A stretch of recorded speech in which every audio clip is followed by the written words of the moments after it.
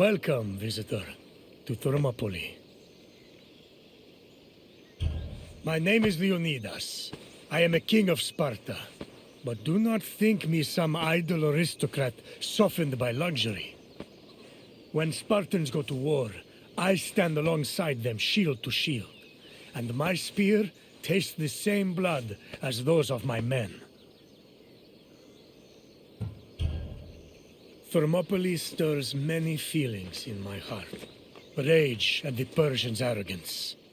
Regret that I could not do more. But mostly, I feel proud.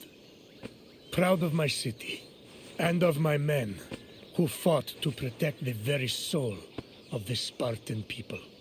For those few fateful days, they were my brothers. I miss them all. Thermopylae was where a courageous group of Spartans stood amongst other Greek soldiers and held off the forces of King Xerxes, the Persian. When you're done, find me and we'll speak more.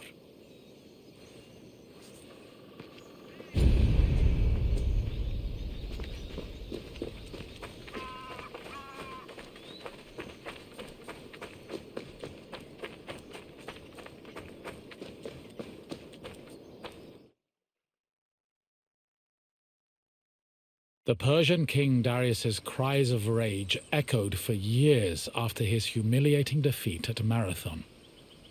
Even after Darius's death, his son Xerxes continued to seek vengeance against the Greeks. According to Aeschylus, Asia was emptied of all its men. Greek spies brought the news of Xerxes' imminent invasion back to their homeland. Afterwards, many discussions were had on the best place to mount a defense. In the end, the Greeks decided on Thermopylae. The area featured a narrow pass that could act as a bottleneck for the Persian army, negating their numerical superiority. It also offered naval advantages, offering the Greek fleets opportunities for flanking. 5,000 Peloponnesian Greeks set up at a fort near the entrance of the narrow passage, otherwise known as the Hot Gates. Leading them was Leonidas, a Spartan king who prided himself on supposedly being a direct descendant of Heracles. Leonidas was accompanied by several elite soldiers who together made up the famous 300 Spartans.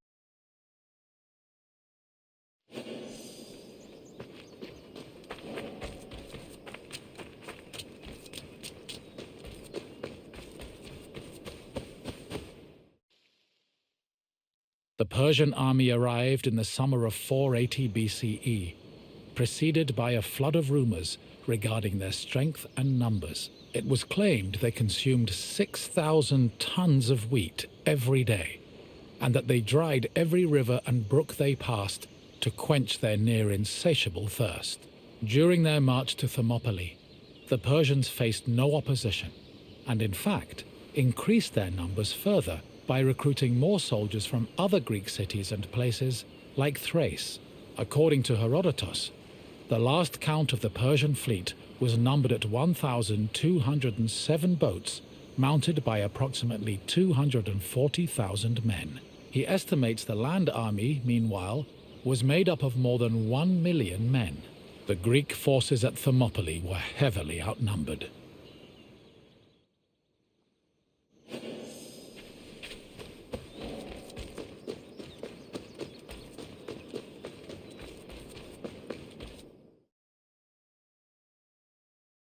Xerxes believed that at the sight of his massive army, the Greeks at Thermopylae would flee in terror. Instead, they deliberated. The majority of the Peloponnesians wanted to engage the Persians on the Isthmus of Corinth. Leonidas, meanwhile, believed it was wiser to stay put in Thermopylae. While the Greek forces debated, a Persian horseman was sent to spy on the enemy. He returned to Xerxes with surprising news. Not only were the Greeks not fleeing, but the Spartans guarding the fort were exercising and combing their hair. A far cry from the fearful soldiers Xerxes expected.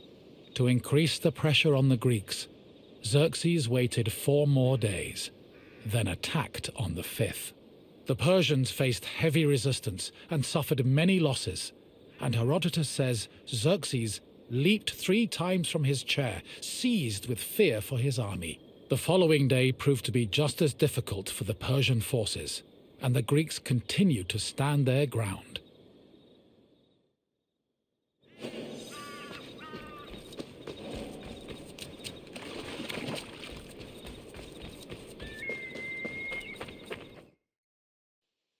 The Persians seemed poised to be held at Thermopylae indefinitely, until an inhabitant from the region came forward with information. He told the Persians of another route which could take them around Thermopylae. A Persian contingent was sent to verify the information. While there were Greek soldiers stationed to guard the route, they were forced to flee from the Persians. Thus, on the 3rd day of the battle, the Greeks were surrounded by their enemy.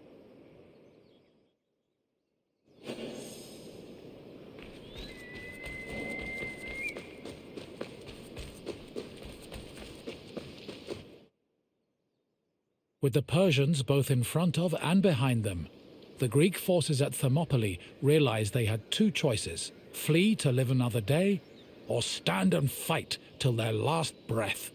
Most of the Greeks chose the former option, but some stayed, including Leonidas and his 300 Spartans. For the Spartans, dying a glorious death was one of the highest honors they could achieve. The few members of Leonidas's Spartans who did not participate in the last stand at Thermopylae felt that they had missed an opportunity for honor and either committed suicide or continued living under the mockery and disgust of their fellow citizens. The Spartans' last stand was not only for glory, though. Had they not held off the Persians, the Greeks' retreating forces would probably have been cut down by enemy horsemen.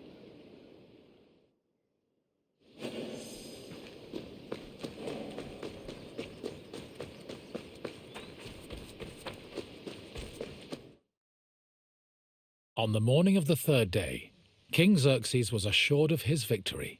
However, that victory did not come easy. King Leonidas himself fell in battle, and a furious fight broke out around his body. The Spartans fought to the last man, and when they had all been slain, Leonidas's body was brought before Xerxes. According to Herodotus, Persians usually honored the most courageous warriors, even if they were enemies. However, Xerxes was so consumed by rage at the Spartans' resistance that instead he cut off Leonidas's head and ordered it impaled on a stake. A statue of a lion was later erected on the hill of the Spartans' last stand in honor of Leonidas's bravery.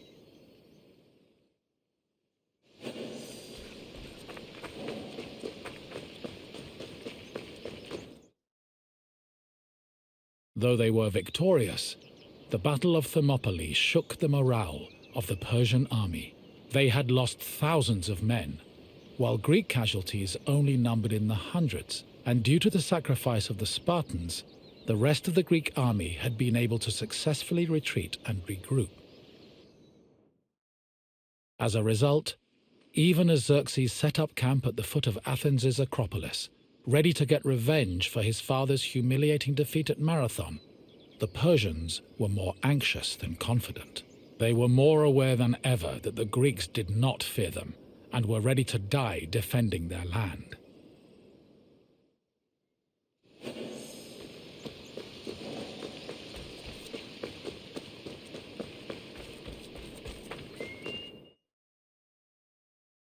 In the end, the Battle of Thermopylae was still a loss for the Greeks.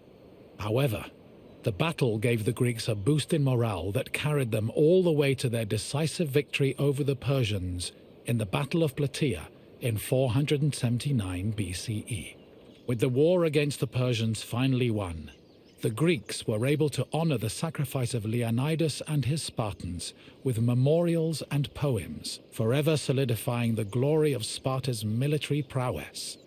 The newfound respect for Sparta was noteworthy, because before the war, the city was seen as no more than a bully who forced itself into the affairs of others.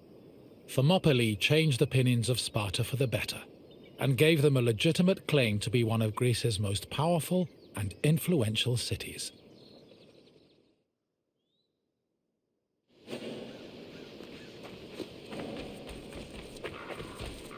You've finished. I hope you understand the magnitude of the sacrifices made at Thermopylae. Without them, the Greek people would have surely ended as a footnote in Persian history.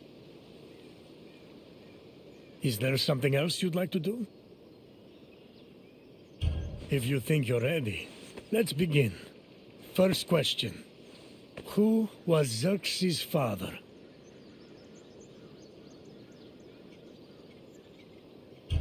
Yes. One of the main reasons Xerxes invaded Greece was to get revenge for Darius's defeat at the Battle of Marathon. Another question for you. Which battle is seen as the final victory against Xerxes' Persian forces? Correct. The Battle of Plataea helped put an end to Xerxes' invasion. One last question. How many Spartans fought at the Battle of Thermopylae? Yes, 300 of us stood against Xerxes' forces. You've done well, visitor. I have no more questions for you.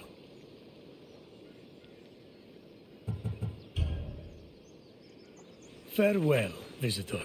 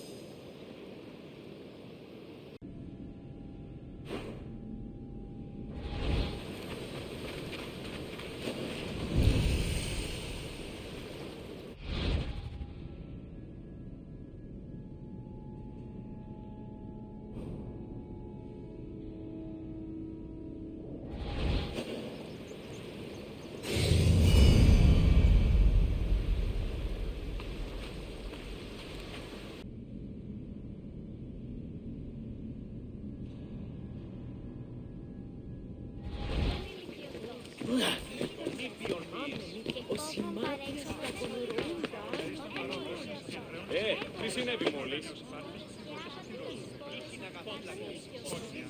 Όπως έσπασε μόνη τέχνικε, μη χρεολογήσω μία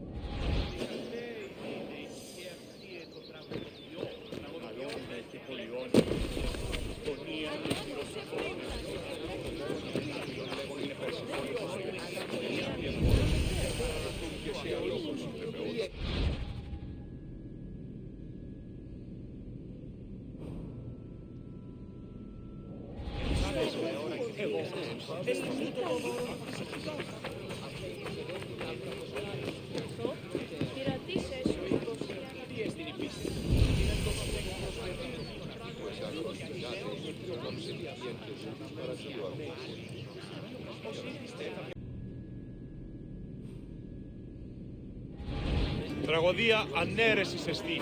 Εστί μιασμός, πηδιόμενος συνακλονίσει την ισορροπία.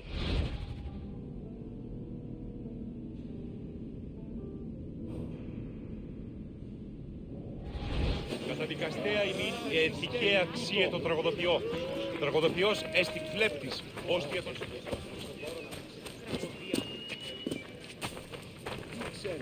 Τι είστε όταν η μητήρα κλείνει? Ουσίως περσέ, μία μη...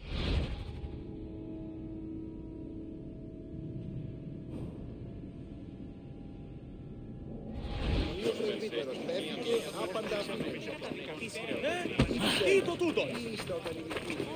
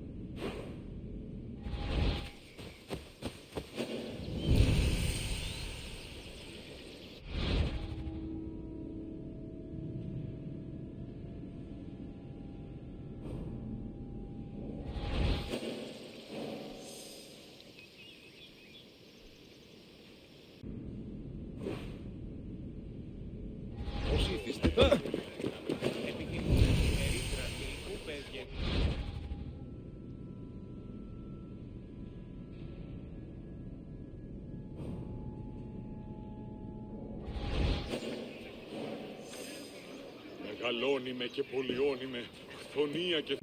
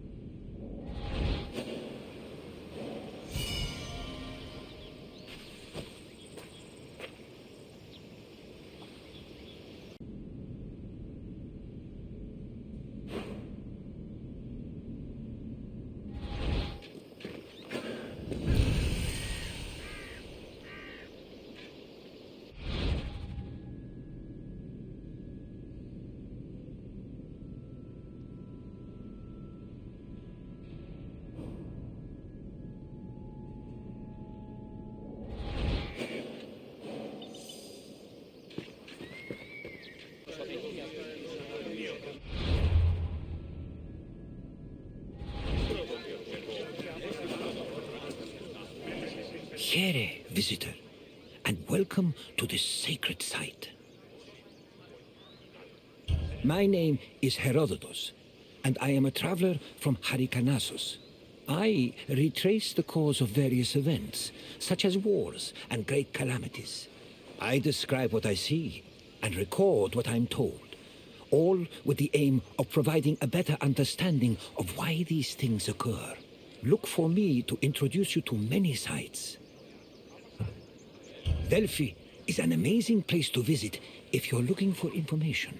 I've come here on several occasions in search of answers to some particularly puzzling questions, and sometimes I even found them.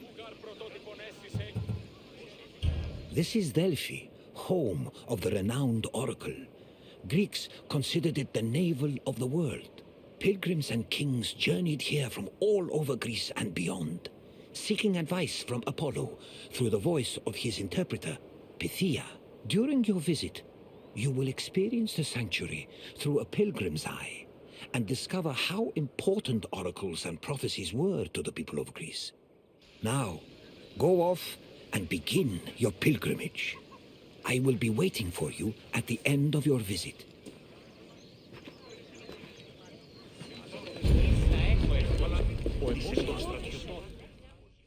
On their journey to the Temple of Apollo, pilgrims walked this sacred path up Mount Parnassus. The summer sun beat down hot on their backs. Along the way, they took in the magnificent monuments, treasuries, and statues that adorned the road. These landmarks were tokens of people's reverence for the oracle's benevolence.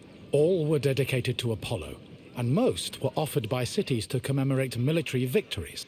The monuments represented not only their donors' piety, but also their power and wealth. The sanctity of Delphi has endured to the present day, and visitors still take this very same route.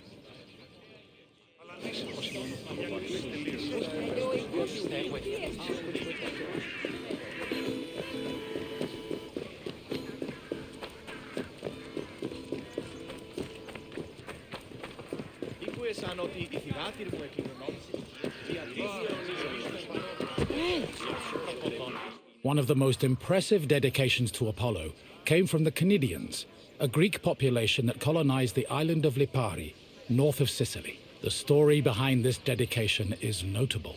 The Cnidians were at war with the Etruscans in the Tyrrhenian Sea.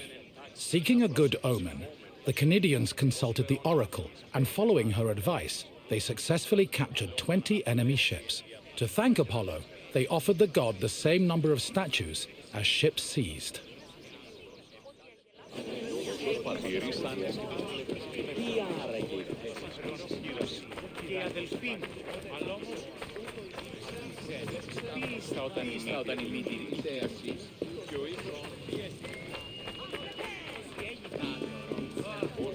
Next to the Naxian Sphinx stood a simple structure to display offerings from the Athenians, most of which were spoils of war. In particular, these offerings, called ex-votos, were prows of sunken Persian ships.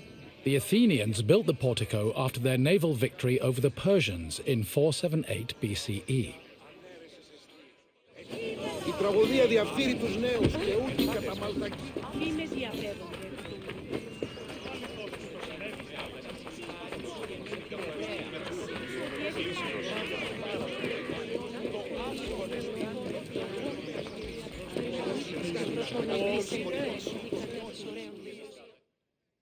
Once arriving before the temple, pilgrims wishing to consult the oracle had to first pay a tax.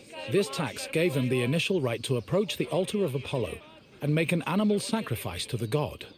But before proceeding to the Pythia, the preliminary ritual had to succeed. If the animal reacted favorably and showed signs of acceptance to the god, it was sacrificed, and the pilgrim would be allowed to enter the temple to question the Pythia.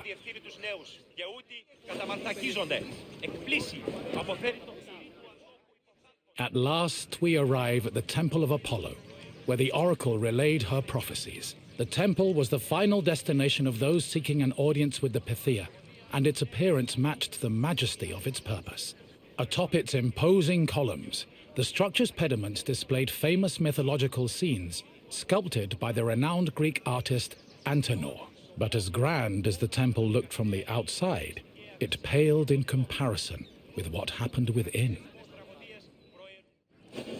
Τραγωδία ανέρεσης. Είναι αντιβάλλον το δέον γένεστε. Prophecies were given in the most restricted part of the temple, the Aditon, by a chaste woman known as the Pythia. Before delivering prophecies, she first purified herself with water, then burned laurel leaves and barley flour to begin the ritual. Finally, while seated on a tripod surrounded by offerings, the Pythia delivered Apollo's messages. Her words were often strange and indecipherable, and required further interpretation by the temple's priests. Despite much research, the exact causes of the oracle's behavior while prophesying are debated to this day.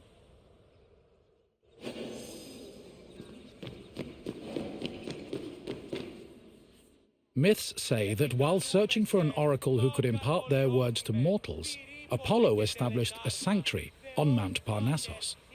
Apollo took over this site by slaying its sinister guardian, the snake-like Pytho.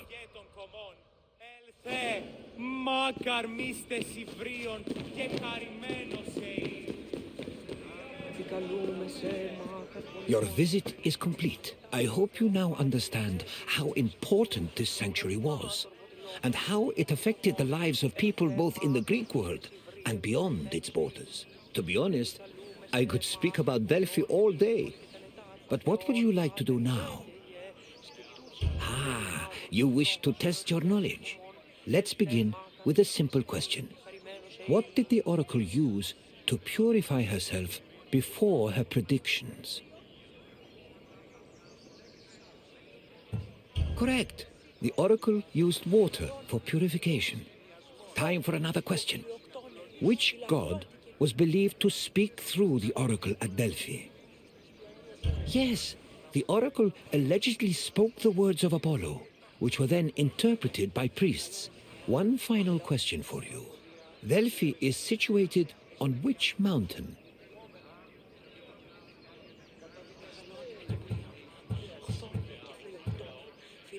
Correct. Delphi stood on the slope of Mount Parnassos. Well done, traveler. Your knowledge rivals that of the wisest philosophers. As you wish.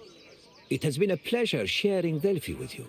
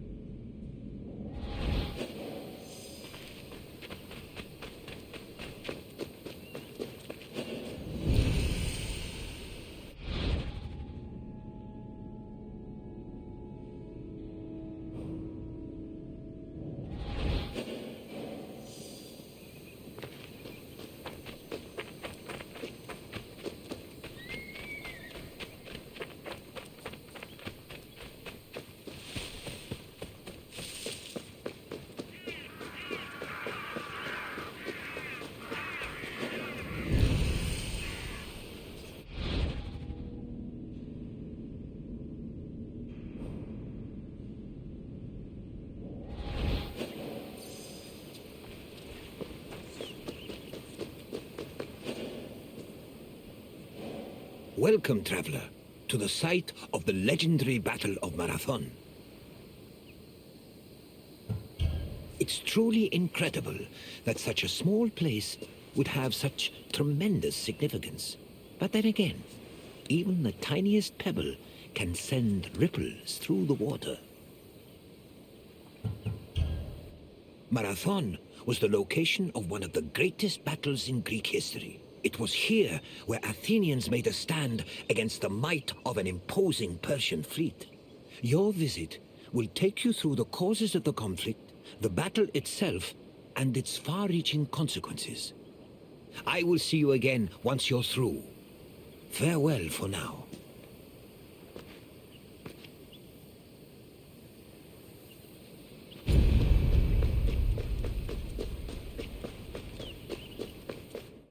In 490 BCE, 600 Persian triremes landed on a beach 35 kilometers north of Athens. Standing in their way were 11,000 hoplites led by the prestigious Athenian general Miltiades. The Persian forces outnumbered the Greeks approximately 5-1, and yet the smaller force managed to push back their would-be conquerors. The Battle of Marathon was a major turning point in the Greco-Persian Wars, and the Athenians' victory would be celebrated for many years. The modern-day distance-running event is named a marathon in memory of a soldier from the battle who ran back to Athens to announce their victory, though whether this is real or legend is uncertain.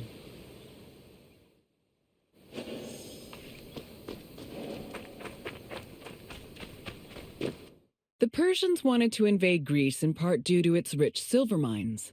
In 545 BCE, they came closer to this goal after their victory over Croesus, the king of Lydia. The victory forced some Greek populations in Asia Minor to surrender and gave the Persians a solid foothold to carry out a large-scale invasion. In 494 BCE, the city of Miletus revolted against its Persian rulers. They were aided by Athens and the nearby city of Eretria, and even burned down an important Persian temple. The Persian king Darius was enraged by their sacrilege, and in 491 BCE sent messengers to the Greek cities demanding their submission. Athens and Sparta killed the Persian messengers, goading Darius to invade. The Persians began their attacks, first capturing the city of Naxos and enslaving its inhabitants, then taking the city of Eretria. Filled with confidence from their string of victories, the Persians set their sights on Athens.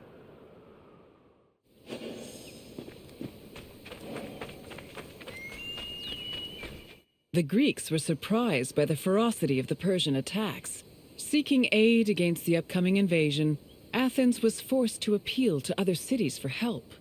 In a surprising move, they asked for aid from Sparta, known for having the strongest army in Greece. The Spartans agreed to the request, but they were unable to send reinforcements in time due to the religious feast of Apollo Carneos, which forbade them from leaving their city until the next full moon. The only extra help Athens managed to acquire was from the small Boeotian city of Plataea, which sent an additional 1,000 hoplites. This was the first time in Greek history that their entire civilization was under attack from an external invader. Despite sharing the same language and same religion, Greek city-states had often warred amongst themselves. The Persian invasion was the first time they realized the necessity of collective action to ensure their survival.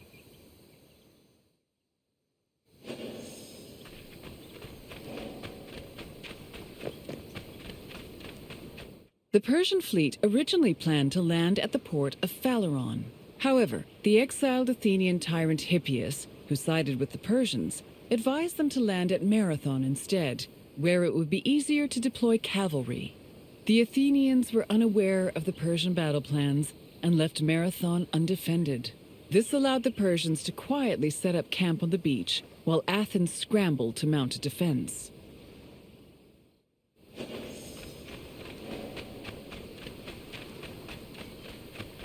The Persians' overwhelming numerical superiority forced the Athenians to get creative with their defensive strategy. The city sent 10,000 hoplites, along with the extra 1,000 Plataean reinforcements, to a hill located above the Persian encampment.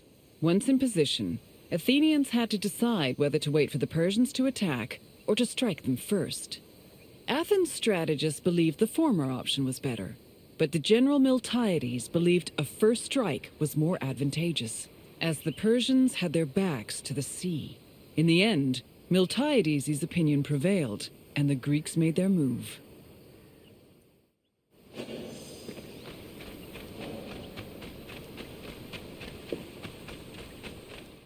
According to Herodotus, the Greek forces charged at the Persians without archers or cavalry. The Persians were unprepared for what they saw as an act of madness. While they were able to hold the Greeks back at first, they were eventually pushed back to their ships and forced to retreat.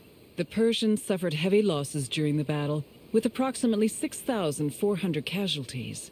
The Athenians, on the other hand, only lost 192 soldiers.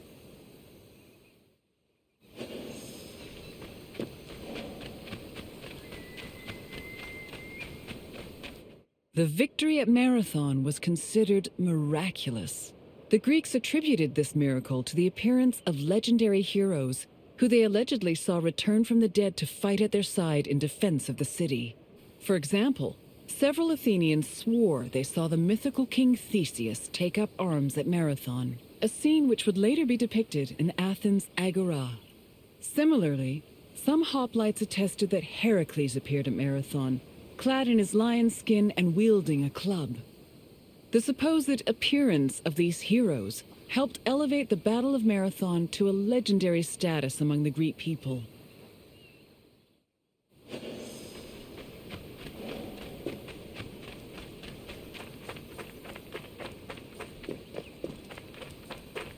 After the Persians fled Marathon, they tried to invade Athens by way of the Bay of Phaleron.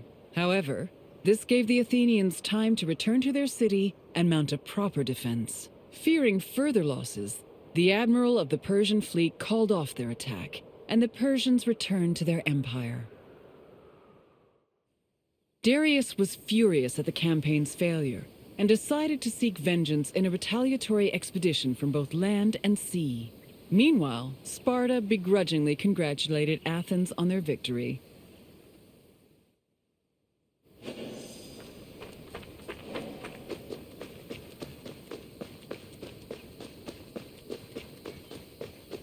The victory at Marathon marked the beginning of a new era for Athens. According to Herodotus, Athens' success at pushing back the Persians ranked them first in the ongoing competition between the Greek city-states. The Athenians immortalized their prestige by erecting monuments in both their own city and in Delphi. The Battle of Marathon was also perceived as a blow against tyranny. Tyranny went from being perceived as a simple flaw in authoritarian excess to major treason against the homeland, a sin that rulers would take great pains to avoid being accused of. This helped consolidate the institution of democracy for the next 2 centuries.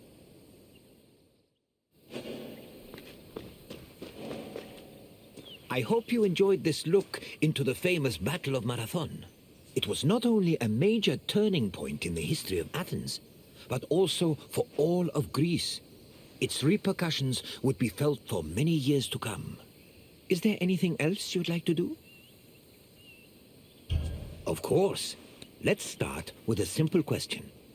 Which Athenian general led the Greek forces at Marathon? Correct. Miltiades led the forces at Marathon, and it was his strategy that helped the Greeks push the Persians back. Time for another question. Which Greek city revolted against the Persians in 494 BCE?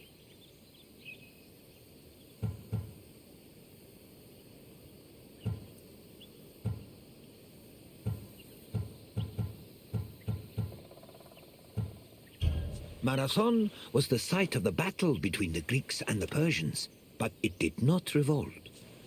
Try again. Correct. Miletus revolted against Persian rule, with support from both Athens and Eretria. One more question. Which other Greek city aided Athens at Marathon?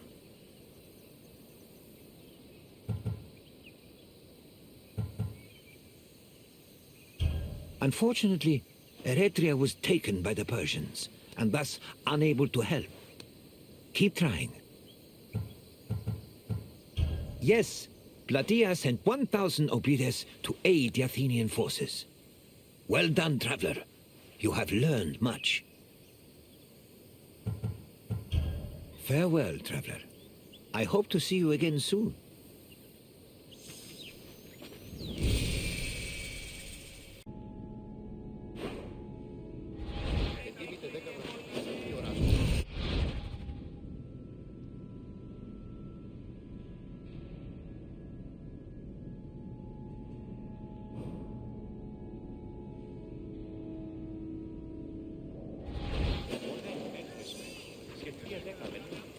Καλώς πιστεύω.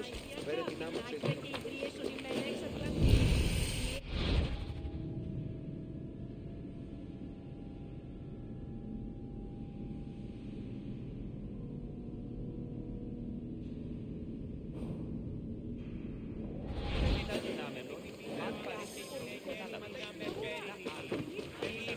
Επί το επιστημητών ούτε βρίσκεται. Υπέγε βρίσκω.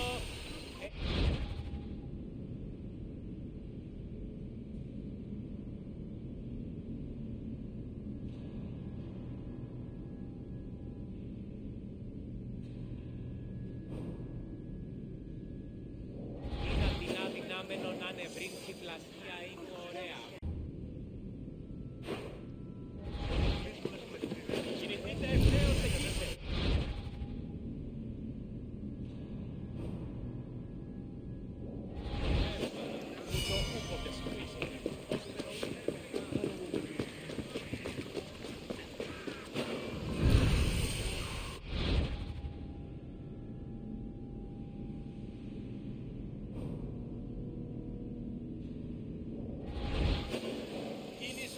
Κίνησε αυτόν.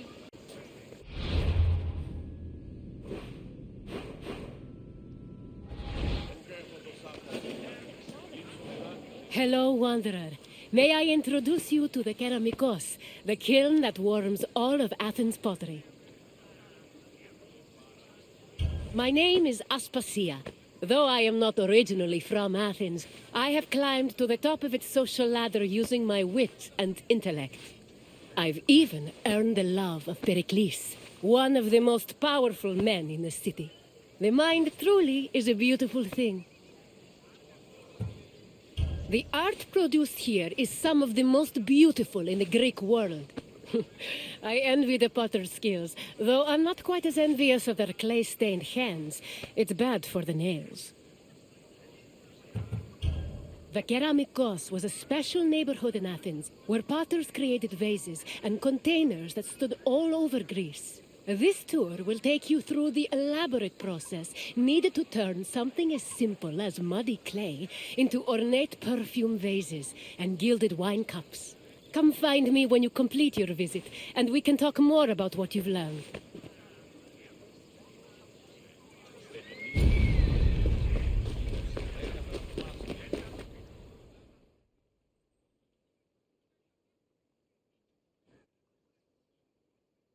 The Keramikos was a large, sprawling area northwest of Athens' Acropolis. While part of it was used as a graveyard, it was also dedicated to the creation of pottery.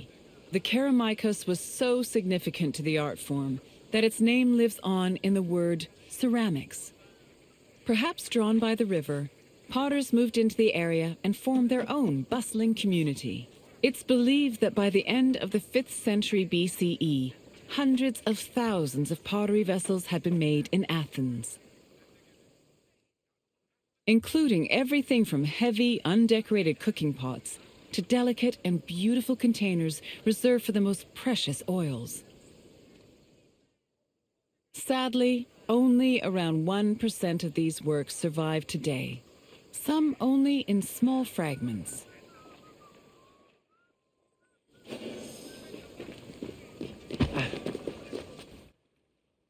Raw clay from a river was hardly fit for a potter's wheel. Athenian potters used clay that was rich in iron, which created the distinctive orange-red coloring seen in Athenian pottery. But this high-quality clay needed to be handled carefully. to avoid disasters in the kiln later on. The clay was first brought to settling beds, where it was mixed with water to wash out any organic debris like leaves. Once it was purified, workers kneaded the clay with their hands to push out air bubbles and create the texture necessary for a flawless finish. One of the goals of these early steps was to remove any impurities that could destroy a delicate design, or worse, render a vase unusable.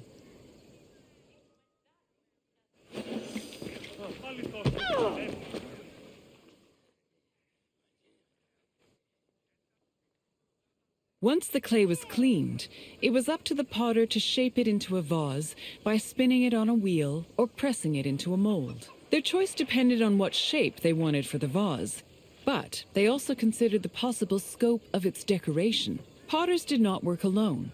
A workshop might have had many people working together on different aspects of production. Potters collaborated with many different painters for decorating their creations.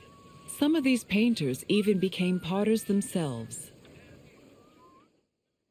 All in all, a single vase could be worked on by many different artists, with each one focusing on a different aspect of its design.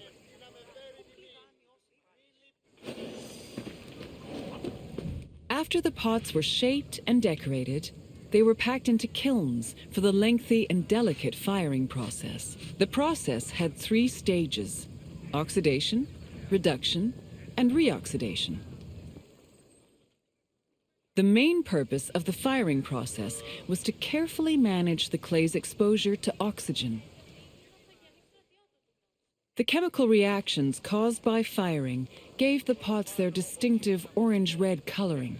This also turned the designs made from the clay decoration slips glossy and black.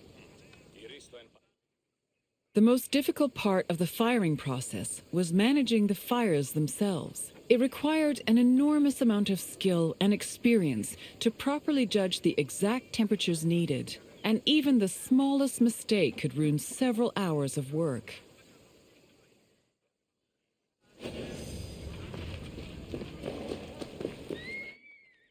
Vases could be decorated in all sorts of ways. Before 530 BCE, Athenian vases were decorated using the black figure technique, where figures and designs were painted as dark silhouettes. At the end of the 6th century BCE, painters created a new technique called red figure, an inversion of the painting process that left the figures in red and the background in black. This gave the artist more freedom to better explore details like muscles and individual locks of hair. Designs were sketched onto the bare surface of the pot using a thin, sharp tool. Thin relief lines, which helped define subtle elements like facial features, were added using a brush made of a few stiff hairs. More elaborate vases were sometimes gilded, but these decorations were so delicate, they were most likely only added after the firing process.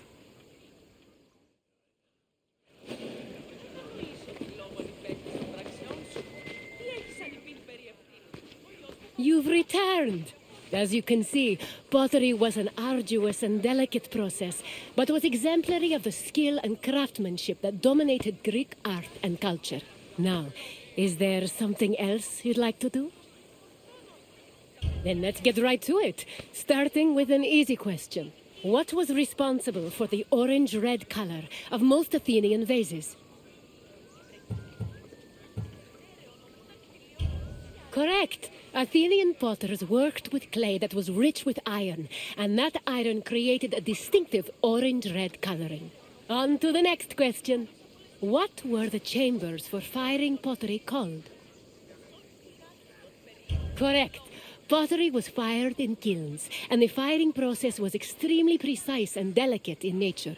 You're almost done. Just one more question. The firing process was made up of how many stages? Correct. The 3 stages of the firing process were oxidation, reduction, and reoxidation. You know your pottery. Well done, Wanderer. Then we must part ways, at least for now. Farewell, Wanderer.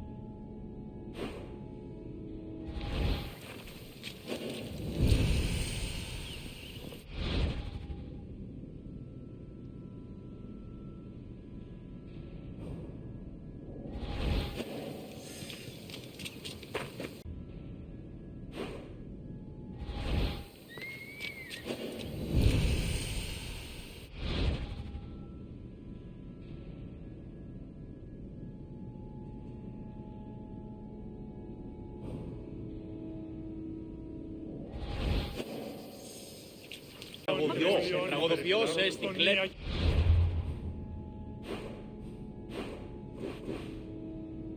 Τραγωδία ανέρεσης εστί. Εστί μιανοσμός μυθιόμενος. Να κλονίσετε μεταξύ τριών βαθμίδων. Δι συνεκτιμήσετε.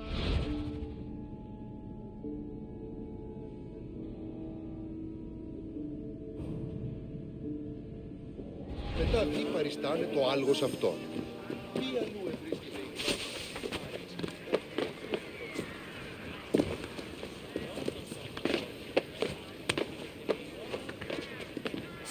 Μετά μη παριστάνε το άργος αυτόν. Μη αλλού ευρίσκεται η γνώση. Είναι η πάρεξη του εχέφρον και επενεργεί επικλαθμών των δειρμών. Αλλά επί των δεδομένων, ο νους εστιός περκύπελων ο ευθύβληση. Έτσι εισή ως...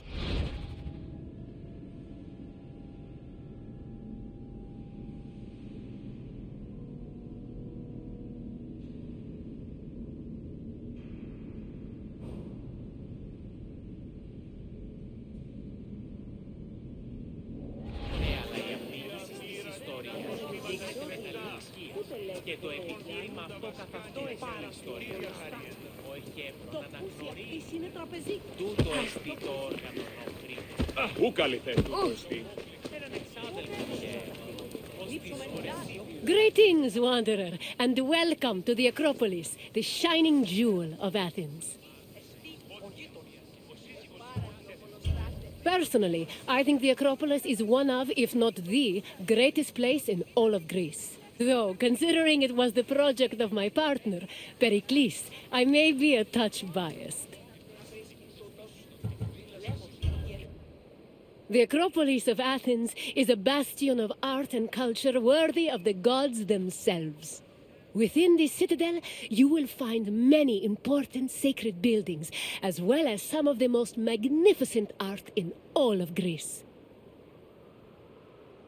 You are in for a very enlightening visit. When you're done, come find me, and we can discuss the things you have seen. Farewell for now.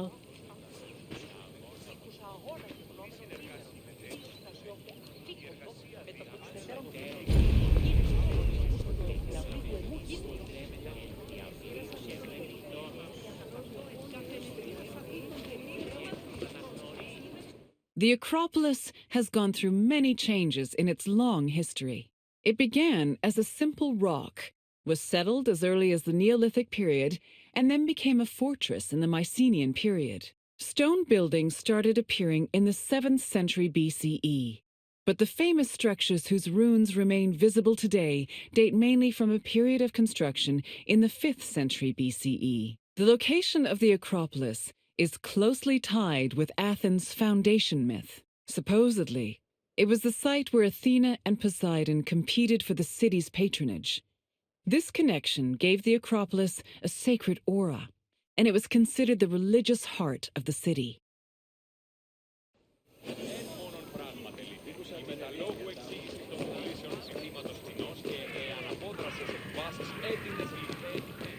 The Temple of Athena Nike was built on the remains of old fortifications from the Mycenaean era. Worship at the temple can be traced back to the 6th century BCE, but the building itself was destroyed during the Greco-Persian Wars a century later. It was rebuilt during the Peloponnesian War. Given that the name Athena Nike roughly means Athena of victory, it was likely constructed in the hopes that Athens would win the war. Unusually, the temple depicts historical scenes of battles against the Persians instead of the more mythologically inclined art of other Greek buildings. The temple's priestess was chosen randomly among the Athenians and received a salary of 50 drachmae annually, along with skins and trophies from sacrificed animals.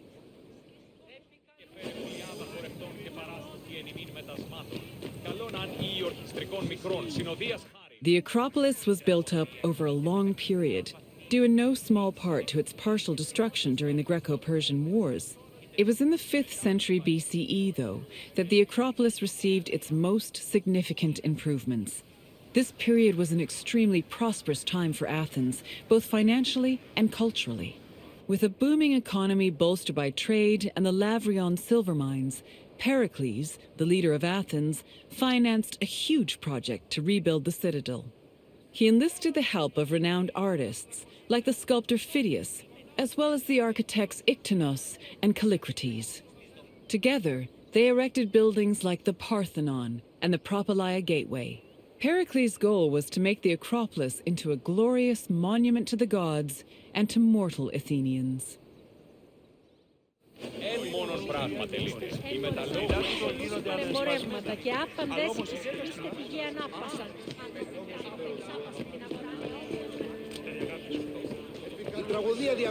Behind the Propylaea was the giant bronze statue of Athena Promachos, or Athena who fights on the front lines.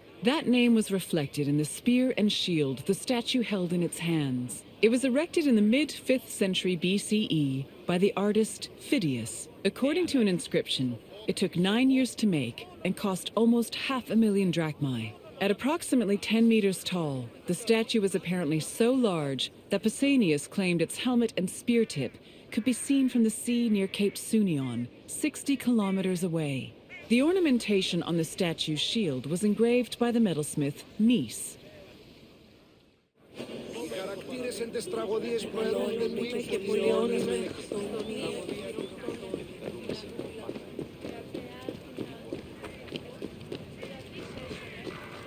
The Araphoroi were young girls between the ages of 7 and 11 who were in charge of special rites.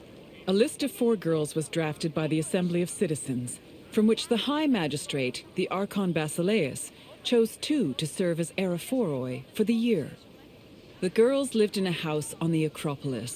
They were in charge of carrying sacred objects and weaving the peplos of Athena. The peplos was a sacred robe offered to Athena during Panathenaea, a festival held in her honor.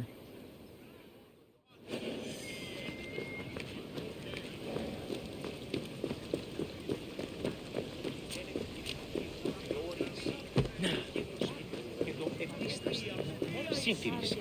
Αλλά στις τραγωδίες ο Φωκής δείχνει σημεία τρόπο επιτυχάνεται.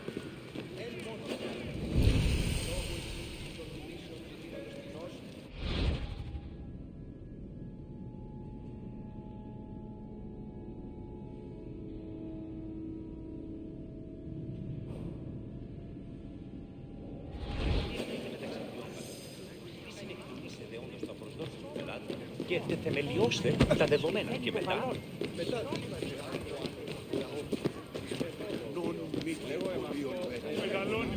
επικαλούμεσαι Μάκαρ πολύ.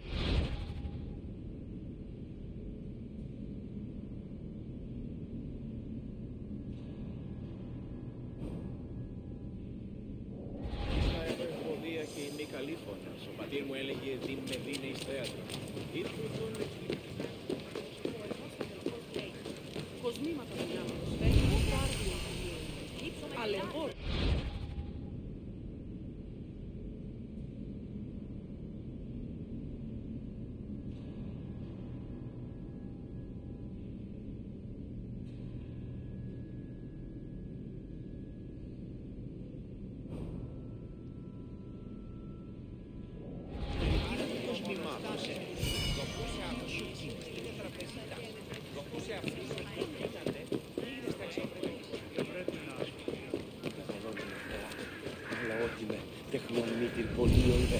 Πολυλίστη λυτήρα κακών.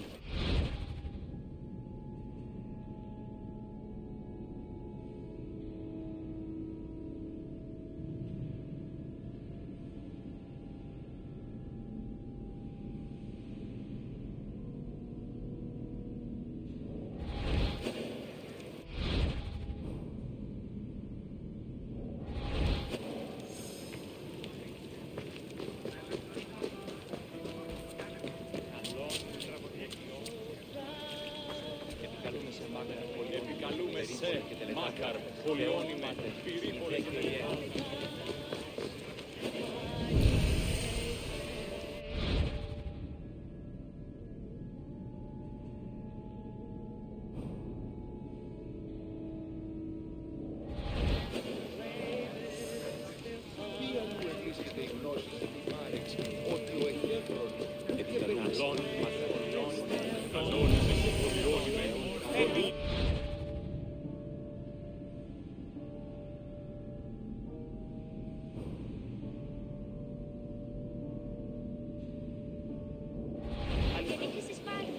Ήκουεσαν ότι η θυγάτηρ μου εκληρονόμησε δικία της.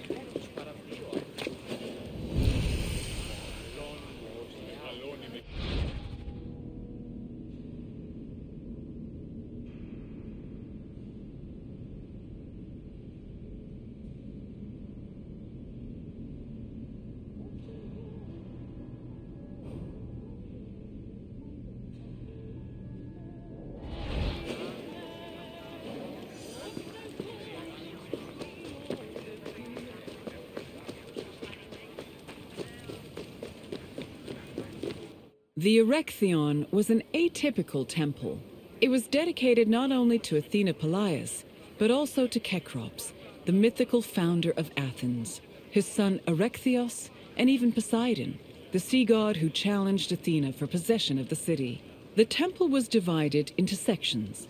The eastern part housed a statue dedicated to Athena, while the western section jointly belonged to Poseidon and Erechtheos. Meanwhile, King Kekrop's grave was believed to be under the caryatid porch. Under the temple was a crypt that was said to contain the sacred snakes of Athena.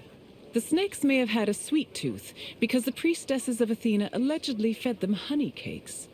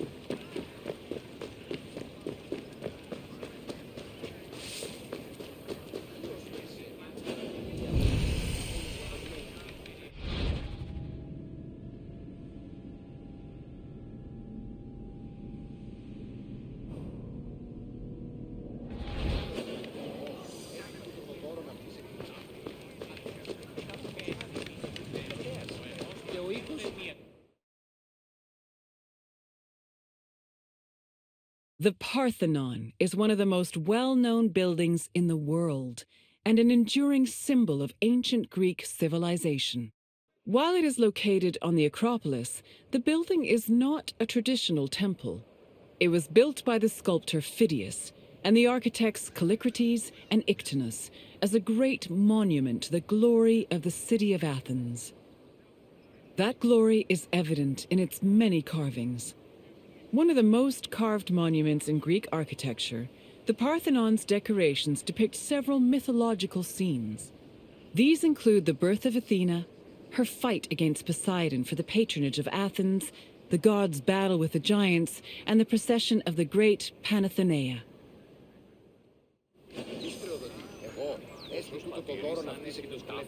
Αυτή προσεδέχθη κάθε χάρη και μια κάμερα λέγον είναι περσικό λιθάριο. Τι έστωση διαφόρος.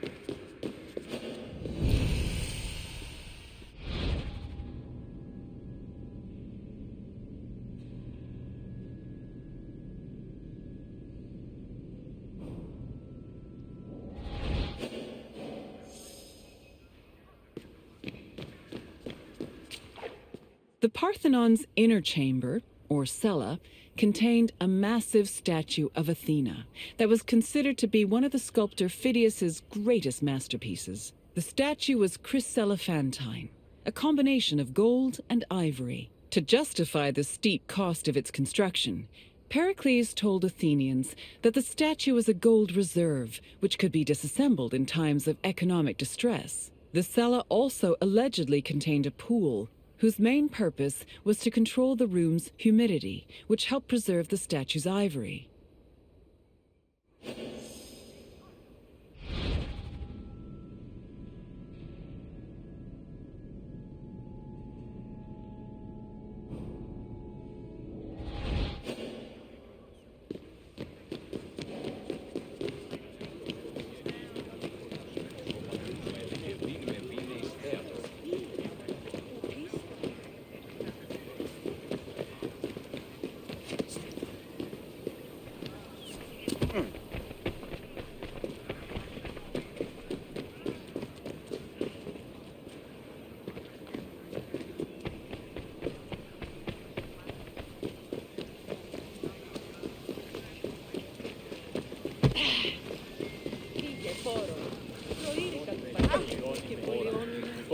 και φιλοκτόνε, φιλαγρότη και λυπηρία. Athens' treasury was located in the Parthenon, where it was believed to be protected by Athena herself. The treasury contained objects of great value, acquired from different conquests, as well as a mass of minted silver coins and various offerings to Athena.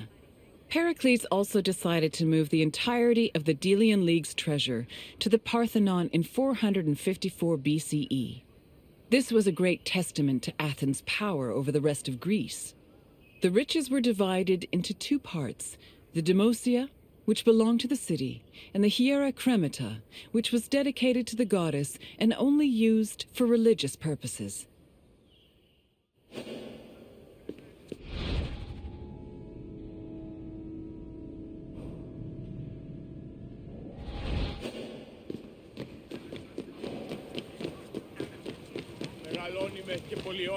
And what did you think of the Acropolis? It truly is quite something, isn't it? A sacred sanctuary and an architectural marvel, all in one. If you have any questions, don't hesitate to ask.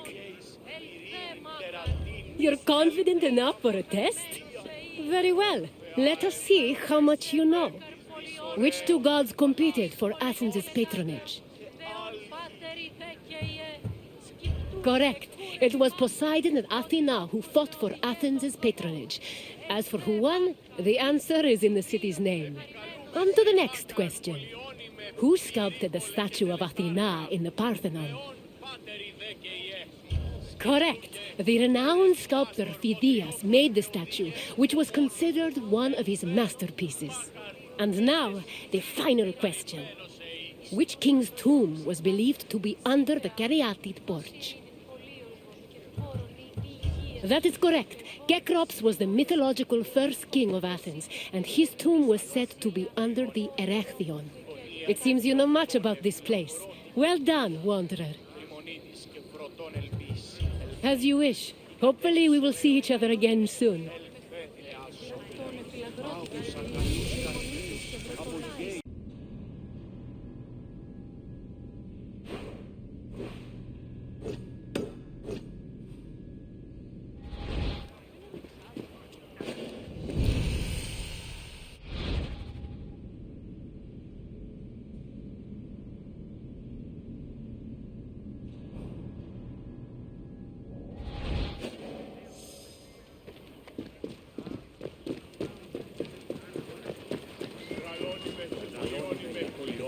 Lakonia και φιλοκτόνε, φιλαγρότη και λυπηρία.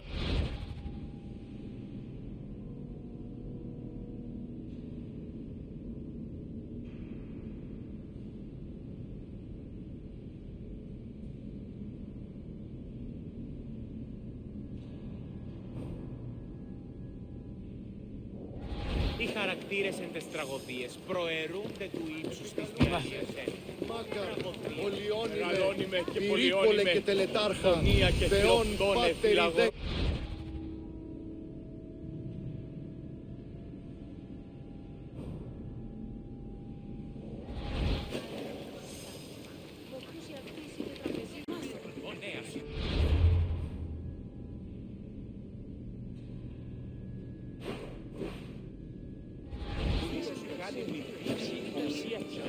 Welcome to Athens, wanderer. More specifically, welcome to the musical hub of the city, the Odeon. Sometimes, when the burdens of life begin to weigh heavy on my shoulders, I come here, close my eyes, and surrender myself to the music. It makes me feel like I'm a child again, my mother singing me to sleep with a gentle lullaby. The Odeon was where musicians came to share their songs with the public. The melodies played here caught the wind and drifted through the air, soothing the souls of Athenians across the city. Come find me when your visit is complete, and we will talk about the things you've learned. See you soon, wanderer.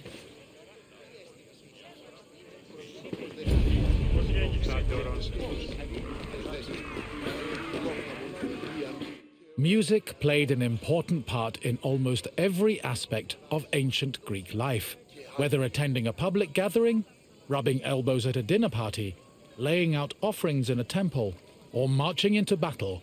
There was a song for everything. Aristotle even wrote that music increased the efficiency of laborers, and it was often played for rowers and field pickers to keep them working at a steady rhythm.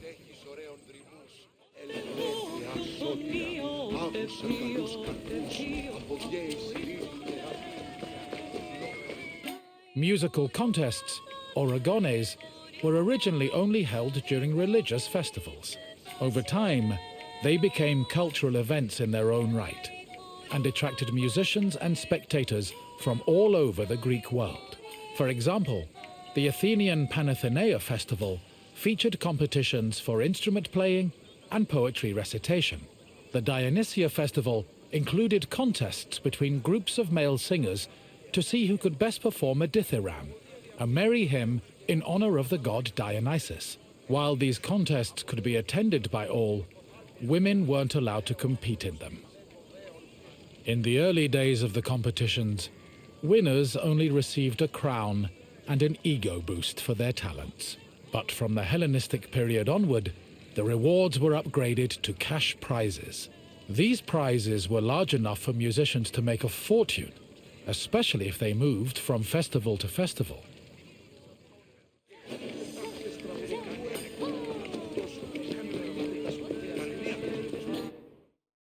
The Odeon of Pericles was built sometime between the 440s and 430s BCE. The building was commissioned by Pericles for use in the Panathenaea festival. The Odeon was also a venue for poetry readings, political rallies, and philosophical performances. According to ancient sources, the original design of the Odeon was inspired by the tent of the Persian king Xerxes, a spoil of war the Athenians salvaged after their decisive victory at Salamis in 480 BCE. The building's roof was made of timber from captured Persian ships. In this sense, the Odeon was both a triumphant symbol of Athens and an insult to their Persian enemies. This structure was considered one of the grandest architectural accomplishments of ancient Athens.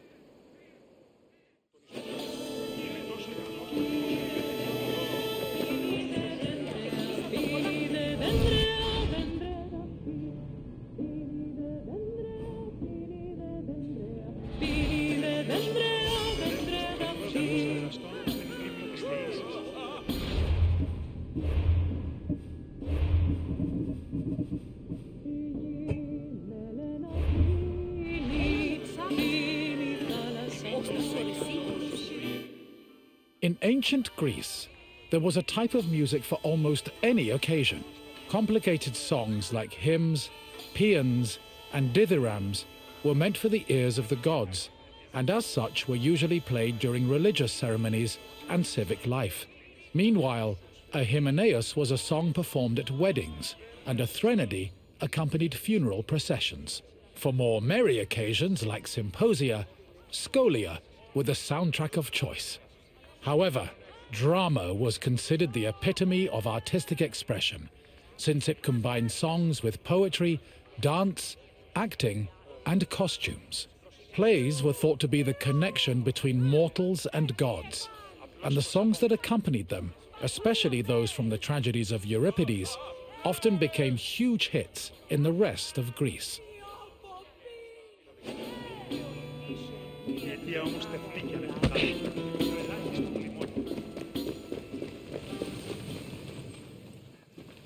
Hello again.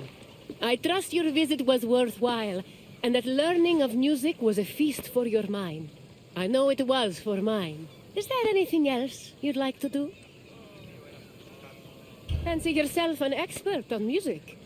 Then let's put your knowledge to the test. Which of the following songs was played at weddings? Correct. A hymenaeus was performed at weddings to wish the couple a happy and prosperous union. Let's move on to the second question. The Odeon of Pericles was modeled after spoils of war from which Athenian enemy? Correct. Not only was the design based on the tent of the Persian king Xerxes, but the building's roof was made of wood from captured Persian ships. Only one question remains. According to Aristotle, music was especially important to which group of people?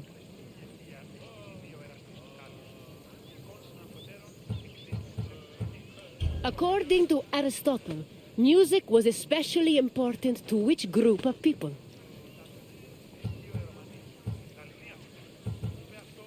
You are correct. Aristotle believed music improved certain motor skills, so it was played for field pickers and rowers to increase their work output. You definitely have an ear for music, Wanderer. I applaud you. Farewell, Wanderer. I hope you enjoyed the sweet sounds of the Odeon.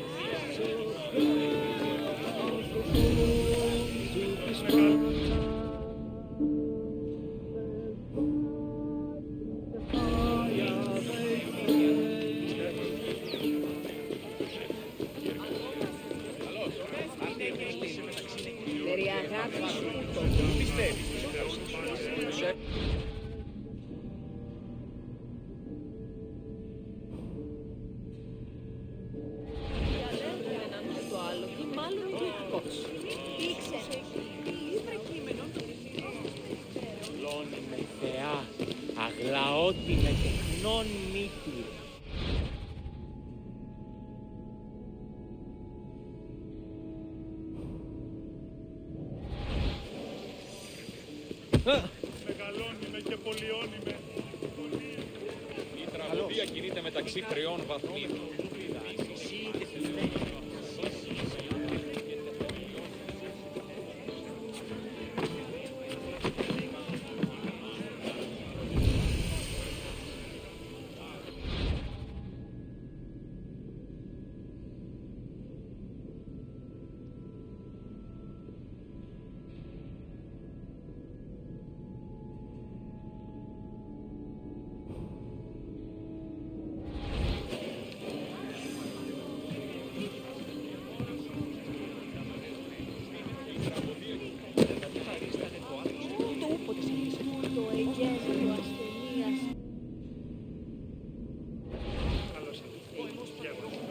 Welcome, Wanderer, to one of the most prestigious places in Greece, the theater. I'd tell you, but I think it's best to let the actors speak for themselves.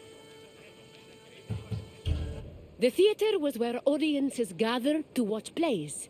They were the highest form of art in Greece, and people saw theater as a symbol of complete harmony between the mortal world and the divine. When you're done taking in the sights and sounds, come see me, and we'll talk more. Until then, Wanderer.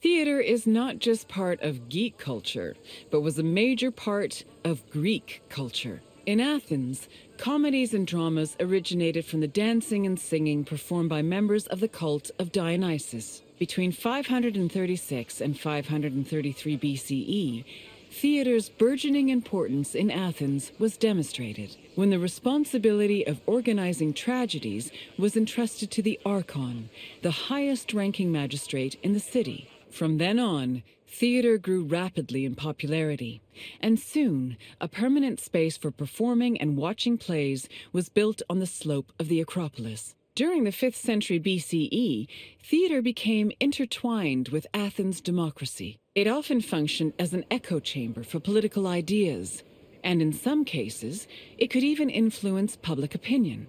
As a result, in the 4th century BCE, Plato coined the term theatrocracy to describe his city's politics. Μόνον όταν το επιχείρημα δομείται πιστικών, τότε δίνεται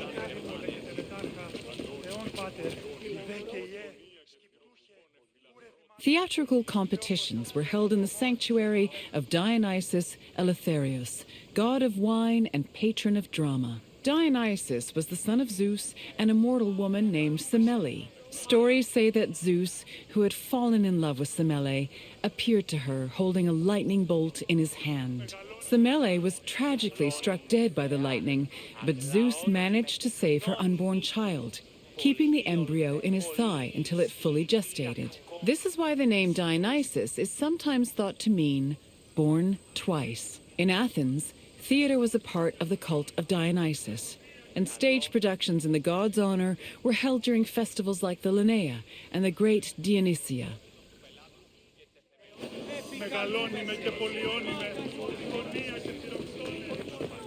In Athens, there were 3 festivals that honored Dionysus with drama performances: the rustic Dionysias, the Lakonia, and the Great Dionysia. For the rustic Dionysia, each deme of Attica organized their own Dionysiac procession. The parades were full of phallic songs, dances, and symbols meant to signify fertility, and participants wore drunkard masks and sang bawdy lyrics about the god. The Lakonia was the oldest Dionysian festival. It was exclusively reserved for Greek citizens and mostly made up of comedy performances.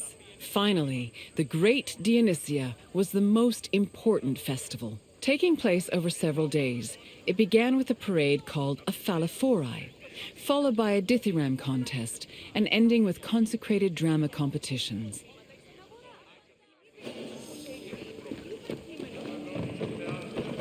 The Great Dionysia was supervised by the head magistrate known as the Archon, who was assisted by 12 other magistrates. Among his duties, the Archon picked Korigoi, rich Athenian citizens responsible for providing the budget for rehearsals and performances. 2 days before the Dionysia, a ceremony called the Proagon took place where playwrights introduced their work. The Dionysia finally began in earnest with a procession to the god's temple, followed by sacrifices and a symposium. The next 2 days centered on dithyramb contests, while the final 4 days were dedicated to drama competitions. The contest's outcomes were decided by 10 judges who were appointed at random by the Archon. The judges placed their votes in an urn, and 5 of the votes were randomly picked to determine the winner.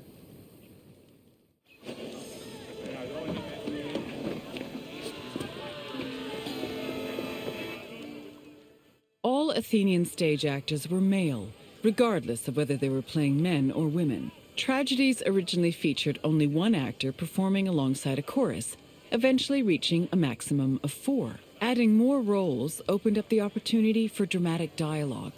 During performances, they prepared themselves in the skene, a building that served as a backstage area, before emerging onto the proskenion, or stage. The skene could be painted to represent backdrops like palaces, temples, and tombs. Its roof was reserved for appearances by the gods. These gods could be moved around with a crane called a mechane, which produced spectacular visual effects. On stage, actors wore masks and elaborate costumes.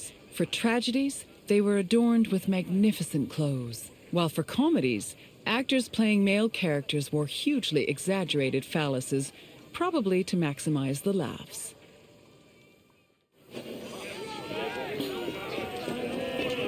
The centerpiece of the theater was the orchestra, or dancing place. It was a large, circular area that hosted choral performances, religious rites, and, presumably, acting. Choruses were composed of men wearing masks and costumes. Any Athenian citizen could be choritai, as long as they were selected by the chorus director.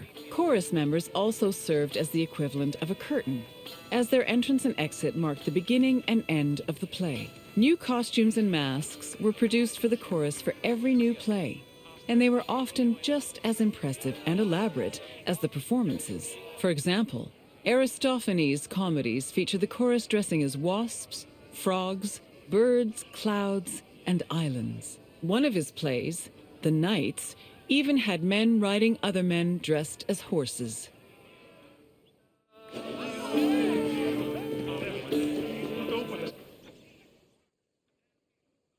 Athens' Theatron, or performance space, could seat up to 17,000 people, nearly a tenth of the population of Attika. Its excellent acoustics made it ideal for drama, but it was also sometimes used for political meetings and parades. The theater was accessible to everybody.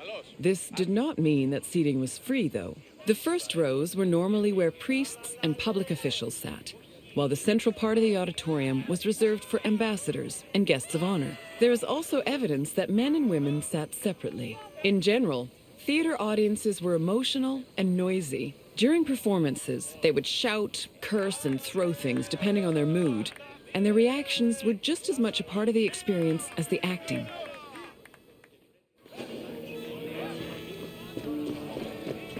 Hello again, Wanderer. I hope your visit was entertaining. Though all art forms were important in Greek culture, none had the same prestige as theater, which provided a unique experience with every performance. Is there anything else you'd like to do? Really?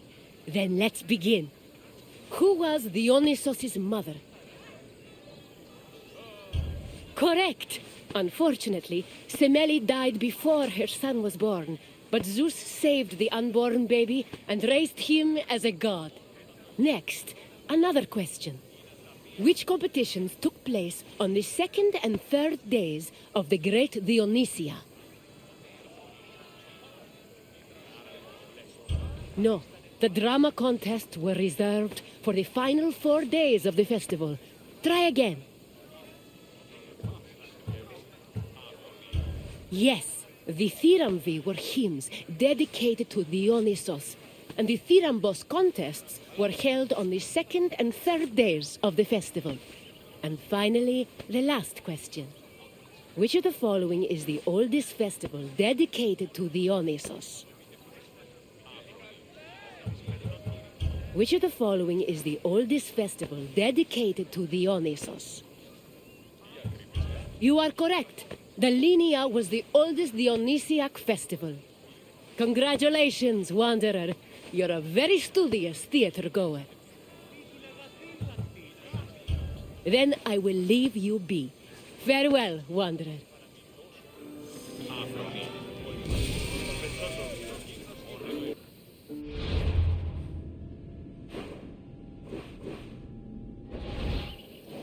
Welcome to the Gymnasium of the Kinosaries, one of the many places where philosophers came to enrich the mind and enlighten the spirit. There is no better setting for learning than in a quiet place far away from the commotion of the city. Education held a very important place in Greek society. The most prominent educators were philosophers, whose teachings ranged from everyday rituals to the makeup of the universe. Once your tour is complete, come find me, and we can discuss what you've learned. Farewell for now, Wanderer.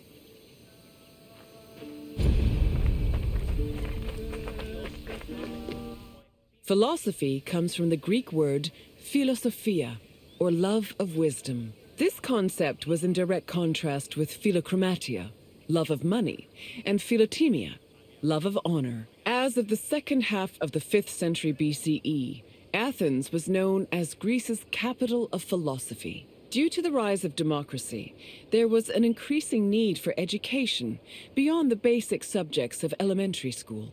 Athenian citizens needed to be able to participate in various functions of the democratic state, such as being elected for office, proposing new laws, engaging in military decisions, or simply defending their rights.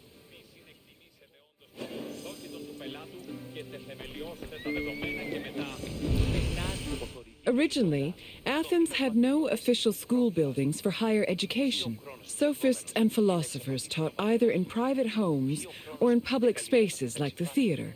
To recruit young pupils for long-term curricula, they also held classes in gymnasia, where young Athenians underwent physical training. The Cynosarges was a sanctuary to Heracles, located in the south suburb of Athens. At the beginning of the 4th century BCE, Antisthenes used this sanctuary as a teaching spot for his school of philosophy, the aptly named Cynicism.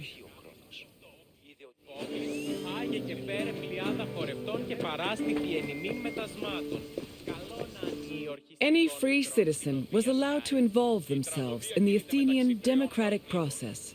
However, to truly influence the flow of politics, their speech and rhetoric skills had to be impeccable. As a result, many sophists taught subjects like logic, reason, and eloquence. These were meant to help students achieve arete, or excellence. But this specific concept of excellence was often challenged, especially by other philosophers.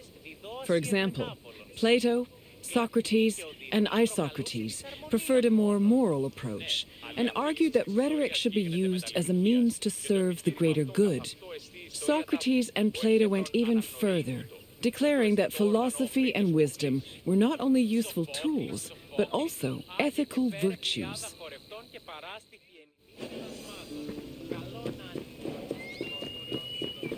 Ancient Greek philosophy was multidisciplinary in nature. In addition to wisdom and logic, philosophers also studied and taught math, geometry, music theory, and even medicine. For example, the philosopher Prodicus wrote a treatise called On Human Nature, where he outlined various explanations on human physiology. Philosophy's influence was also great enough to affect medicine. Hippocratic physicians were known to incorporate philosophical ideas into their work, and the treatise On Airs seems to be influenced by pre-Socratic theories on air being the first principle of the universe.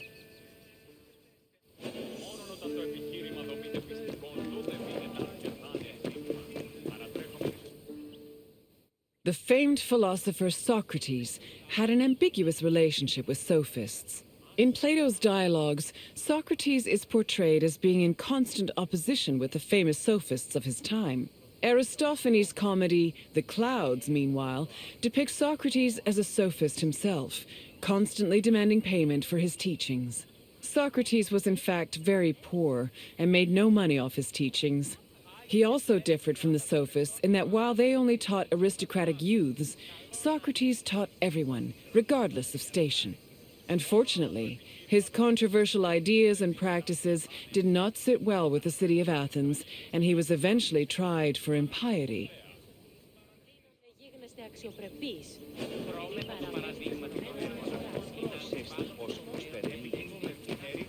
Philosophy was not only a collection of ideas, but a way of life.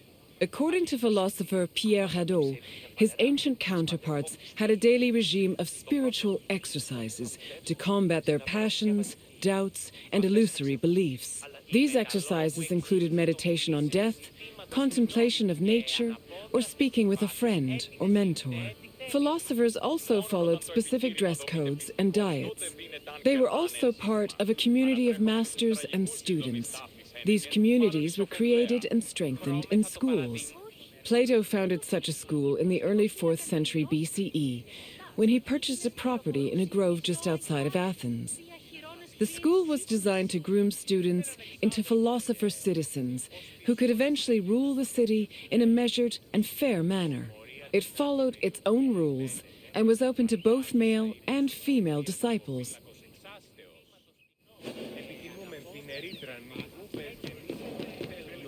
I can tell by the crease in your brow that you're already puzzling over the new things you've learned. Don't be embarrassed. Even the wisest among us need to ask questions before they search for answers. Is there anything else you'd like to do? You wish to test your wisdom? Very well. Let's see how you compare to the great philosophers. The first question is an easy one. What does philosophia mean? Correct. Philosophia referred to the love of wisdom. Time for the next question. The Cynosarges was a sanctuary dedicated to which Greek hero?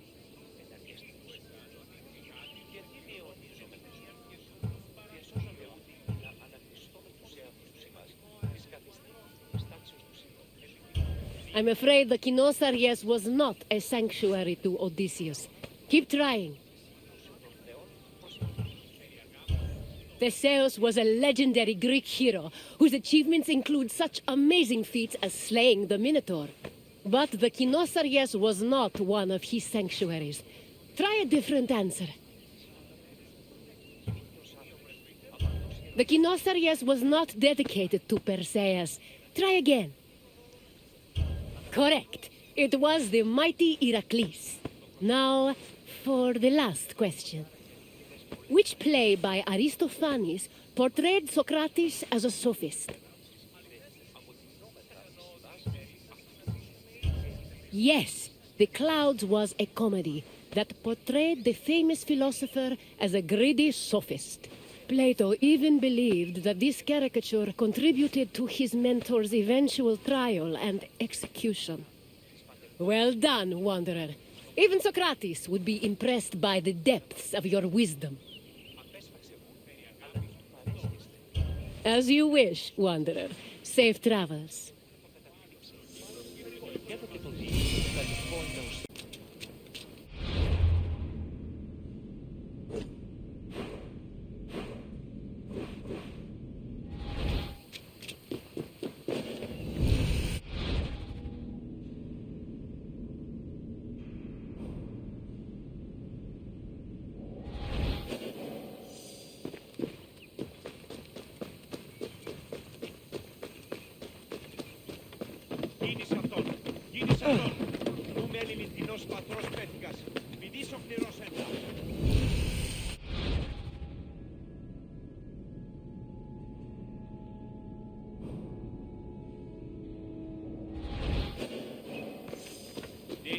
Αναμένεις παρεμούει να ποιήσω το σον κόπον.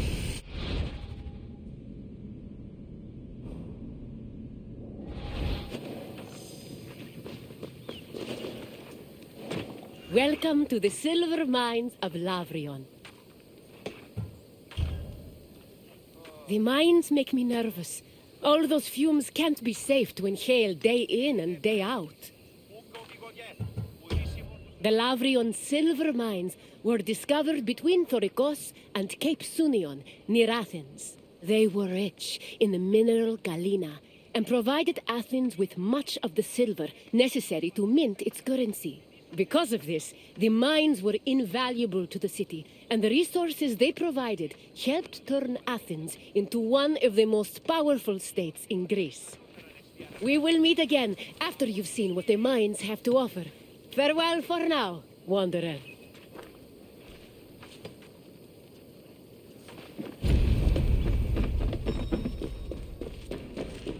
Silver mines were extremely rare in ancient Greece, which only increased their importance. Athens started exploiting the Lavrian silver mines at the end of the 6th century BCE and used its metal to produce its currency. Production at the mines exploded around 485 BCE when an especially rich vein was discovered. The mine's abundant silver made Athens one of the wealthiest cities in Greece. They also provided the resources necessary to build a fleet large enough to defeat the Persians at the Battle of Salamis. In short, the Lavrian mines played an integral part in the emergence of Athens as a Greek superpower.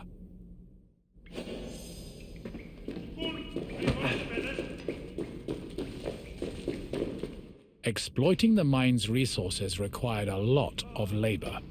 To meet this requirement and save on cost, Athens leased out mining concessions to its citizens, who had their slaves to do most of the work, alongside poor day laborers. In the 5th century BCE alone, there were anywhere from 10,000 to 30,000 people toiling in the mines of Lavrion. Together, the workers managed to produce an estimated 20 tons of silver per year.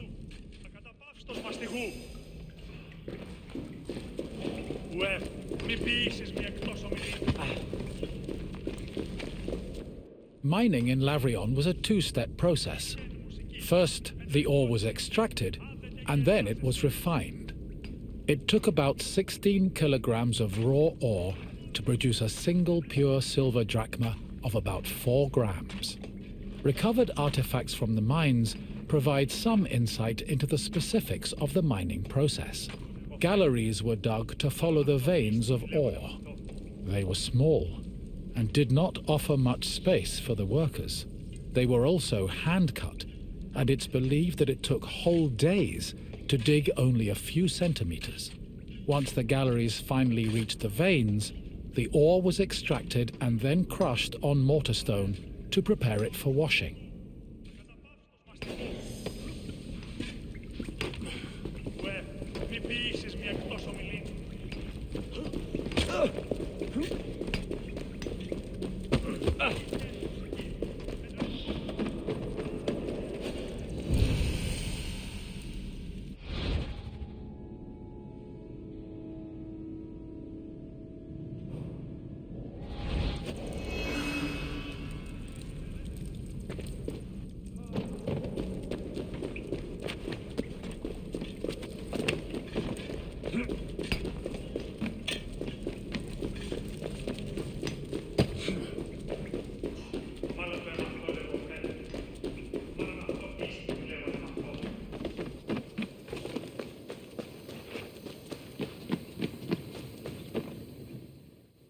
Mine workers used washeries to help clean rock from the ore.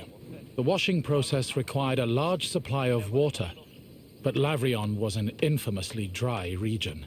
To compensate, cisterns were built in the mining area to collect and conserve seasonal rainwater. Once enough water had accumulated, workers poured it into wooden troughs containing rock and ore. The water's flow separated the lighter grains of rock from the heavier ore, which was caught in depressions at the bottom of the trough. The newly cleaned ore was collected for refinement, and the water was redirected back into a tank to be reused later.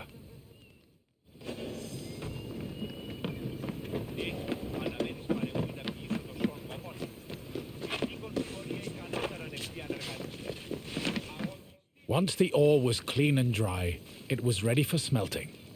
Its purpose was to isolate the silver in the ore. To do this, the ore was placed in a conical furnace filled with combustible charcoal. Bellows pumped air into the furnace to control the temperature. Inside, the ore burned, emitting a toxic smoke that was evacuated through a chimney. Eventually, the silver alloy was separated from the slag and collected for the last step in the refinement process: cupellation. Cupellation removed any leftover lead from the silver. The smelted alloy was placed in a cupel, an absorbent bowl made of bone ashes. It was then put in a furnace, where it absorbed the lead and left only silver behind.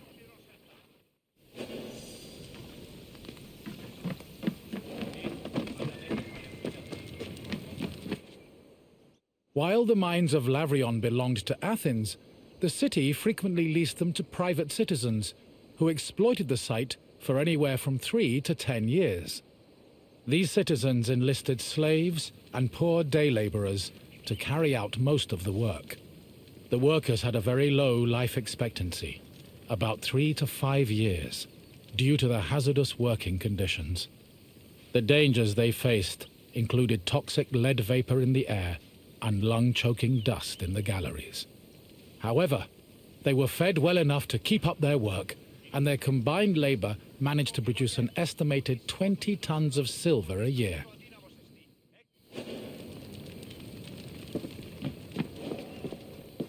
I hope you enjoyed your trip through the mines. We talk so much of Athens' glory, but we often forget the city's power was due to tremendous amounts of work. Work that often had a great human cost. What else would you like to do? Excellent. Let's begin. What was the last step in the silver refinement process? Yes, cupellation removed any remaining lead, leaving only the silver behind. Now, for the second question. How did workers acquire water for the ore washing process?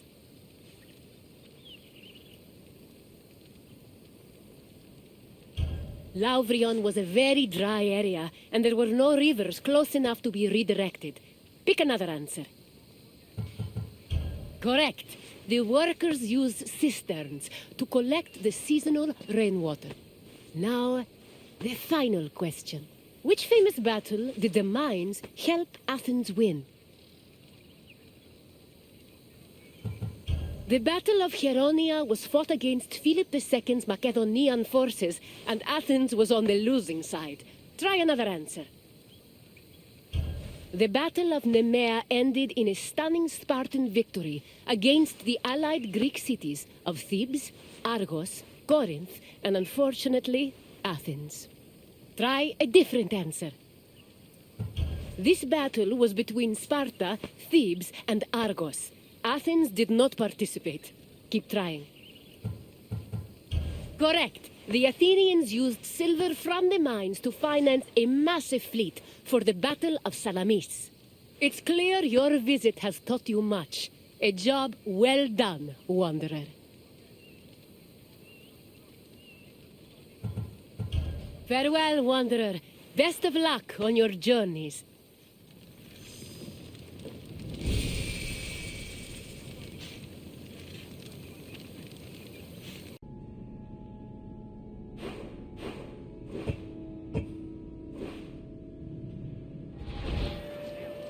Επικαλούμε σε μάχα το Υιόν και την τελετά του Θεό.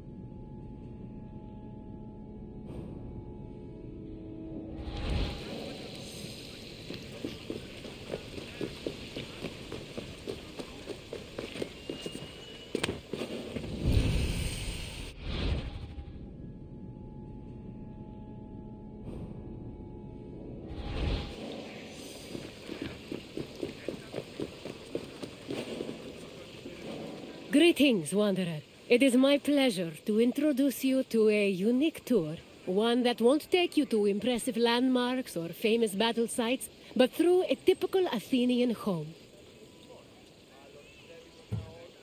If Olympus is Zeus's sanctuary, then my house is my own.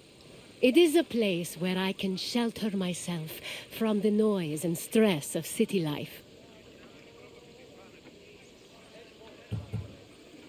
For an outgoing people like the Greeks, the house was a refuge of privacy. Inside, they could escape from the constant demands of civic life to enjoy the simple pleasures of family life. Look for me when you are done, and we can discuss the things you've seen. Farewell for now.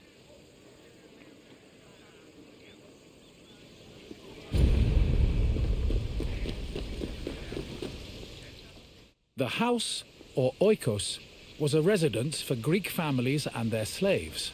Contrary to modern houses, which look outward, the Greek household was built to look inward on a courtyard. The courtyard was the house's central fixture. It was the building's main source of daylight, and also the location of religious altars dedicated to worship. The building itself was made up of familiar accommodations, including bedrooms, storage rooms, a kitchen, and a living room. Women were generally in charge of tending to the home, which in Greece was called oikonomia, a term that inspired the modern word economy.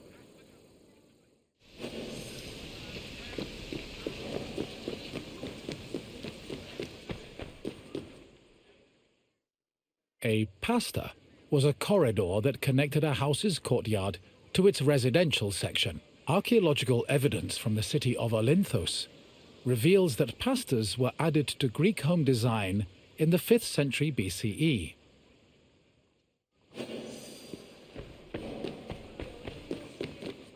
Greeks had no qualms about combining their work and their private lives, and many of them worked from home.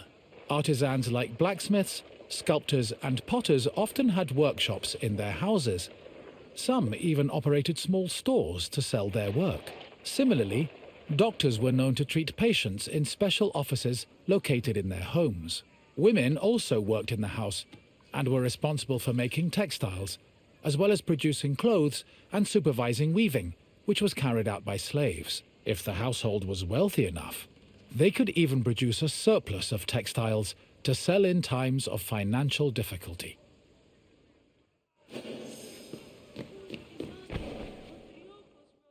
The inner courtyard was the nexus of the house.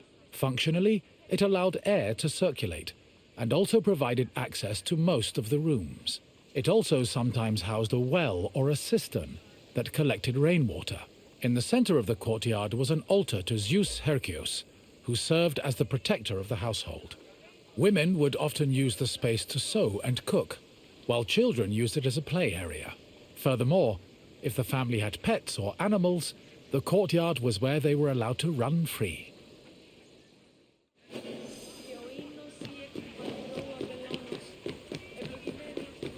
The bathroom was located in the back of the house. Much like today, it was used for cleaning and washing, although the Greeks used chamber pots instead of toilets. Most bathrooms had a luterion that could be filled with water for washing. Mirrors, razors, strigils, and sponges could also be found in the bathroom, along with small vases called arebaloi, which were usually filled with perfume or oil.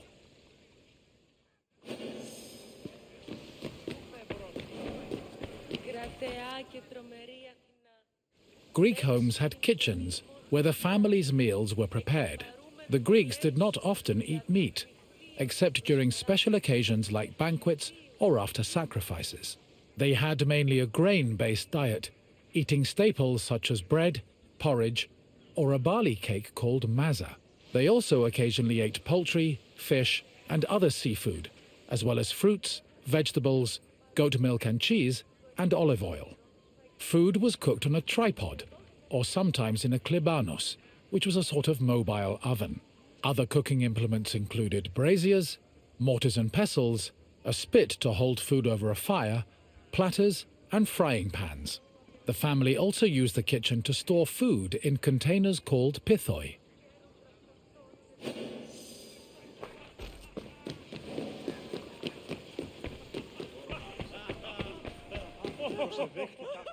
Symposia were major social institutions in Greece.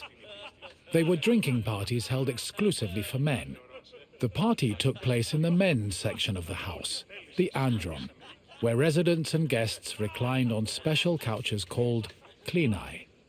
Food was served on low tables set in front of the couches, while wine was placed in a crater in the center of the room. During a symposium, men drank, sang, had philosophical discussions, and played games like kotobos. Musicians, dancers, and even courtesans were often welcomed to attend as well. However, wives and daughters were always excluded.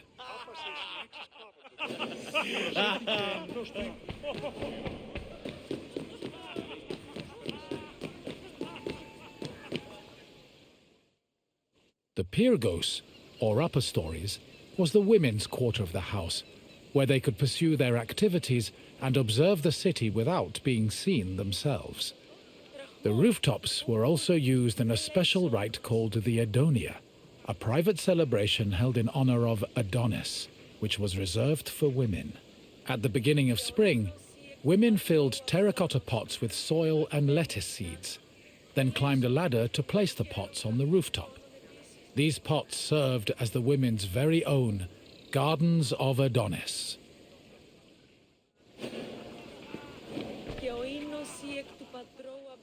I hope you now have a better understanding of the routines and home life of the Greek people. What would you like to do next? Then let's start with a simple question. Which group of people celebrated the Adonia? Correct. The Adonia was celebrated by women of all stations. Let's move on to the next question. Which of the following was known as the protector of the household?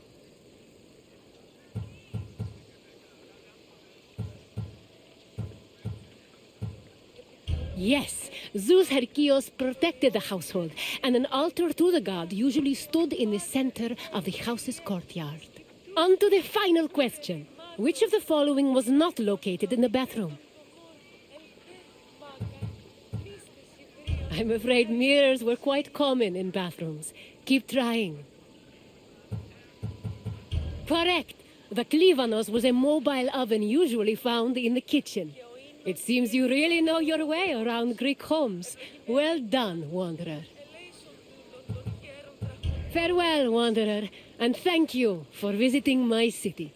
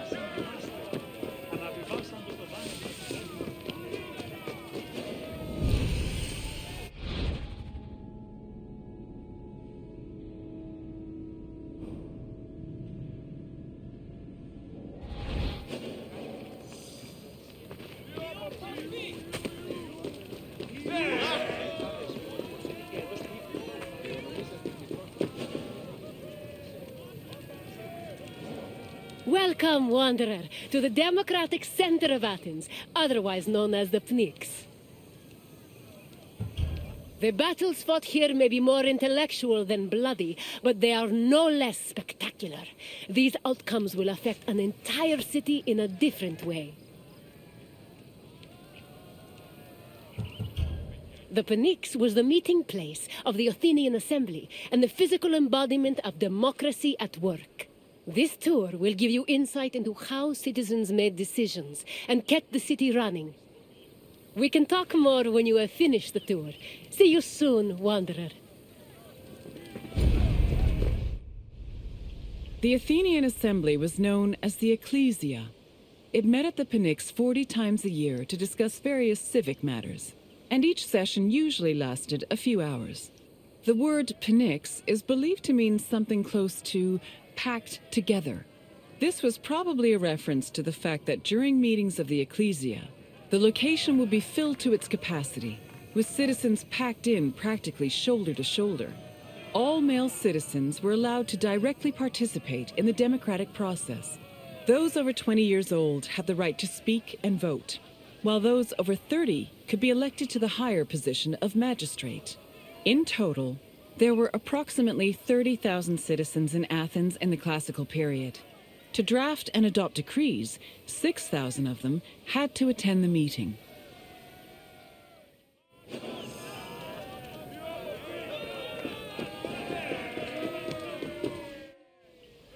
Citizens came from all over Attica's 10 districts to attend the meetings of the Ecclesia.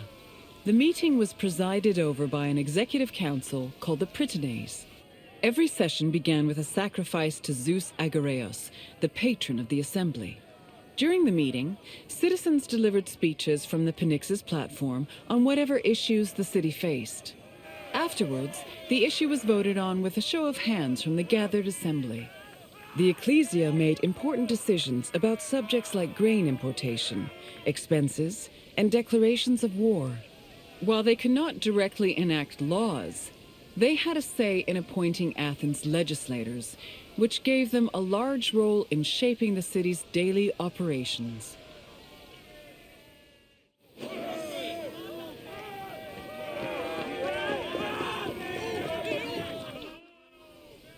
While some citizens only participated in the sessions of the Ecclesia, others could become more involved in democracy as magistrates. Magistrates were elected from among Athenian citizens over 30. They were often successful orators and charismatic politicians, and they held much more sway over important decisions than the average citizen. One of the most famous magistrates was Pericles, who was so popular he held his position for 15 years.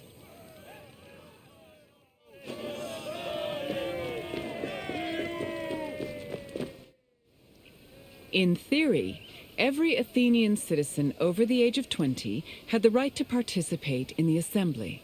However, some of them lived far from the city, and others could not financially afford to miss a day of work to attend meetings. For these reasons, the city introduced a special allowance called a misthos ecclesiasticos in the 4th century BCE, meant to encourage participation. Originally, it was 2 obols, but the politician Cleon raised it to 3.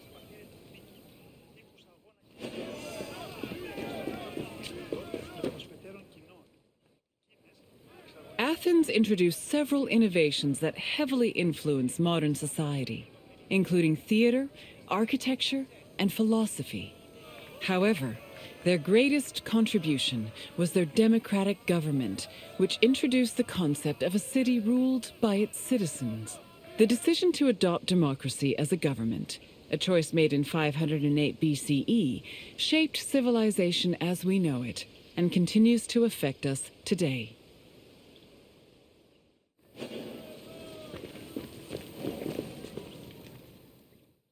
Hello again, Wanderer. I trust you appreciated learning about the inner workings of the city. Is there anything else you'd like to do? Then let's start with a simple question. Approximately how many citizens were in Athens in my time? Yes, there were approximately 30,000 citizens in Athens, although the population as a whole was much larger. On to the second question. Who of the following was a famous Athenian magistrate? Yes, Pericles was an extremely popular magistrate who managed to keep his position for 15 years. Only one question left. What does the word Pnyx mean? Correct. The Pnyx was usually crowded with citizens attending meetings of the Ecclesia. You know enough about democracy to be a politician yourself. Well done, Wanderer. Very well. Farewell, Wanderer. Λέγει ούτως ότι η συμμορία την άτυπη περιοχή.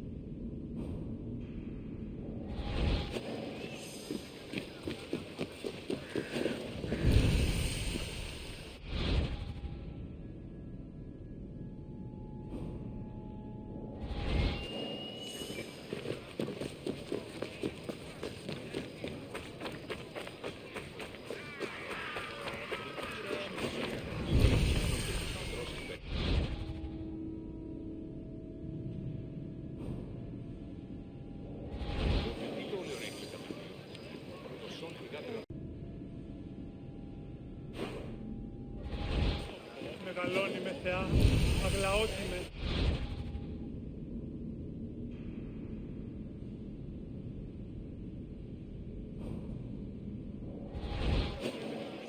Επικαλούμε σε Μάκαρ, Πολυώνυνε, Πυρίπολε και Μεσόρα.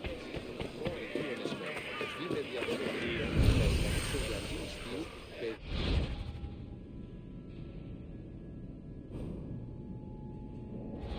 Μη φεύγουμε. Ούτω ούποτε συμβείς. Τι το πιστεύω.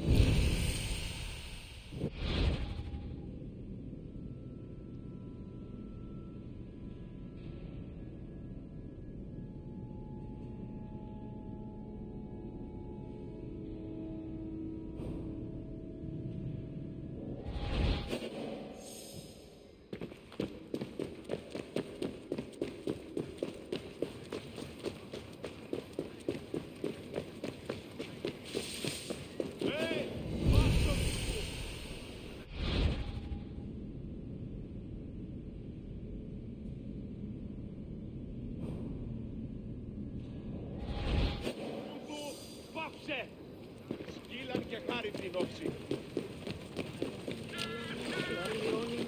Χθονία και θηροπτώνα. Επικαλούμε σε Ποσομόνιο, Πυρίπολε και Τελεσάρχα.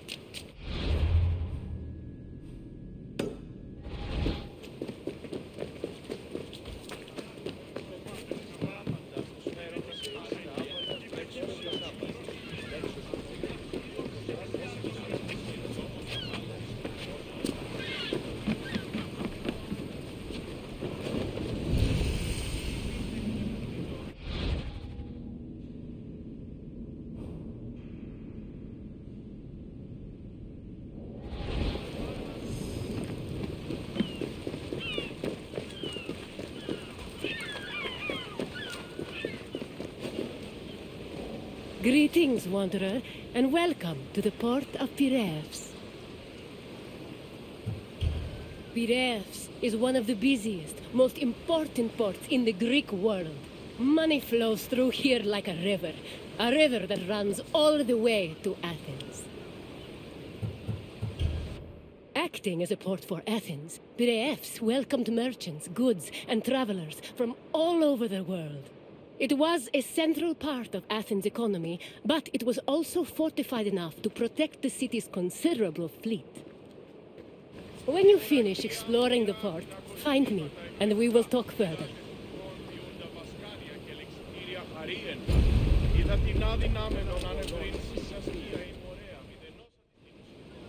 Piraeus, a peninsula southwest of Athens, became the city's main port after the politician Themistocles encouraged the development of its natural harbours. These developments led to the gradual abandonment of the older harbour of Phaleron. Piraeus's fortifications were further developed by Cimon and Pericles, along with the long walls which ensured goods could still be moved during sieges. Piraeus was divided into three main sectors: the military port, the Emporion, and the residential area. By the 5th century BCE, it had become not only Athens' naval headquarters, but also the mercantile centre of the Mediterranean.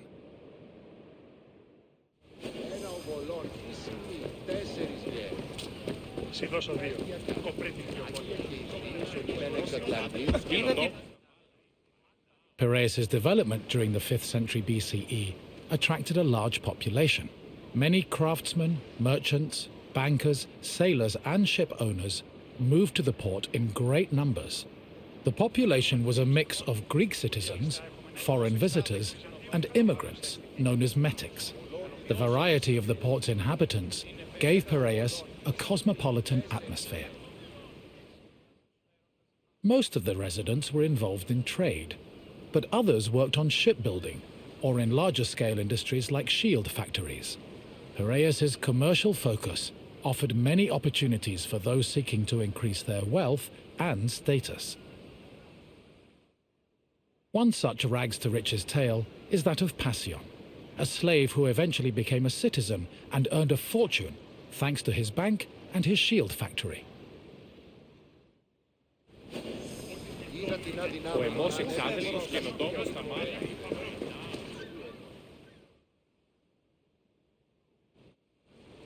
Piraeus was a demi, or district, of Attica. Because of its size, function, and varied population, it had a much more complicated administrative structure than other demes. Above all, Piraeus was closely monitored and controlled by the Athenian assembly due to its importance to the city. Within the port, there were two separate categories of trade: international trade, which took place in the Emporion, and retail trade, which was managed by Kephallonia in Piraeus's agora.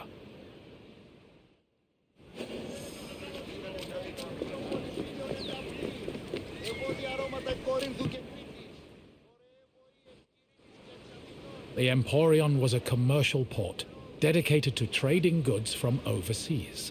All international transactions were required to be made within its limits and needed to be exclusively wholesale. Elected magistrates managed all business and laws in the port. Meanwhile, port authorities known as epimeletes oversaw trade and took care of the regulation of prices. This was an especially crucial duty, as the amount of supplies and goods could fluctuate wildly based on factors like bad harvests or lost cargo. Common products sold in the Emporion included vegetables, fruits, fish, leather, timber, marble, metal, weapons, and ceramics. According to Hermippos, Athens was also wealthy enough to afford the finest goods from all over the world, including figs from Rhodes, almonds from Thasos, oil from Samos, and wine from Chios. Taxes were collected on all merchandise that came into the Emporion, which provided Athens with a major source of income.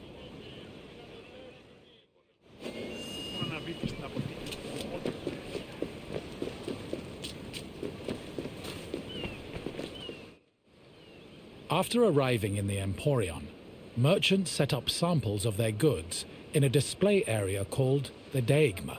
This was where citizens and foreigners gathered to officially make their deals, and almost all merchandise that came into the Emporium was traded within the area.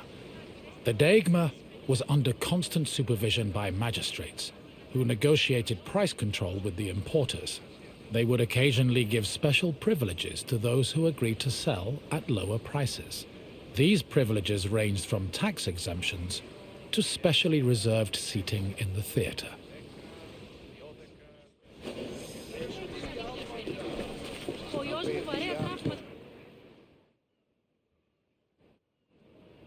Piraeus was a deme, and as such was supervised by a magistrate called the Demarchos. While most demarchoi were chosen locally within their deme, Piraeus was appointed directly by Athens, so the city could better monitor its commercial interests. In fact, matters regarding the Emporion, the military harbour, and the grain trade were regularly debated and decided by the Athenian assembly. Transactions within the Piraeus were supervised by metronomoi. These were magistrates responsible for keeping track of weights and measures. They made sure merchants' measurements were always accurate to prevent bad deals and scams. Even though Piraeus would eventually develop into a city in its own right, it always remained under the control of Athens.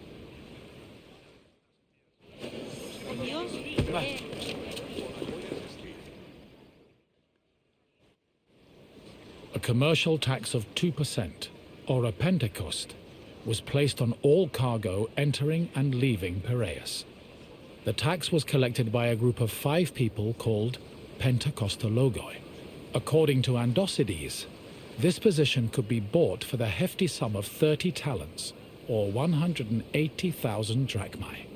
However, most of these officials made a profit of up to 6 talents, making the job very lucrative.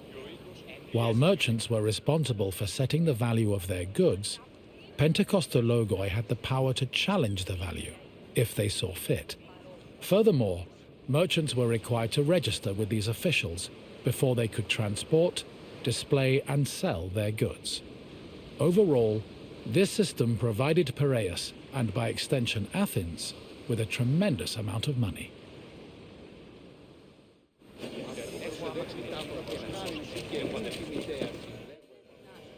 The sale of grain was overseen by special magistrates called sitophilakes.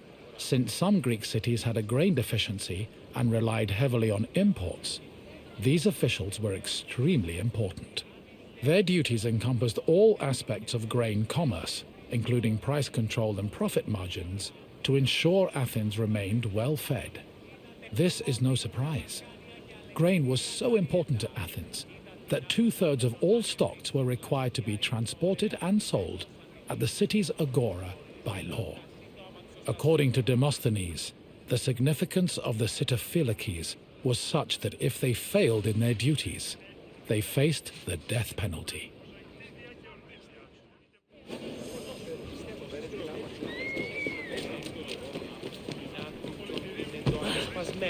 Αλλά όμως τι δεν τα στιμά. Ενταφή ευρύσεις Φρυτίνην και Ήλιν, εκ Θεσσαλίας και Μακεδονίας.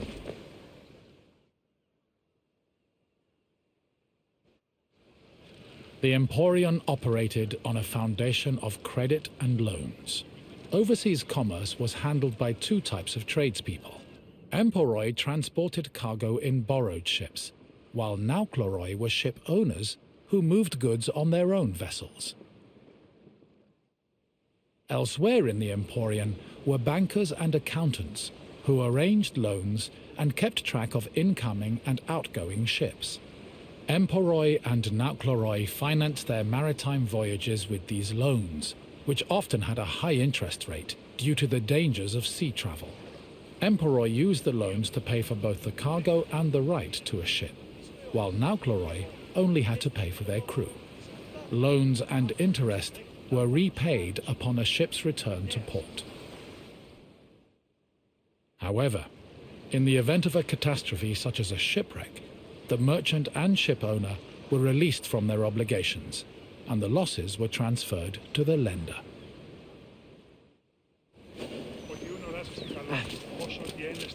You've returned. I hope you enjoyed your stroll through the port. Piraeus was important to Athens' commercial interests, but it eventually came into its own as a vibrant and bustling port. If you have any questions, don't hesitate to ask. If you say so, let us see what you've learned, Wanderer. First, a simple question.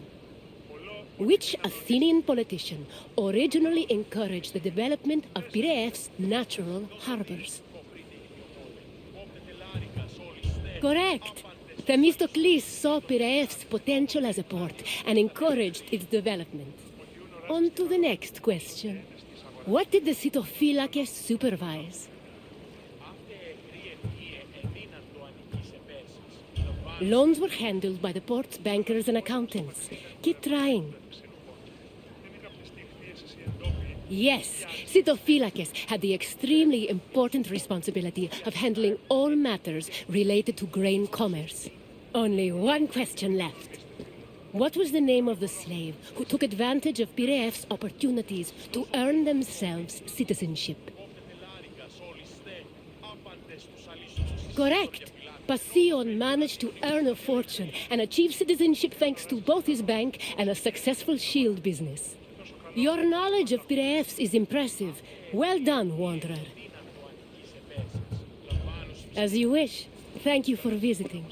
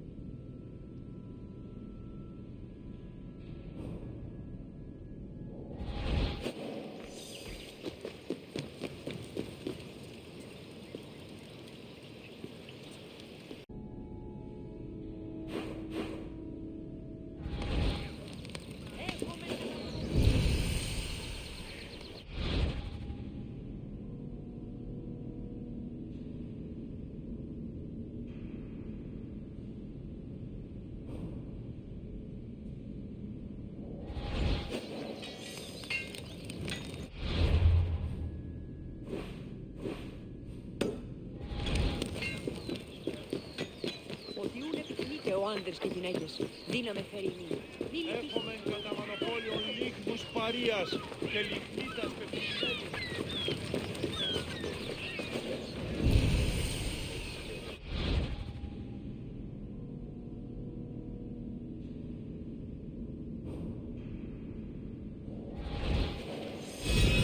Οι χαρακτήρες εν τες τραγωδίες προαιρούνται του.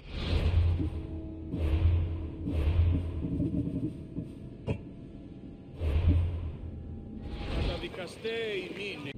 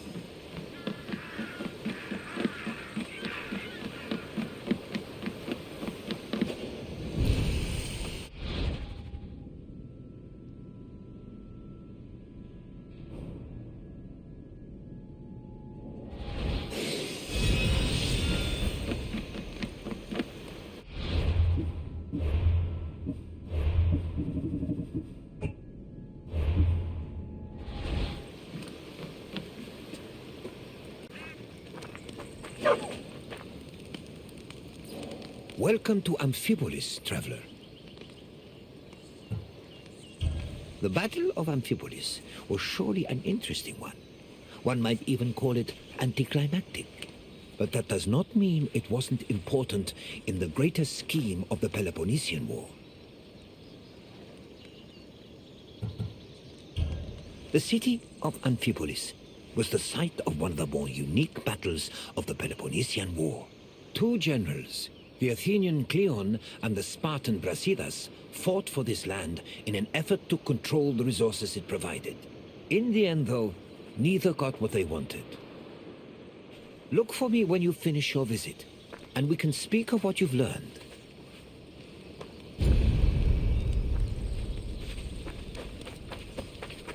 The land that would come to be known as Amphipolis was originally part of Thrace, a region inhabited by formidable semi-nomadic horsemen. Thrace was rich in gold and silver mines. It was surrounded by lush forests, making it very attractive to outside parties like Greece and Persia. By 513 BCE, Persia had managed to conquer much of Thrace, but after their defeat in 479 BCE, Athens made a play for the land. They conquered the nearby island of Thasos in 465 BCE, but the military prowess of the Thracian riders kept them out of the country's interior. It was only in 436 BCE that Athens established a solid foothold in Thrace with the founding of Amphipolis, a city on the banks of the river Strymon.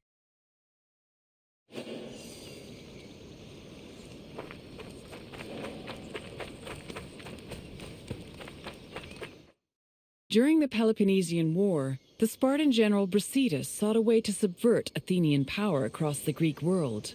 He set his sights on capturing the coast of Thrace, hoping to seize the resources the area provided. Brasidas knew that many of the Greeks living in Thrace hated the greed and brutality of their Athenian neighbors and decided to take advantage of the situation. He set off on an expedition to Amphipolis, accompanied by 1,000 hoplites and 700 helots, and arrived before the city in the winter of 424 BCE. At Amphipolis' ramparts, Brasidas announced that he preferred to take the city peacefully and promised to allow safe passage to any inhabitants who wished to leave, in addition to sparing those who wanted to cooperate. This proposal was well received by the city's residents, and he was able to capture Amphipolis without striking a single blow.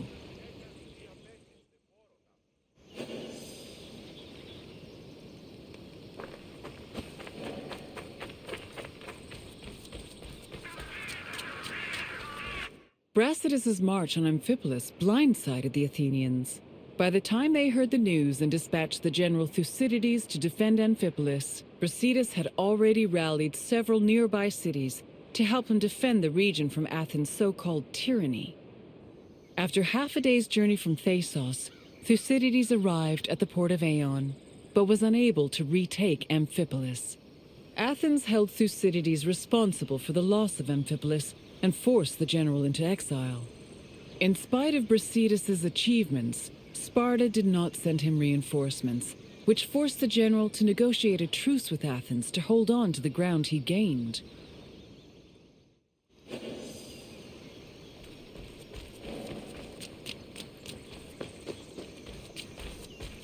The matter of how to deal with Amphipolis divided Athens. The politician Nicias, as well as the city of Sparta, hoped that peace could be negotiated.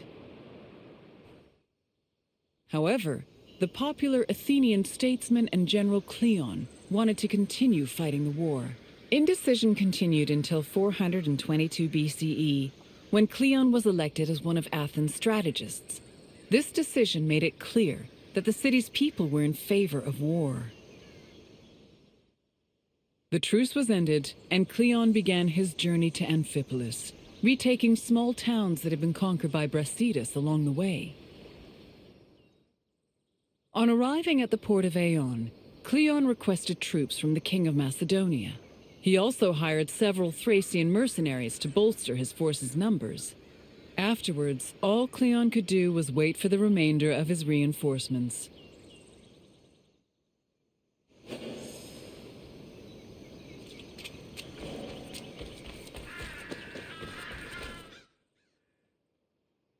While they waited, the Athenian forces began to resent Cleon's hesitation to attack. They saw him as soft and incompetent, especially compared to their opponent, Brasidas. Sensing the tension, Cleon decided to act without waiting for reinforcements to arrive. He set out from the port of Aeon to observe Amphipolis, setting up a camp on a nearby hill. To Cleon's surprise, Amphipolis appeared to be completely unprotected, with no guards stationed at the city's gates and ramparts. However, the city's lack of protection was only an illusion. Even so, upon seeing this, Cleon regretted that he did not bring wooden towers, which would have allowed him to easily recapture the city.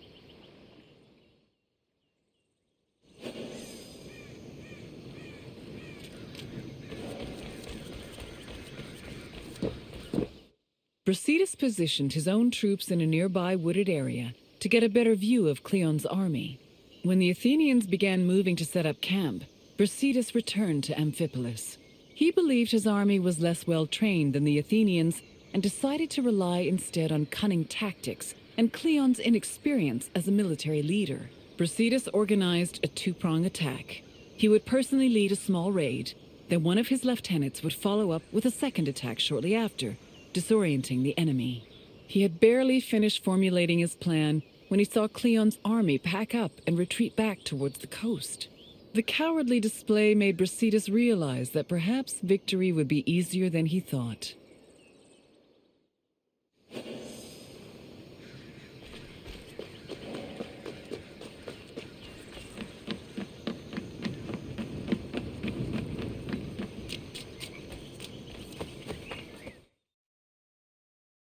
After seeing Brasidas' troops return to Amphipolis, Cleon decided to fall back to the port of Aeon and once again wait for reinforcements. Unfortunately, his exact orders were confusing and contradictory, which left the Athenian forces in disarray.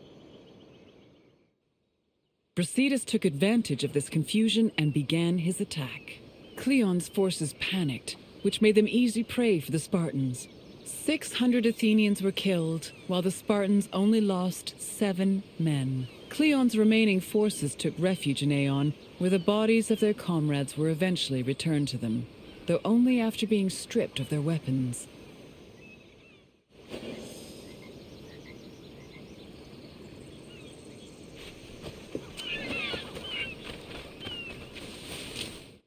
During the pitched battle between the Spartans and the Athenians, both Brasidas and Cleon were killed. The reports of their respective deaths reflect how they were perceived as military leaders. We know almost nothing about Cleon's death, other than that he was killed by a Thracian soldier. Brasidas, meanwhile, survived long enough to be taken back to Amphipolis, where he was informed of his victory. He was buried inside the city, which was considered an honor bestowed only upon heroes, and was celebrated as the true founder of Amphipolis.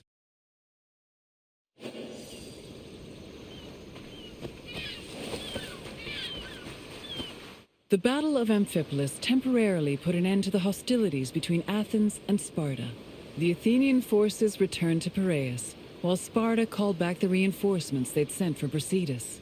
The death of both Brasidas and Cleon encouraged the two cities to push for peace.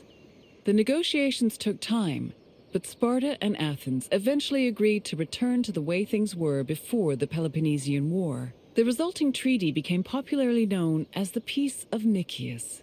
Throughout the Greek world, it was mostly agreed that Sparta had lost the war, in spite of Brasidas' heroic efforts. The sentiment was rooted in the fact that Sparta had failed to end Athens' domination over Greece, something they had promised to do at the start of the war.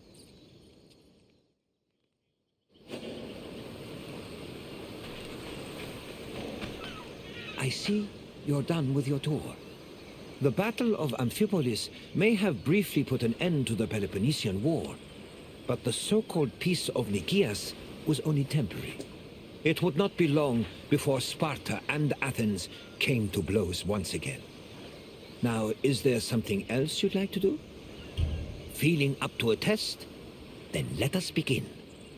Which Athenian politician wanted to negotiate peace with Sparta?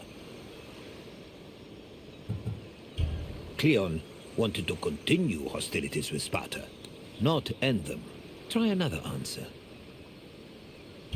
Pericles died in the early days of the war. Try again. Correct. Nicias wanted to build on the truce that was negotiated after Brasidas captured Amphipolis. Now for the second question. Where did Thucydides and Cleon arrive before moving to retake Amphipolis? Yes, Ion is where both Thucydides and Cleon's forces arrived before trying to retake the city. I have one last question for you. Amphipolis was located in which region?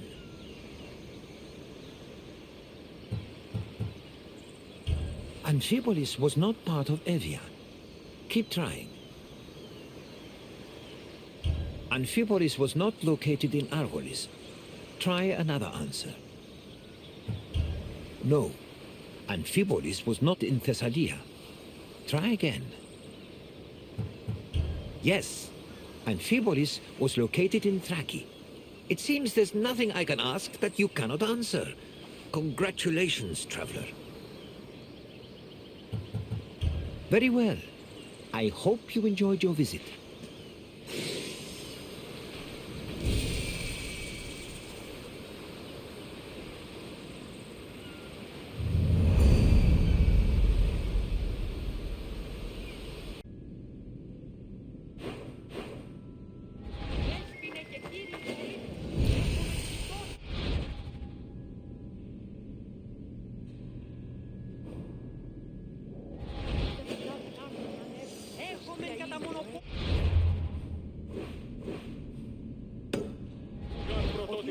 Elis έχει νικώσει τον τύπο. Διαθέτωμα νοσοϊκτήρια και ορνήθια.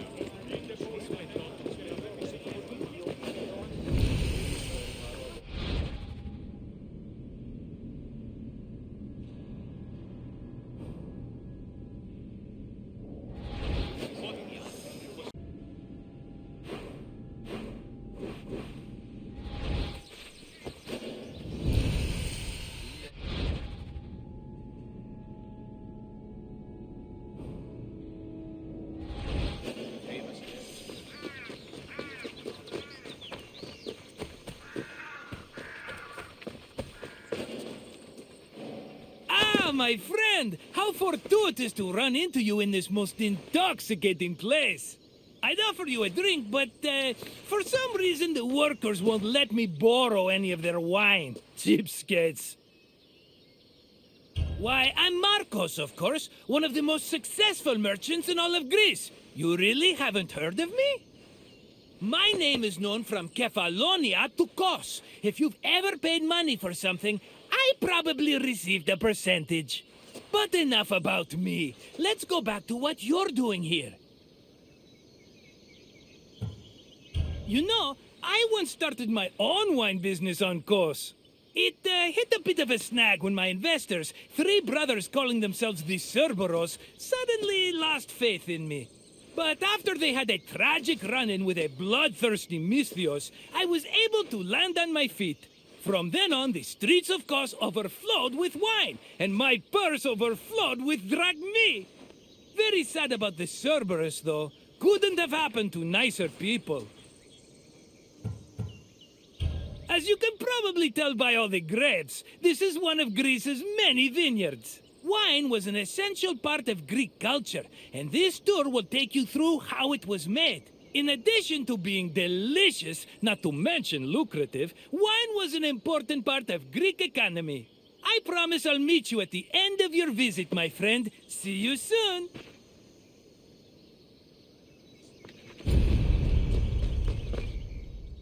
Winemaking dates back to the 4th or 3rd millennium BCE. It became widespread in Greece during the Bronze Age, and within centuries the Greeks had refined it further. The first step in the process was always harvesting, where grapes grown on rows of vines were collected by vineyard workers. According to Homer, harvesting was often accompanied by music to give it a more festive atmosphere. Ancient Greek wine mainly came in 3 different varieties: Austeros, Glucathion, and Autokratos.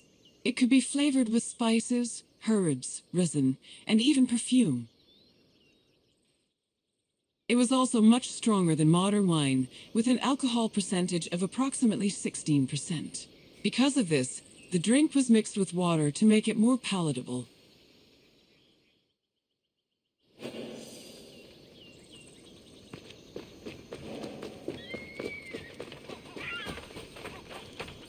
Grapes were dried to maximize the wine's sweetness and prevent it from turning into vinegar. In most vineyards, the drying process involved laying the grapes out on the ground under the heat of the sun, then covering them at night to protect them from accumulating dew. According to Hesiod's poem, Works and Days, the ideal time to dry grapes was 10 days and 10 nights. When they were finally completely dried, the grapes were collected in jars, just as they are today.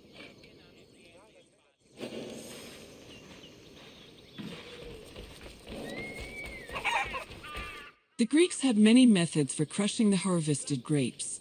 The most common technique was to use a lenos, a large treading vat where workers stomped on grapes with their feet. Alternatively, the Greeks sometimes crushed the grapes by hand using a strainer, mashed them with a mortar and pestle, or squeezed them using a tool called a sack press.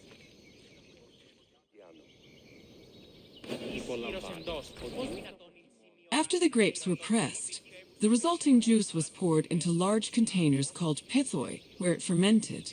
Once fully fermented, the wine was filtered through an ethmos, or sack, which separated it from the residual yeast called lees. The wine was then placed in a special storage room. The room was half buried to keep it dry and maintain a consistent temperature of 15 degrees Celsius. These measures ensured the wine wouldn't lose any of its quality before being shipped to market.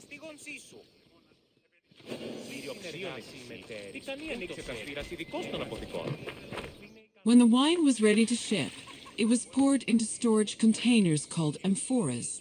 These were smaller than pithoi, which made them easier to ship and display in crowded marketplaces. However, that doesn't mean transporting wine was always a safe endeavor. Sometimes ships carrying amphoras as cargo would be wrecked before making it to their destination, losing hundreds of bottles of wine to the sea.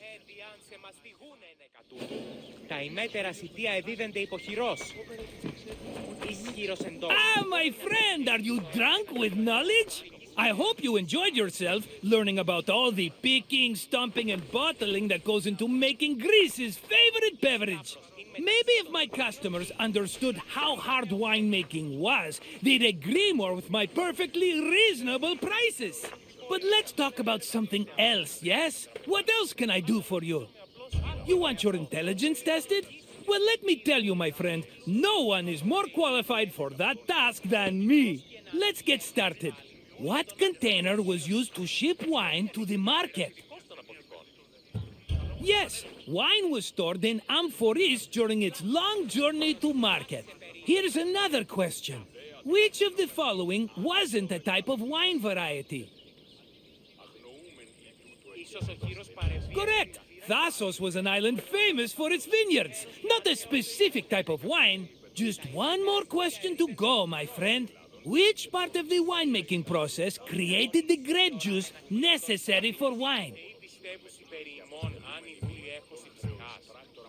That's the one! The harvested grapes were pressed in a linos, often by the feet of vineyard workers. Just try not to think about that last part whenever you have a cup of wine. You know your wine. You're as good with facts as I am with money, and that's really saying something. If you say so, my friend, I hope we see each other again soon. Κυριοξίωνες εσύ. Τι κάνει ανοίξε τα σφύρα.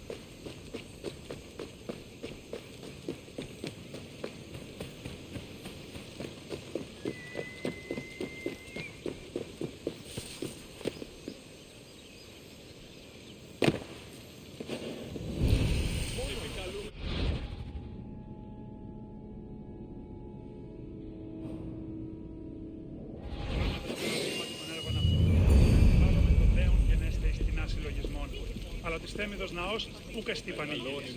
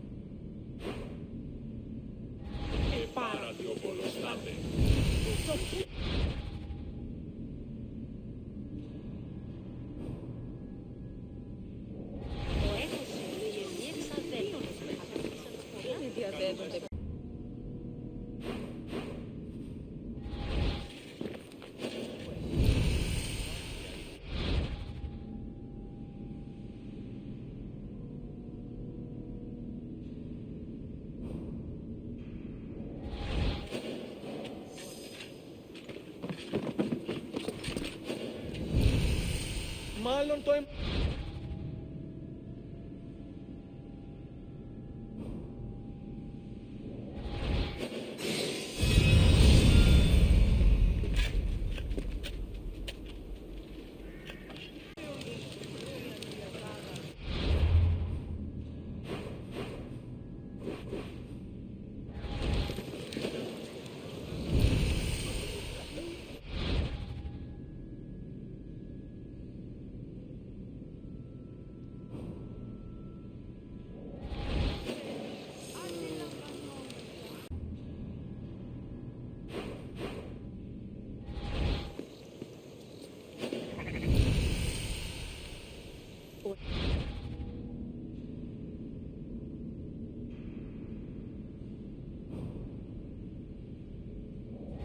Περί τίνον κοσμημάτων, ποιος ο κίνδυνος? Σκυφικό.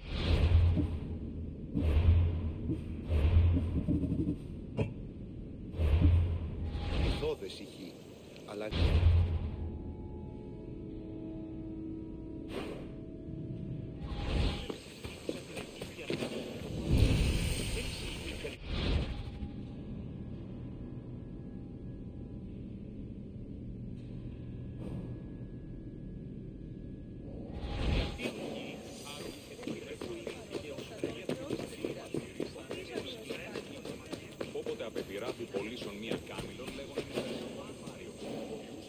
My friend, I see you followed your nose to this lovely perfumery, perfume yard, perfactory?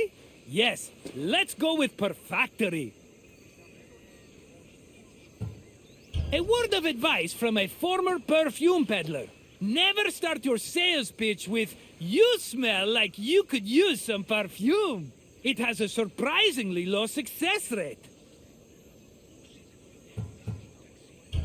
This sensuous little island is where perfume was produced. Your nostrils are in for a treat. Unless you're allergic, in which case I could sell you a wonderful remedy for a very reasonable price. No? Okay then. I'll check in on you at the end of your visit. See you soon, my friend.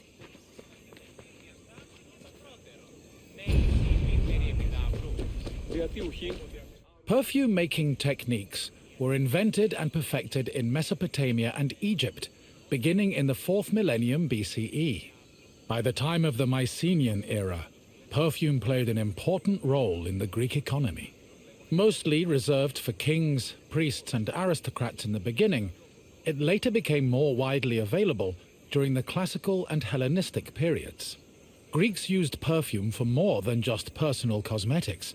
It also had sacred uses. For example, cults would sometimes anoint their god's statue with perfume, and it was also used during rituals like weddings and funerals. Food and wine could also be scented with perfume to add to a meal's presentation. The art of making perfume was part of medicine and pharmacology, and physicians devoted entire books listing the best perfume recipes.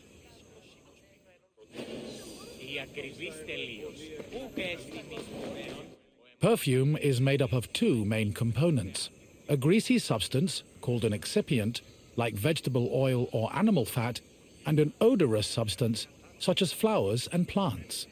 For ancient Greeks, the most common excipient was olive oil. According to Theophrastus, however, the most valuable oils were those extracted from nuts in the Syrian and Egyptian deserts. The odorous ingredient could be taken from a variety of sources. These include flowers like roses or lilies, herbs like oregano, spices like saffron, resins like amber, and leaves from plants. Some fragrances were also imported from outside of Greece, like Indian cinnamon and Syrian frankincense. These exotic scents were considered exceptionally precious.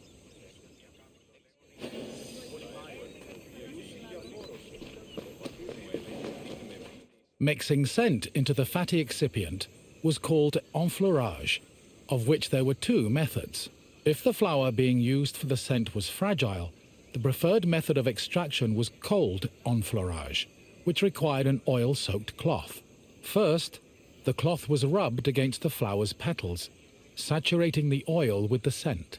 Then, the cloth was pressed to wring out the scented oil. Hot enfleurage involved heating the excipient before mixing in the scented substance.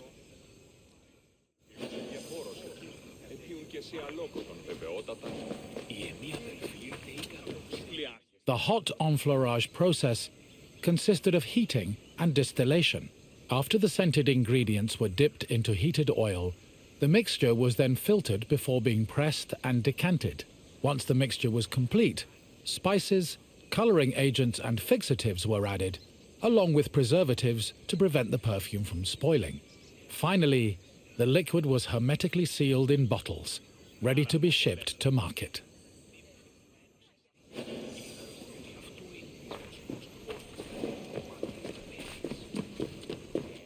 Perfume was usually bottled in ceramic or glass flasks, but more luxurious fragrances were contained in ornamented and painted flasks. Lekythoi and alabastra were elegant bottles designed for women, while arabaloi were used by athletes. It was common for the bottle's craftsmen to brand them, to prevent frauds and knockoffs.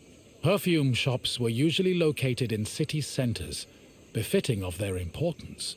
In addition to selling perfume, they were also sometimes used as meeting places. For example, the perfume shops near Athens' Agora were frequented every morning by the city's youth.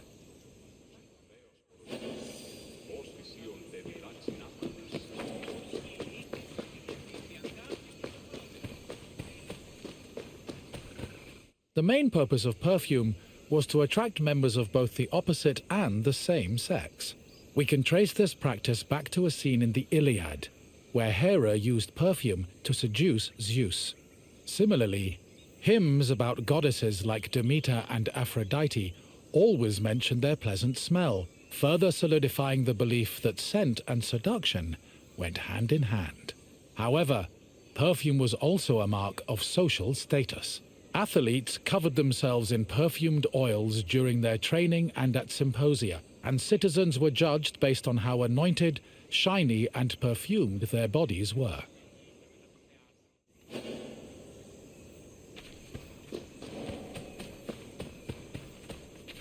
Hello again, my friend!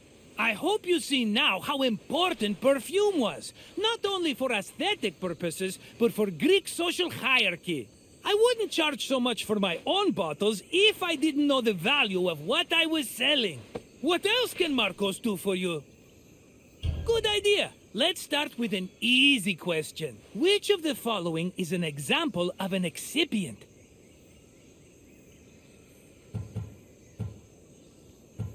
Flower petals can add a lovely smell to the perfume, but they aren't excipients. Try again. Yes, olive oil makes a great excipient, and dressing, and medicine. Honestly, we pour that stuff on everything, including ourselves. And question 2. What is enfleurage? Correct. Enfleurage involved mixing the perfume scent into an excipient. We're almost done. Just one more question. In the Iliad, which goddess used perfume to seduce Zeus? A fair guess, but in this case, an incorrect one. Try another answer. Yes, Hera poured a saucy scent on herself to get her husband's attention. You did it! You've completed the test. If you say so, but I have a feeling we'll run into each other again soon. Farewell!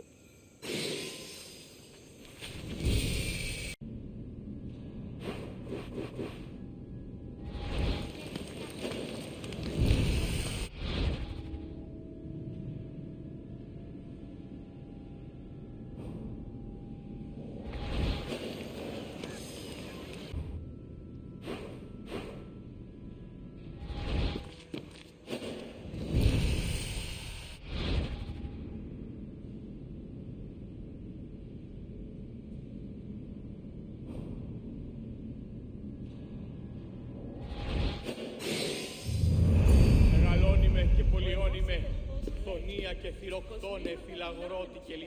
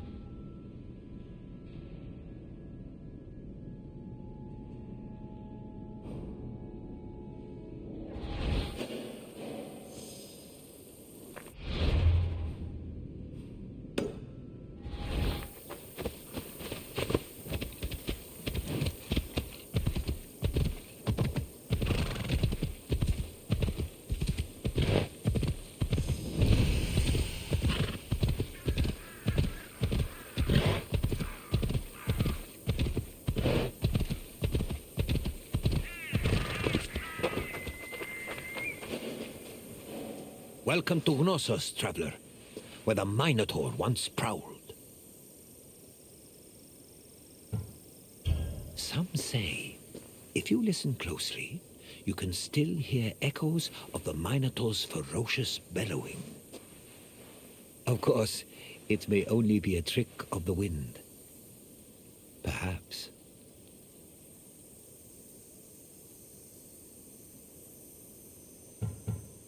Naxos was the seat of the old Minoan civilization, where King Minos once supposedly ruled.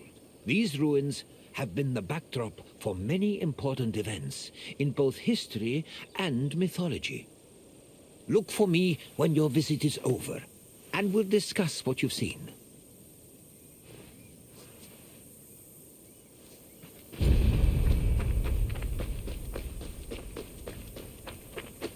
The island of Crete was first settled around 8000 BCE. Over time, significant towns and maritime trade began to develop. Palaces were built, destroyed, and then rebuilt, culminating in what archaeologists call the Neo-Palatial period, which began around 1700 BCE. This period lasted for over 300 years and is considered the golden age of Minoan civilization. The largest palace of this period was located in Knossos and featured maze-like complexes of workshops, temples, courts, throne rooms, and living areas, as well as paved roads and advanced plumbing and draining. Trade and external relations were important to the Minoans, and their networks extended across the eastern Mediterranean. As a result, the people of Crete and the lands they traded with often influenced each other and exchanged ideas, usually through peaceful interactions instead of military conflict.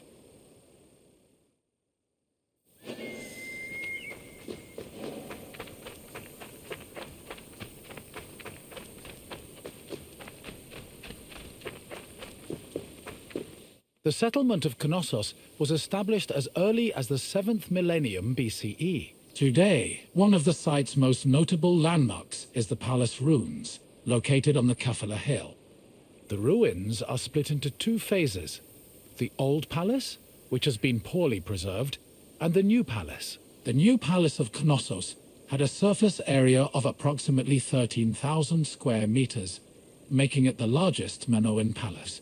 Its focal point was a central court, which was probably used for ceremonial activities. The Minoan palace centers collapsed when Crete was overrun and conquered by a Mycenaean invasion from mainland Greece. However, the date of the final destruction of Knossos' palace is still unknown.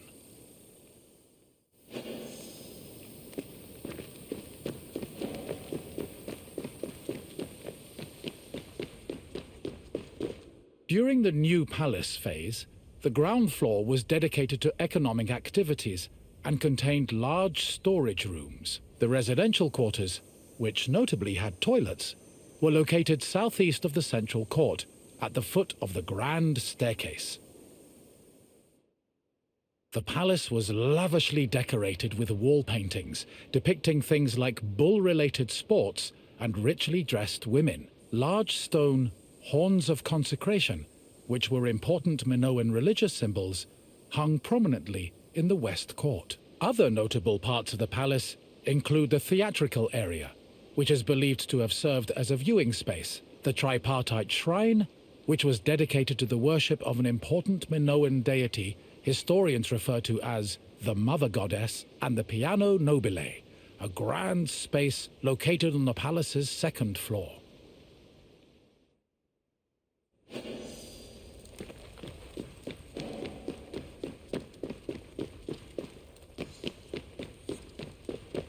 During his trips to Crete, archaeologist Arthur John Evans discovered several ancient tablets. They eventually led him to define the forms of Minoan writing known as Linear A and Linear B. The Minoans used these forms of writing for recording many things, including business transactions. For example, one clay tablet discovered at the Palace of Knossos was inscribed in Linear B script. The tablet detailed the transfer of coriander, often used in the perfume industry, between a man named Kyprios and another person named Twinon. The deciphering of tablets such as these has given historians great insight into many aspects of Minoan culture and society.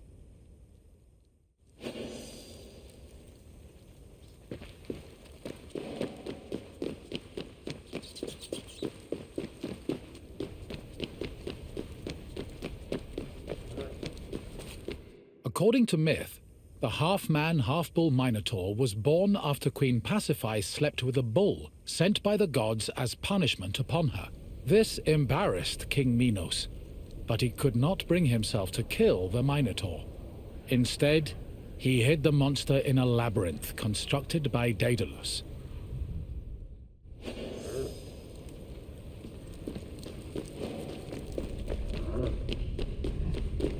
Daedalus was an important figure in Greek mythology, an ingenious inventor, he once became so jealous of his similarly clever nephew that he threw him from the top of the Athenian Acropolis. As a consequence, Daedalus was banished from Athens, though this did not prevent him from being able to get work. In Crete, he was hired by Queen Pasiphae to construct an artificial cowsuit that would allow her to seduce a bull she was particularly taken with due to a curse from the gods. Daedalus complied, and his invention helped facilitate the birth of the Minotaur.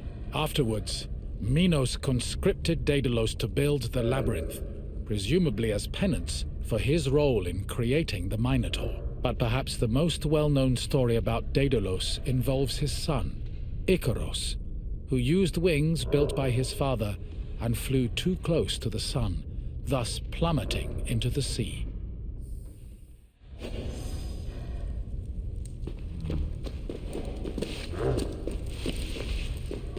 Sometime after the birth of the Minotaur, King Minos' son Androgeos was killed in Athens by the same bull that impregnated his mother. An infuriated Minos demanded that Athens send 7 of their noblest men and 7 of their most virtuous women to Knossos every year. After being carried to Crete aboard a ship with black sails, the men and women would then be cast into the labyrinth to be eaten by the Minotaur.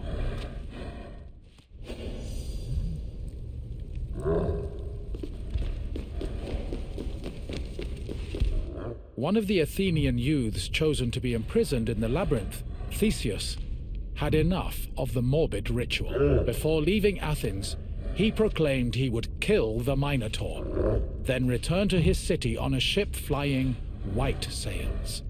Before entering the labyrinth, Theseus met King Minos' daughter, Ariadne, who fell madly in love with him. Ariadne provided Theseus with a thread he could unravel to help him find his way back out of the maze. Armed with this thread, Theseus entered the labyrinth, killed the Minotaur, escaped the maze, and set sail for Athens with Ariadne by his side.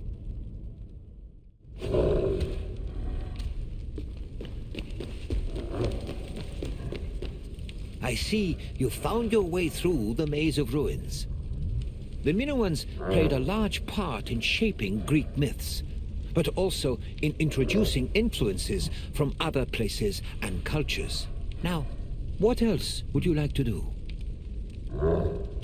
You want to test yourself? Very well. Let's begin with a simple question. On which island was Knossos located? Yes, Knossos was located on the island of Crete. Time for another question. Which hero killed the Minotaur? Correct. Theseus slew the Minotaur, then escaped the labyrinth thanks to some thread from Ariadne. Now for the last question. What did Daedalus build for Queen Pasiphae? No, Daedalus made wings for himself and his son Icaros. Try again.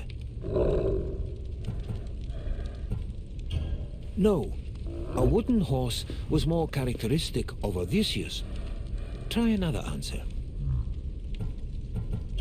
Yes, Daedalus made Pasiphae a cowsuit, so she could seduce the bull she was cursed to love. Congratulations, traveler. You are a true student of history. Farewell, traveler.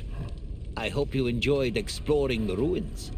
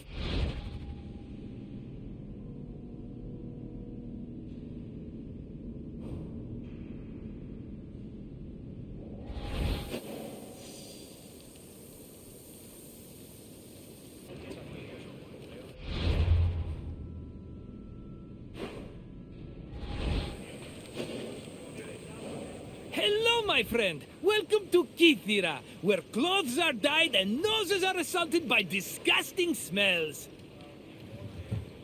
I think it smells terrible, and I can't wait to get out of here. The colors are pretty, though.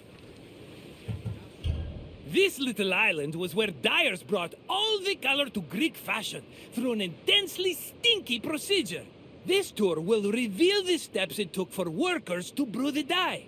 Try not to step in any mollusk guts as you enjoy your visit.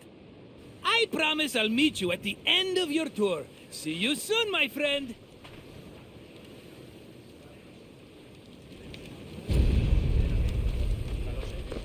In Greece, fabric and clothing were colored using natural dyes from shellfish, insects, and plants. Skilled craftsmen across the Greek world extracted dyes from these sources and combined them with other substances to create a variety of colors. The dyeing process supposedly produced incredibly pungent smells, and ancient writers would often comment on the stink in their works.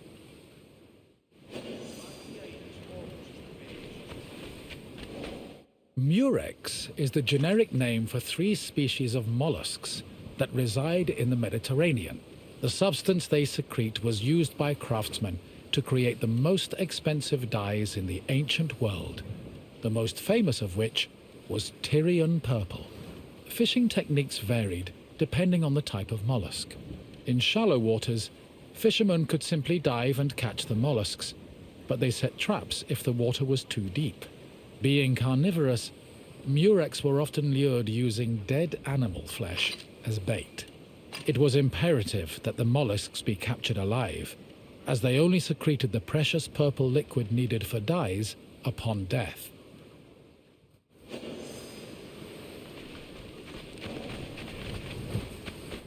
The purple liquid that made up most dyes came from a gland in the murex.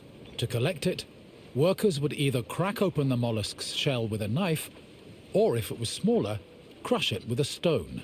Each mollusk only produced a small amount of liquid, and thousands of them were needed to produce even a gram of the substance. Because of this, captured mollusks were usually kept alive in seawater immersed baskets until enough had accumulated to produce a satisfactory amount of dye.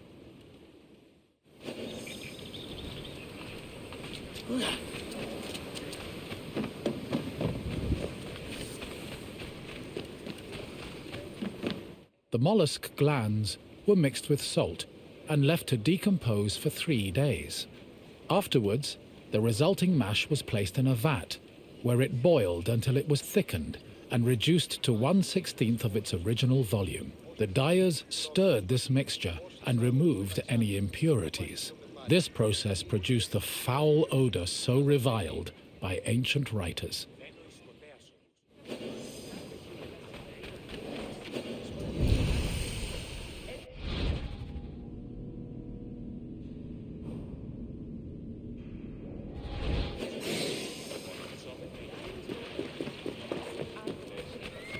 Dyers checked the hue of the purple liquid by dipping in raw wool. The hue could be changed by adjusting the temperature of the liquid and by soaking the wool for different periods of time, with longer soaking producing deeper shades. The wool was dyed once before spinning and again before weaving to ensure it maintained its color. While murex purple dyed wool easily, it did not adhere as well to other fabrics, such as linen.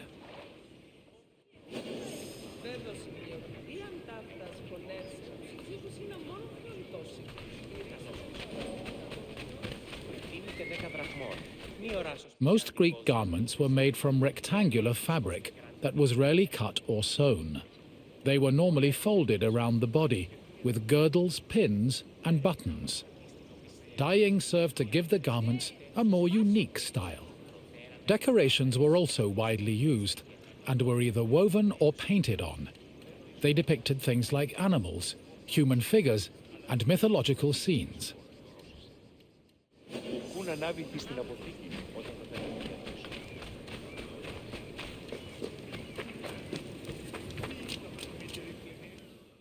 Textile manufacturing and trade was one of the most lucrative businesses in classical Athens. Textiles were made of either wool or linen, with wool being the most common. Women produced the garments worn in domestic life, although some men ran professional workshops that fulfilled the same need. Other textiles were made by slaves and laborers under the supervision of master weavers, fullers, and dyers.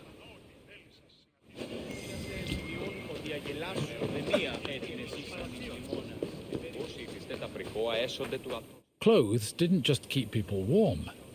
They were used as a way to communicate social identities like gender, status, and ethnicity. These could be expressed through garments and accessories, but also jewelry, hairstyles, perfumes, and cosmetics.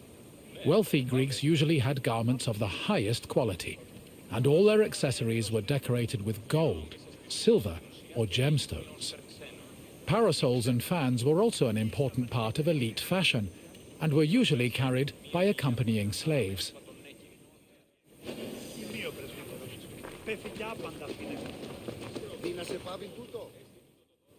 The most common Greek garments were the peplos, the chiton, and the hymation.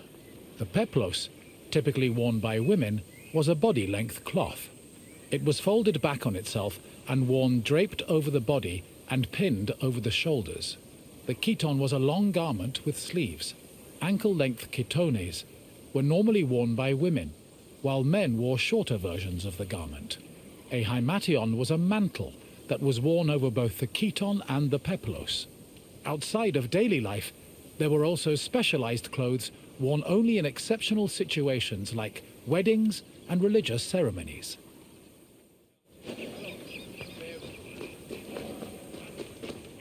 Good to see you again, my friend. I bet your clothes feel heavier now that you know how many mollusks were killed to dye them. But let's change the subject, yes? What else can I do for you? Then let's get right into it, starting with this question. Which purple dye was the most famous? I'm not familiar with that specific shade. Sounds like something the Spartans would like. Try another answer. Yes, the purple created from murex secretions was one of the most expensive and well-known dyes in the world. Here's another question. How did workers check the dye's hue?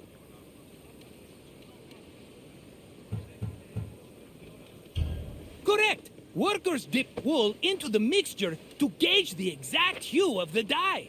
Almost done, my friend. Just one final question.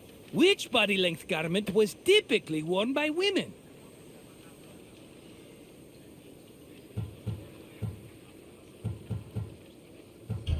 Correct! A peplos was a body-length cloth that a woman draped over her body and pinned around her shoulders. I had no idea you were so knowledgeable about fashion, but look at you. I should have known from what you're wearing. You've got it, my friend. Farewell for now.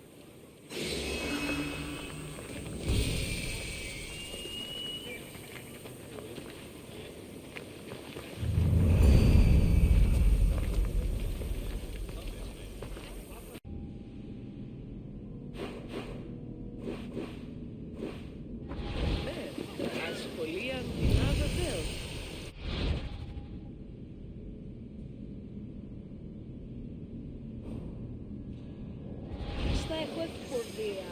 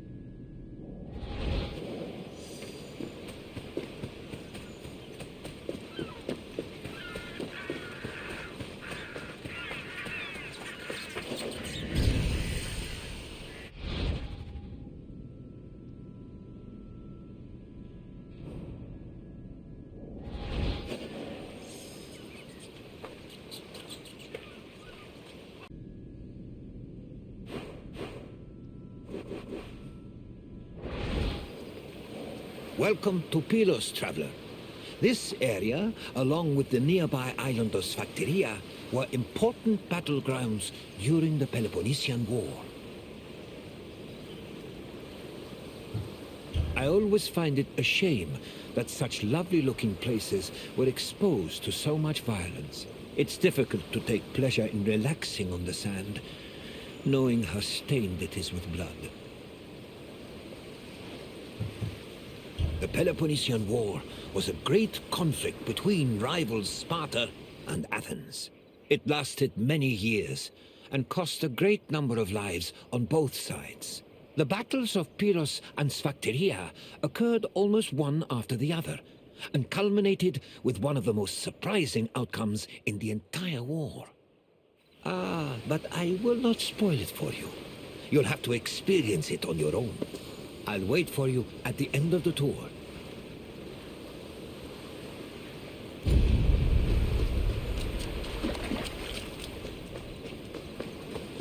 Since 431 BCE, the Peloponnesian War had been raging between Athens, Sparta, and their allies, with neither side gaining much ground. But in 425 BCE, an Athenian general named Demosthenes changed that.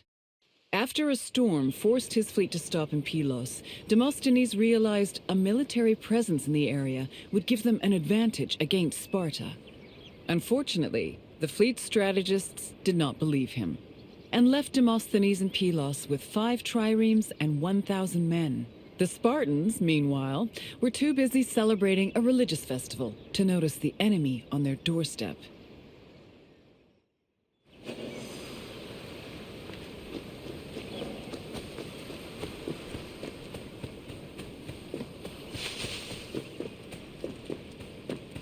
Once Sparta discovered the Athenian presence on Pylos, the Spartan king Agis mustered his troops and fleet. Sparta then descended on Demosthenes' outpost, attacking from both the sea and the mainland. The Athenian general had to mount a hasty defense. He pulled his boats back to the foot of the ramparts and fixed them in place with stakes, providing extra cover. Then, going against all the established rules of battle, he descended with his hoplites to fight on the rocky shore, where he believed the Spartans would disembark. His gamble paid off, and the Spartans did indeed attempt to land at this location, though Demosthenes' forces made them hesitate. One of the Spartan leaders, Sporades, decided to make the first move by ramming the rocks with his boat, exclaiming, "It's only a few planks." He paid for his actions when his shield slipped into the sea after descending from his boat, leaving him open to many blows. The battle raged on into the night and continued to the next day, remaining locked in a stalemate. However, on the evening of the second day, Athenian reinforcements arrived.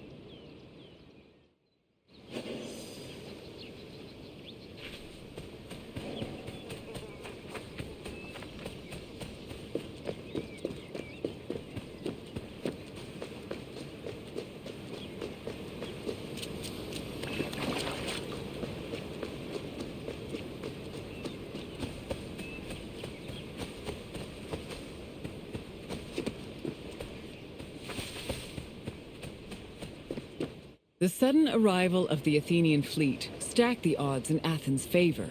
The fleet decided to hold off their attack until the next day, when they swarmed the Spartan ships.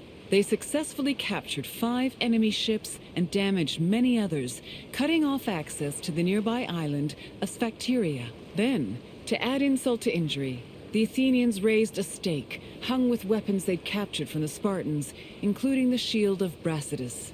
Meanwhile, the 420 Spartans on Sphacteria were trapped, and Sparta was completely helpless to rescue them.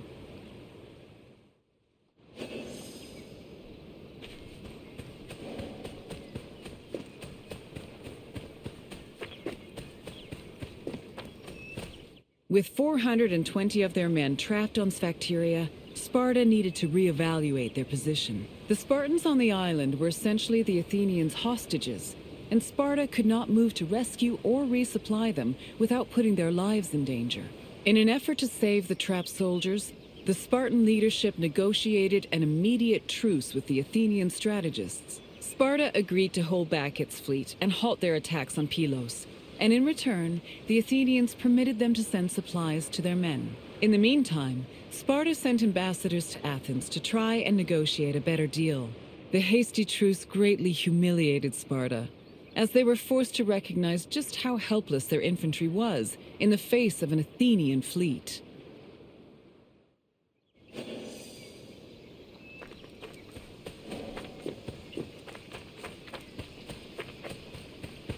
To bargain for the safety of their men, Sparta sent ambassadors to Athens to propose a cessation of hostilities. The ambassadors tried to emphasize that their situation was not a result of strategic incompetence or lack of strength, but rather plain bad luck.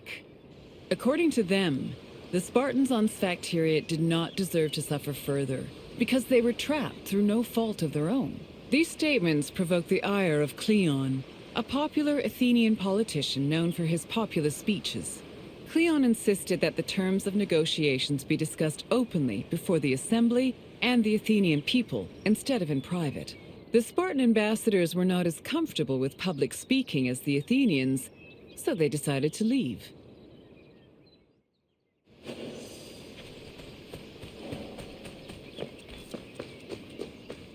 Following the failed attempts of the Spartan ambassadors, hostilities resumed. Back in Athens, Cleon took matters into his own hands.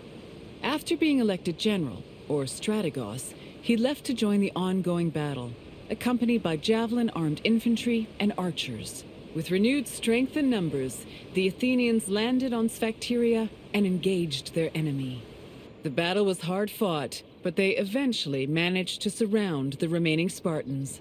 It was then that Cleon invited the Spartans to surrender, as he hoped to return to Athens with prisoners.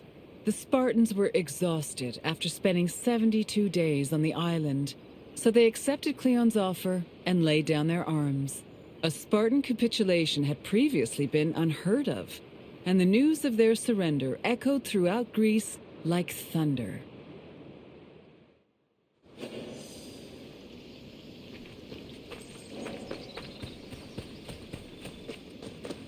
The Spartans' capitulation completely changed the course of the Peloponnesian War.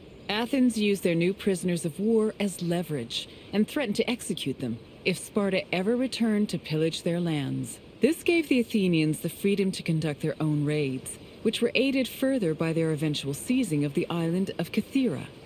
Sparta tried to negotiate for peace, but were unsuccessful. Cleon, meanwhile, was emboldened by his victory and continued to gain popularity with the Athenian people, popularity that translated to power.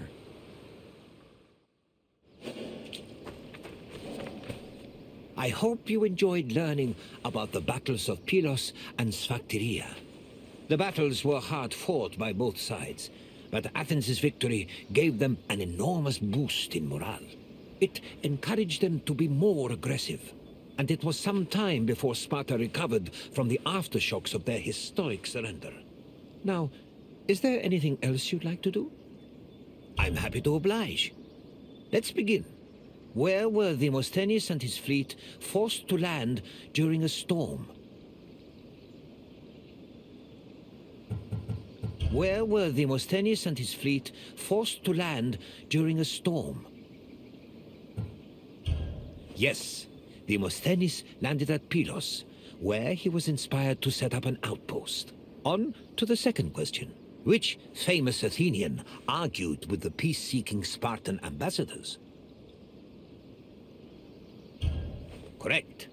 Cleon demanded the terms of the peace be discussed in front of the Athenian assembly, which greatly dissuaded the ambassadors. One last question. Which Spartan general rammed Pylos with his ship?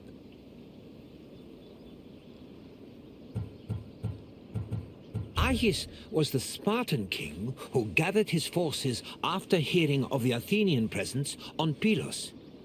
Try another answer. Thucydides was an Athenian historian and general. Keep trying. Correct.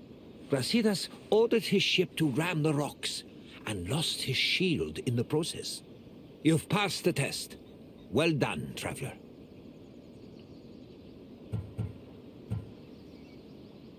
Then I will say farewell. Though I hope our paths will cross again someday.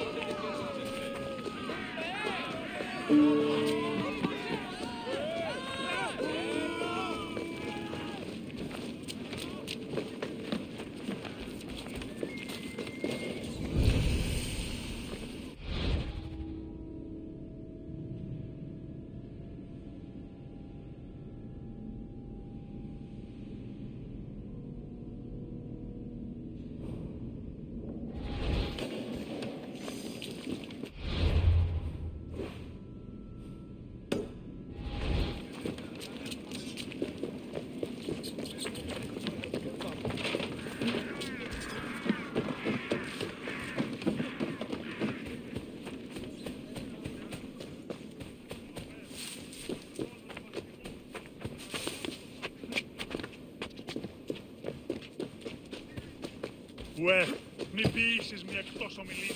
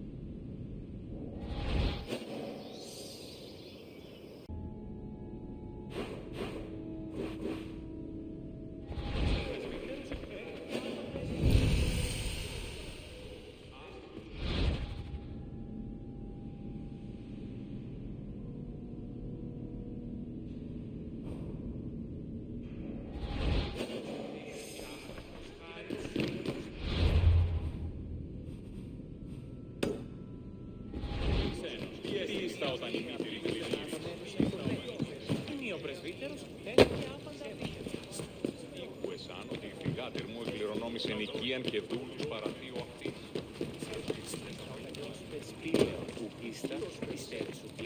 Μόνον όταν το επιχείρημα δομεί...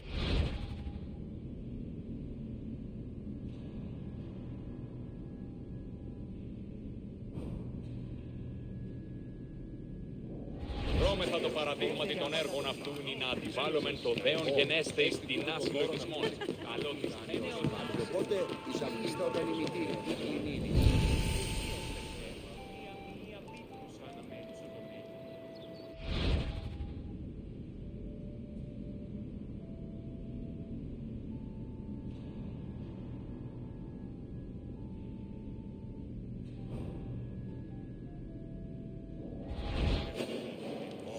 Έστι τούτο το δώρον αυτής εκ τα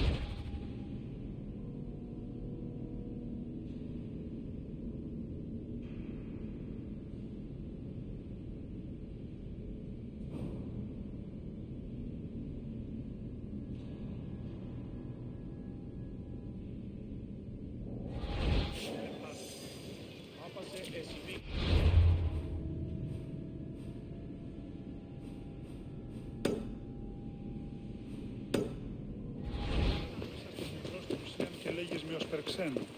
Ή ξένος. Φύστα όταν η μήνυ.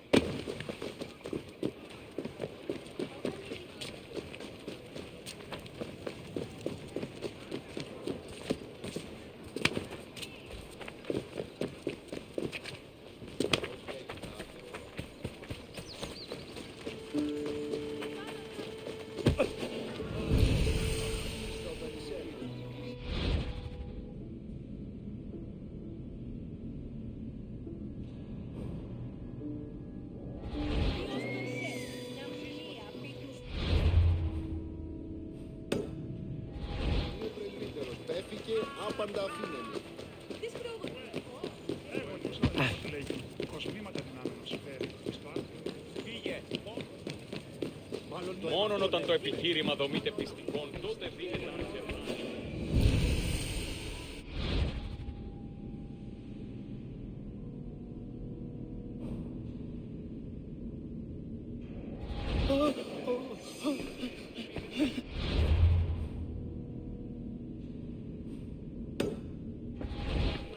Το ούποτε συμβήσει.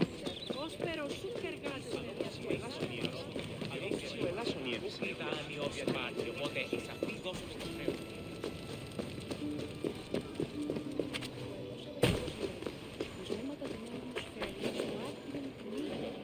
Greetings, visitor. You stand in Sparta's political center, where all of the city's most important decisions were made. You should feel honored. Spartans may be unequaled on the battlefield, but some situations are better solved by a meeting of minds than a clash of swords. Not many, mind you, but some. Sparta's political system was unique in the Greek world. While Athenians wasted hours on end whining and wagging their tongues at each other, Spartan kings made their decisions swiftly and deliberately. They preferred action over words. Come find me again when you finish your visit. We will speak more then. Farewell.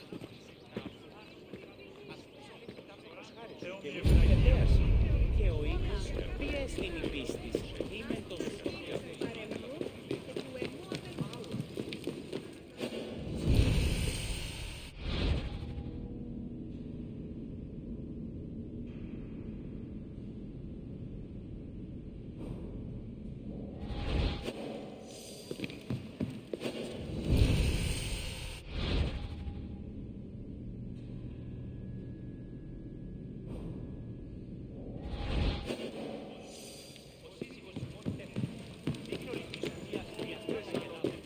Sparta's political system differed from most of Greece's.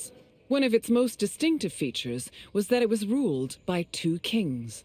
These kings belonged to two separate dynasties, the Eurypontids and the Aegeads, both of which were said to be descended from Heracles. Both kings shared equal powers, and disputes between them required the intervention of special magistrates known as ephors. However, if one of the kings were more charismatic or experienced, they could influence the weaker king's choices.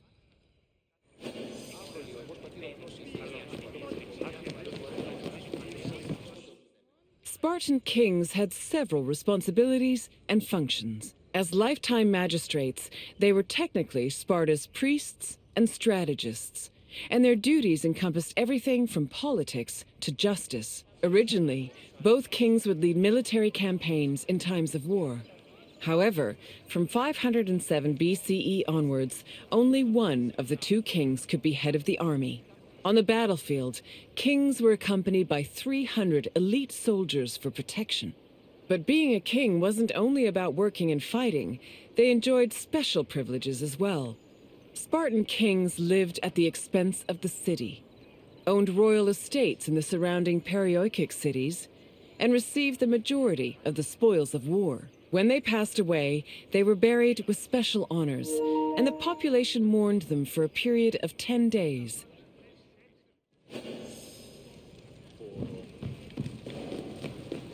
Πότμια, ο σύζυγος της μόνης έφυγε.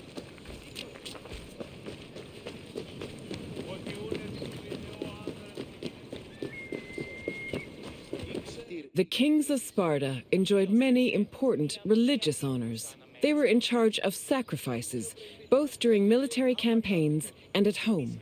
The kings received double portions of the meat at all communal meals, and they were also the first to pour libations.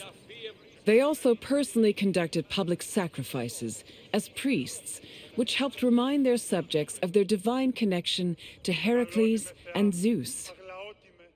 Βρείτε προσκόπας αξιολόγων νεών, ένθα επιτιμήματος εξαιρέτου. Σκοπής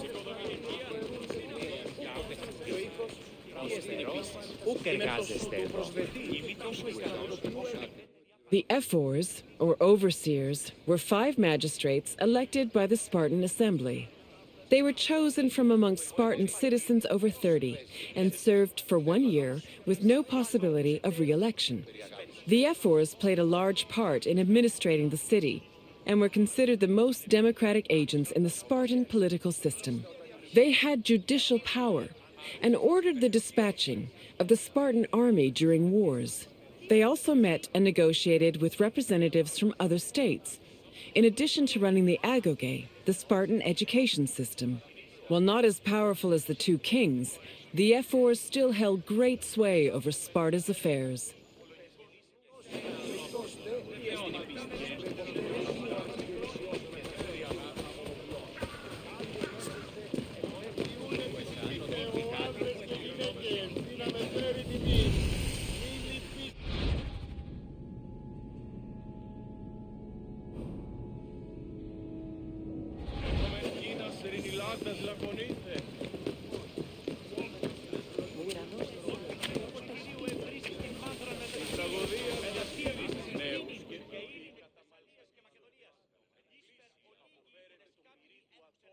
The Gerousia was the Spartan Council of Elders.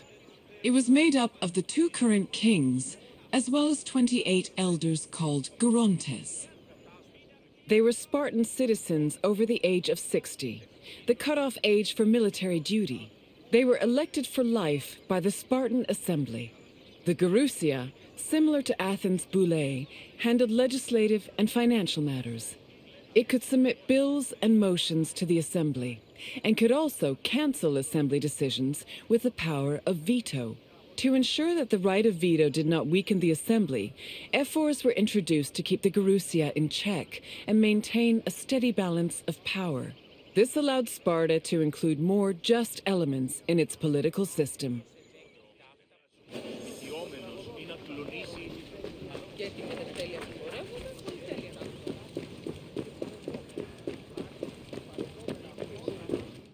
The Spartan Assembly, or the Apella, was made up of Spartan citizens who were over 30 years old.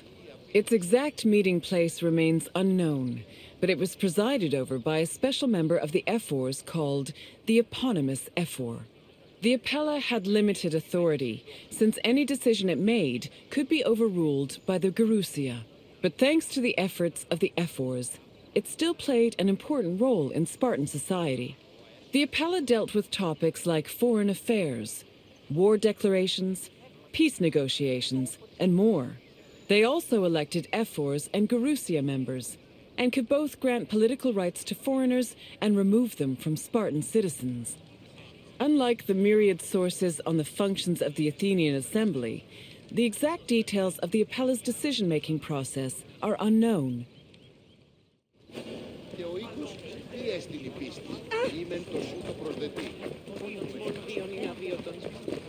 I see you finished. I hope you feel more knowledgeable about the inner workings of Spartan politics. Our way of ruling was not conventional, to say the least, but it served our purposes well. What would you like to do? Are you? We shall see. Let's begin. What was the name of the Spartan Assembly?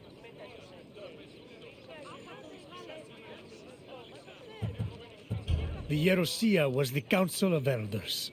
Try again. Correct. The Spartan Assembly was known as the Apella. Question 2. How many members did the Gerousia have? Yes, the Gerousia consisted of 28 Gerondas and the 2 kings of Sparta. Last question. What was the name of the Spartan education program?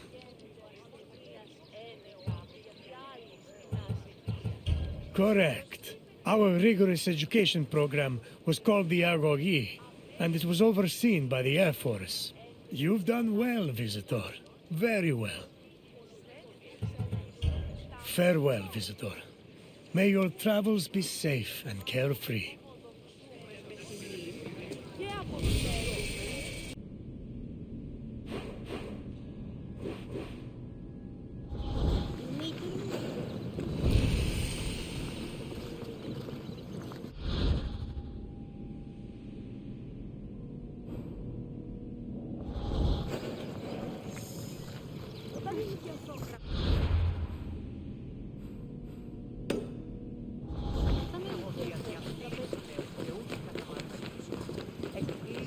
Αποφέρετε το πυρί του ατόπου υποθόσπερσε. Welcome, visitor, to where Spartan boys become Spartan men. I can't help but be reminded of the boy I used to be. I wonder what that boy would think if he saw me today. Would he be proud? Intimidated? Or would he pity the tired old man standing in front of him? But such thoughts are meaningless. Let us move on. The Argolis was Sparta's strict education system. The strenuous regimen took in the young boys and then reshaped them until nothing was left but the strength, intelligence, and resolve of a perfect Spartan citizen. I will find you once your visit has ended, and we will talk further. Until then, visitor.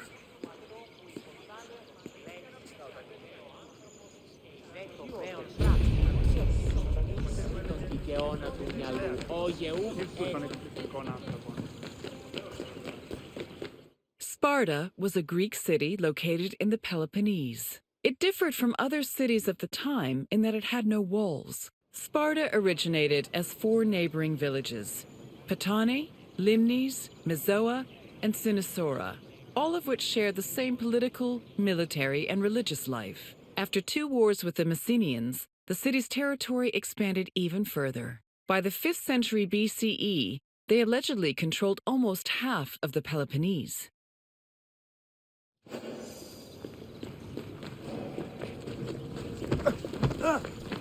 The Agoge was the military training and education program undergone by Sparta's male youth. Grooming men for war was one of the city's main priorities. Boys began their training at the young age of 7 and completed it when they were 30. It has been said that Spartan infants were inspected for weakness shortly after birth. If they were deemed too sickly, they were thrown into chasms. However, this information remains unproven. The healthy boys were considered suitable for training. When they came of age, they were removed from their families and were placed into service of the state. Their education included subjects like reading, writing, and even music, but was mostly focused on tough military exercises meant to turn the boys into efficient soldiers. The Agoge was divided into 3 cycles: one for boys aged 7 to 12, one for adolescents aged 12 to 20, and one for men aged 20 to 30. Each cycle included different exercises for refining the body and mind.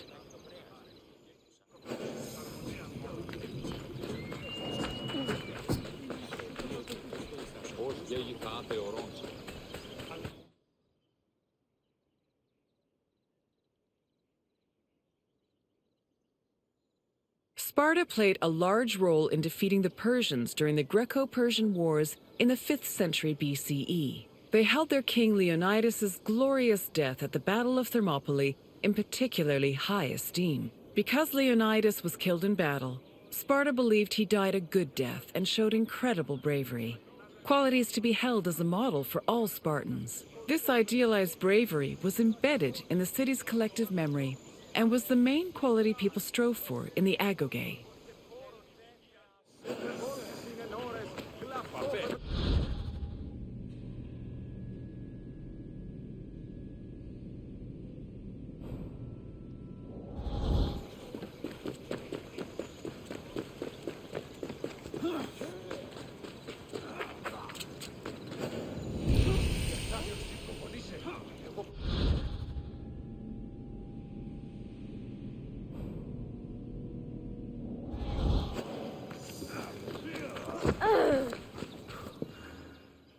The first cycle of the Agoge focused on boys aged 7 to 12. Each of the boys had shaved heads and wore light clothing. They walked everywhere barefoot, swam the Erodus River all year long, slept on reeds, and participated in cult rituals for Artemis or Thea. The boys were grouped into herds, or agoli, and were supervised by older adolescents. Once they reached the age of 12, they entered the second cycle of the Agoge, which aimed to integrate them into the society of citizen soldiers.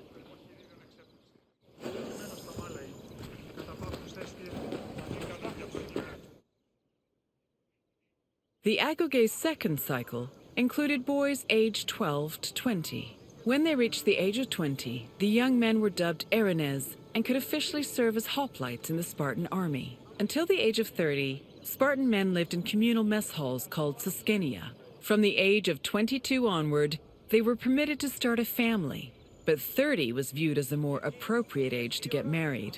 Spartan men served in the military until they turned 60, when they were designated as elders, or gerontes. However, many were known to continue serving anyway, such as King Archimedes III, who fought in the army until he was killed in battle at the age of 62.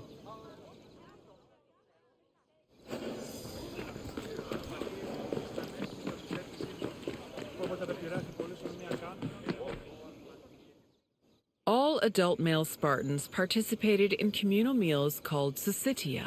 The attending Spartans contributed different kinds of food on a monthly basis, in addition to a small sum of money to pay for meat. Each man was entitled to one portion of a meal, with the exception of the kings, who received 2 portions. Syssitia attendance was mandatory for every Spartan fortunate enough to be part of the group. The meals had great political significance. According to Xenophon and Plutarch, the syssitia was designed to foster a sense of equality between citizens. It also demonstrated the self-restraint and moderation of Spartan society. But in reality, the syssitia only increased the differentiation between the rich and the poor. Those who could not afford to contribute to the communal food not only missed their meals, but also lost their right of citizenship.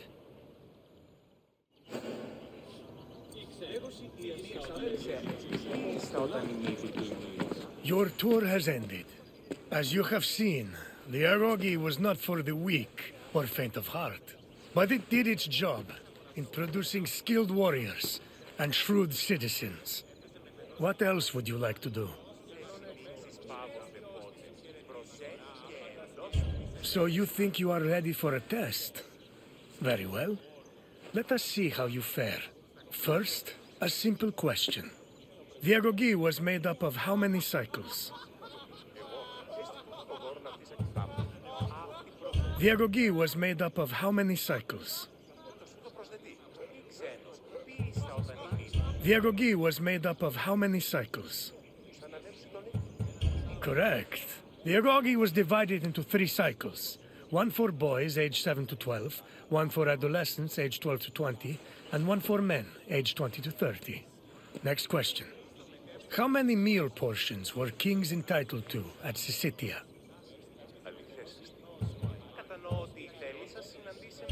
No, although that was the allotted food for most Spartan citizens. Try again. Yes, Spartan kings had the right to double portions. One final question. When were Spartans allowed to grow mustaches?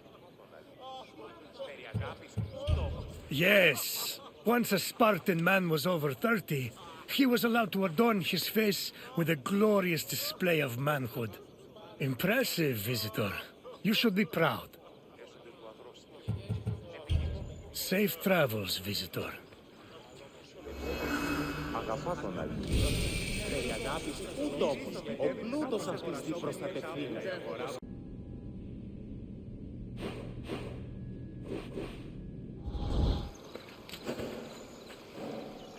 Welcome to Lakonia, visitor. You're here to learn about Spartan society, yes? Then I won't stop you. Sparta is a glorious place, and you should feel honored to be here. Honored, and perhaps somewhat frightened.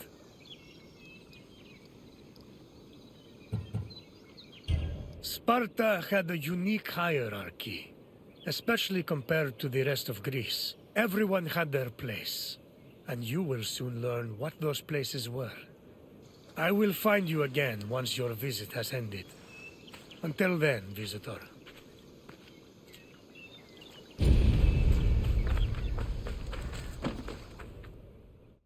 Spartan society was structured around austerity, self-sufficiency, and a hostility towards foreign elements.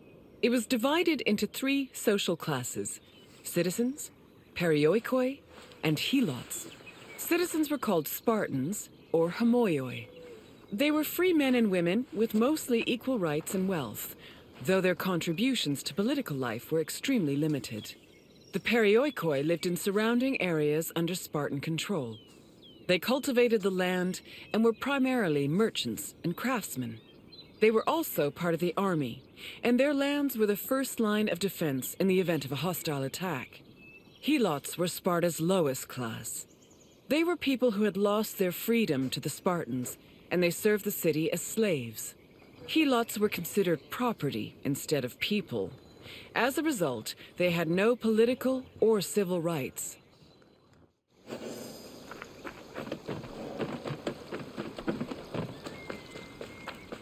Helots made up the majority of Sparta's population. According to Polydeuces, they lingered between slavery and freedom. Two elements made Helots differ from other slaves. They were allowed to form their own families, and they were publicly owned by the city of Sparta instead of private citizens. Because Helots were deemed public property, they could not be sold as merchandise. They mostly worked to cultivate the land, but also fought in wars alongside the Spartans. While they gave the fruits of their labor to Sparta, they also kept a fair part of it for themselves. This practice allowed some Helots to make enough money to buy their own freedom. Alternatively, if a Helot served the state well enough in military campaigns, they could also be granted civil rights.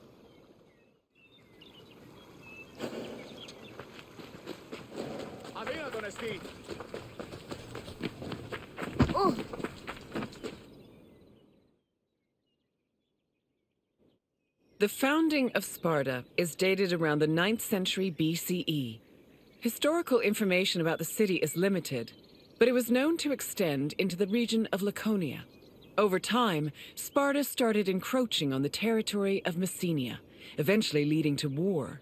Sparta gained more land in this conflict, which they divided between their citizens and the perioikoi. The aftermath of the Second Messenian War, from 640 to 620 BCE, then divided the population into three groups: the homoioi, the perioikoi, and the helots. The helots of Lakonia mostly respected Sparta's rule and did not cause much trouble. However, helots from Messenia supposedly resisted the Spartans, although sources can only confirm one revolt for certain, which occurred in Messenia in 464 BCE.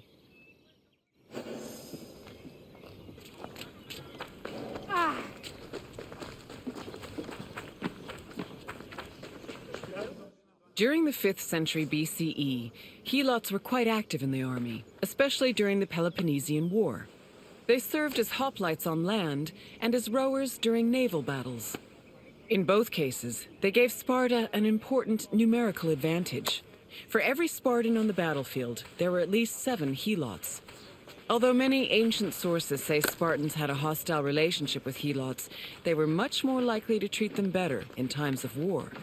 For example, when 300 helots and 120 elite Spartans were captured by Athens during the Battle of Sphacteria in 425 BCE, the Spartans promised the helots their freedom if they served them well in combat. Similarly, around the same time, the Spartan general Brasidas fought a battle alongside 700 helots.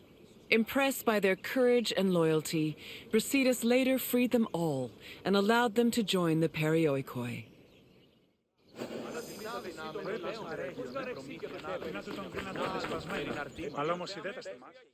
Perioikoi were another group of Sparta's population. They lived not in the city itself, but in its surrounding areas.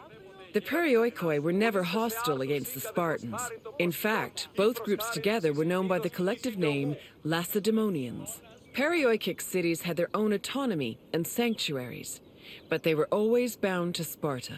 They were allowed to develop their own local laws and economies, but could never reach a level of prosperity that rivaled their parent state.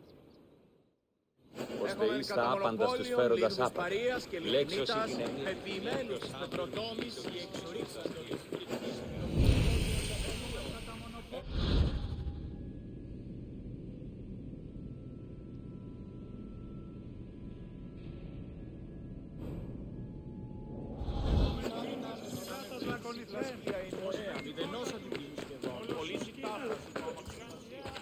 I see you've finished. I hope you have a better appreciation for Spartan society. Nothing we do is without reason, and every man, woman, and child has a role to play. What would you like to do? Is that so? Then let us begin. During which battle were Ilots promised their freedom? The Battle of Salamis was a glorious naval engagement, where we managed to drive back a host of Persian ships. But we did not promise to free our Ilots. Try a different answer. Yes. In the Battle of Stacteria, a group of elite Spartans promised to free their accompanying Ilots if they helped the Spartans during a siege. Next question. Which of the following is another name for Spartan citizens?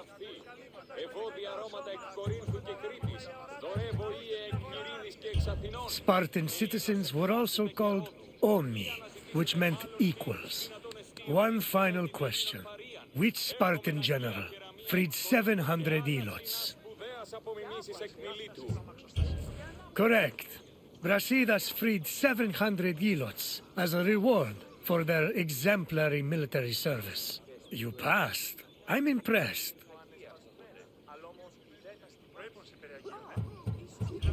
Then you may leave. Farewell, visitor.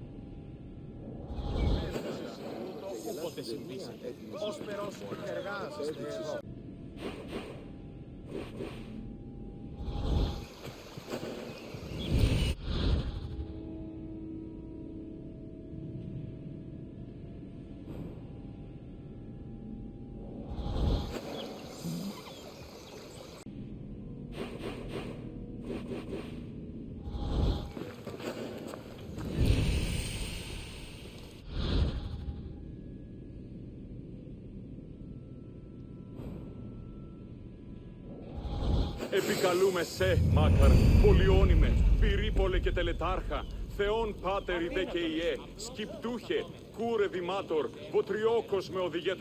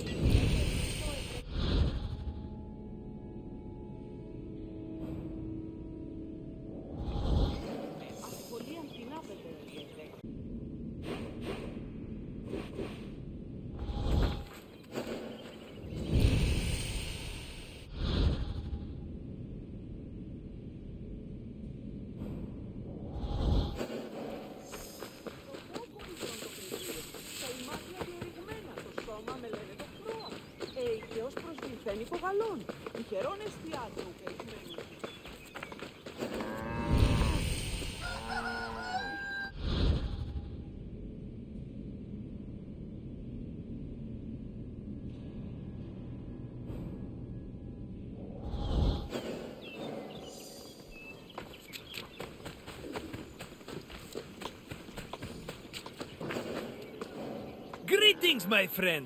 Welcome to Arkadia, home of shepherds, sheep, and manure. I recently made an offer to buy some nearby farmland. Unfortunately, the owner refused, based on completely unsubstantiated rumors that I once burned down 3 farms in Kos. Can you believe it? I've never burned down a farm in my life. I may have once paid someone else to do so, but I assure you, my reasons were entirely acceptable and in the best interest of everyone involved.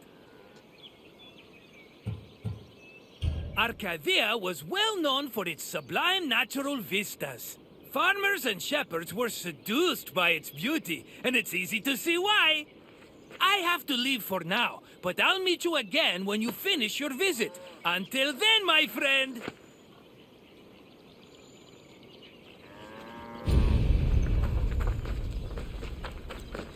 Grain was a staple of the Greek diet, to the point where Homer referred to his compatriots as mortal eaters of bread. Grain farming was a meticulous process. Due to dry summers, artificial irrigation was impossible, so farmers had to rely on rainfall to water their crops. This gave them very narrow windows for sowing and harvesting. On a farm of this size, only half of the field would be planted every year, while the other half would lie fallow to avoid exhausting the soil. According to the poet Hesiod, the best time to sow grain was in autumn, and the best time to harvest it was in May. Fortunately, if farmers missed their opportunity, they also had a chance to plant millet in the spring.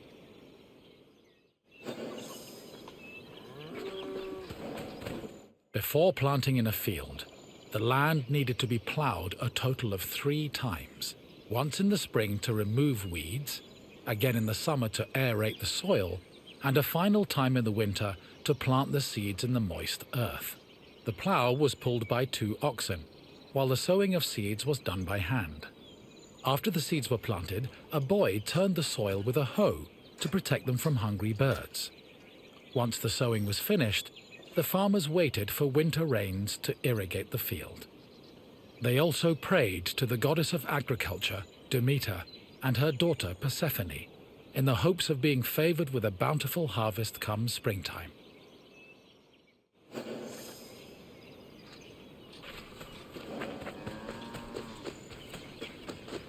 Grain was harvested in the spring using a curved knife called a sickle. With their backs to the wind, the reapers cut the plant stalks and left the sheaves behind before moving through the rest of the crop. Once the harvest was mowed, the sheaves were brought to the threshing floor.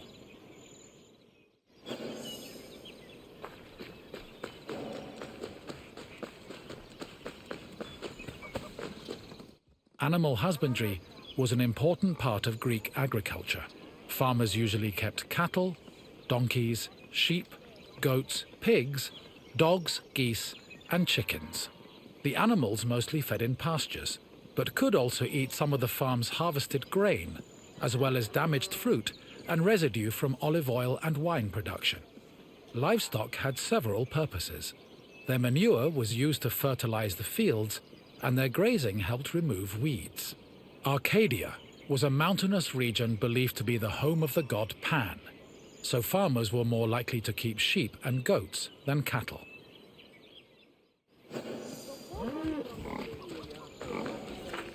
Most farming tools were simple, handmade implements made of wood and occasionally tipped with iron.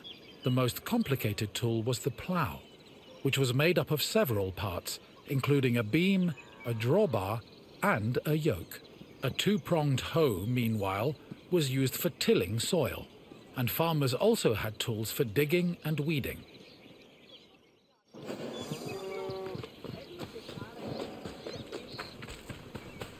After the sheaves were harvested, workers brought them to the threshing floor to extract the grain. Oxen or donkeys were hitched to a post in the center of the floor and guided around it, while workers threw sheaves under their hooves. The animals, stomping, forced the grain kernels out of their casings. Afterwards, the kernels were collected for the winnowing process. Winnowing helped separate the heavier grain seeds from the chaff. It began with using a wooden shovel to toss the grain. While in the air, the wind blew away the lighter chaff, leaving only the heavier grain. To remove the remaining chaff, the grain was tossed in a wooden basket called a lignon, which filtered the grain until only clean kernels remained.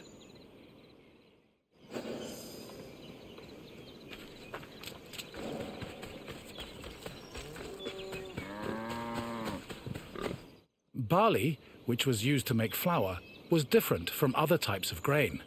Threshing was not enough to separate the barley from its husk, so instead it was roasted in a specialized tool called a frigatron. After the barley was roasted, it was pounded with a mortar and pestle. The pounded grain was then ground into a meal using either a hand mill or a hopper mill. Grinding was boring work, so workers often lightened the mood with a mill song. Once the barley was completely ground, it was sieved using a wicker basket called a koskinon, making it ready for use.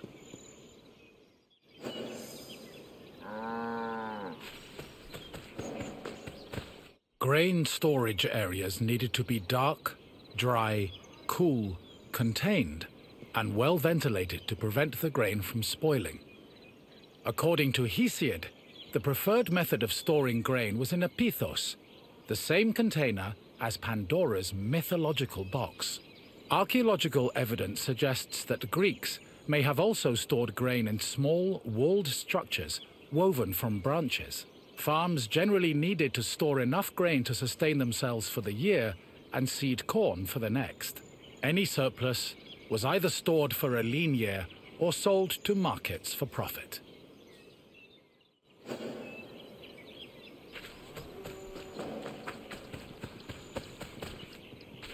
My friend! Good to see you again! You must feel hungry. I know I would, spending all that time watching farmers working themselves to the bone.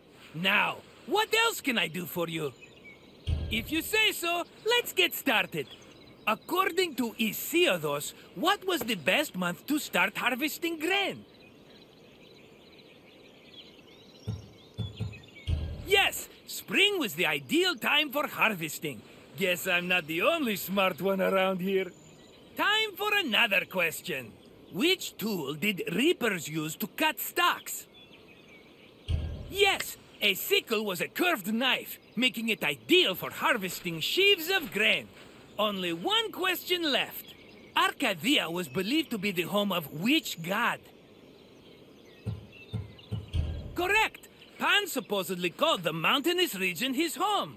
Incredible work, my friend. It's safe to say your mind is definitely more wheat than chaff. If you say so.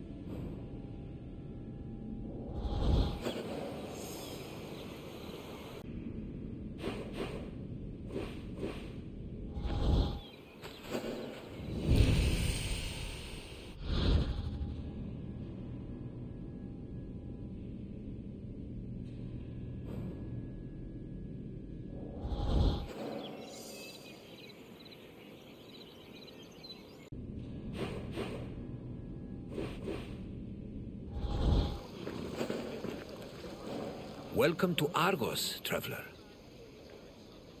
I have always admired the dedication of Greek metalworkers. Without them, we would not have the inspiring monuments that stir the hearts of Greek citizens everywhere. This is Argos, one of the oldest cities in Greece. The Argives were an ingenious people famous for innovations in areas like military tactics. However, what they were most renowned for was their metallurgic artistry, especially with bronze. I hope you enjoy yourself. Look for me at the end of your visit.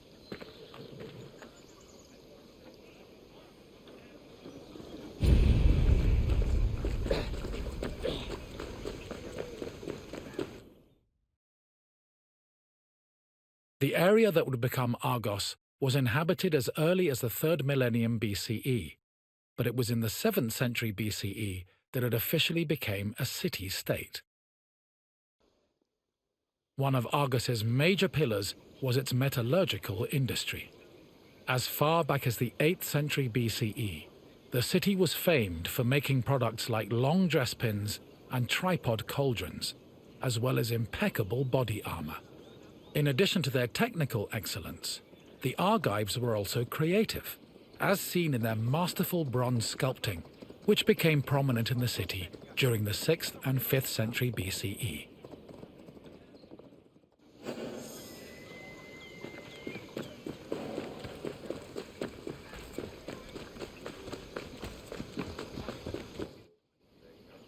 Bronze is an alloy composed of 90% copper and 10% tin. Because of this, copper and tin needed to be smelted and combined to create the material needed for sculpting. After the bronze alloy was formed, it was melted in special furnaces. They required a tremendous amount of fuel and were usually supplied with charcoal made from specific types of wood. It's possible they were also coated with a protective lining of clay, which would have been sensible given the melting point of bronze is approximately 950 degrees Celsius. Once the bronze was melted and collected, the furnaces were dismantled and dumped.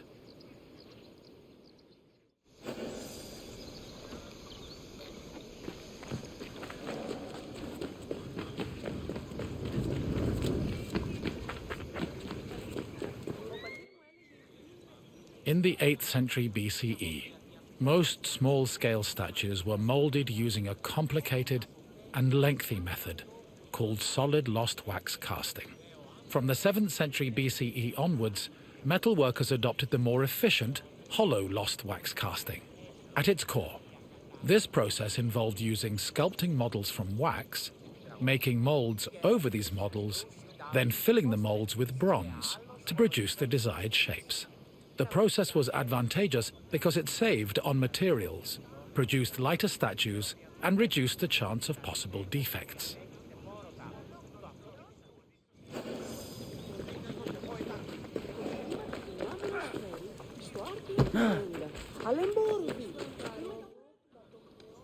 Once all the pieces of the sculpture were molded, they were welded together and subjected to the cold working process. This process involved repairing the sculpture's flaws by filling any holes and cracks with specifically measured bronze patches. Afterwards, the sculpture was scraped, chiseled, and polished until it was deemed satisfactory. Decorative details like hair, eyebrows, and mustaches were added with the use of a sharp tool. Eyes, which could be inset with ivory, glass, or silver, were attached to their sockets using a resinous kind of glue. Teeth and fingernails were inlaid with silver, and lips and nipples with copper. These small touches added color and contributed to the sculpture's lifelike appearance.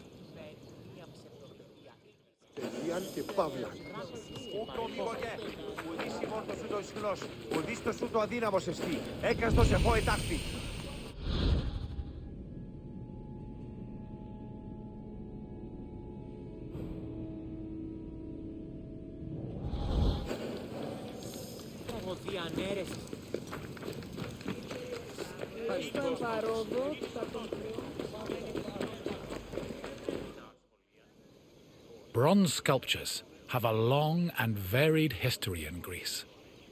During the geometric period of 900 to 700 BCE, the sculptures mainly depicted idealized heroes, charioteers, and horses, and most of them were dedicated to sanctuaries. The Orientalizing period followed in the 7th century BCE.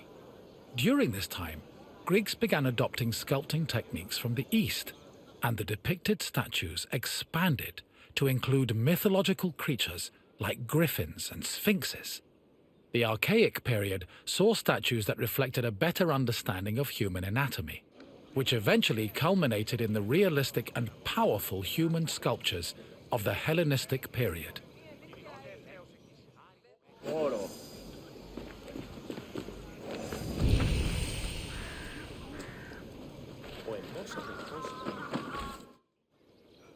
Argos was the home of Polykleitos, one of the most famous sculptors in ancient Greece.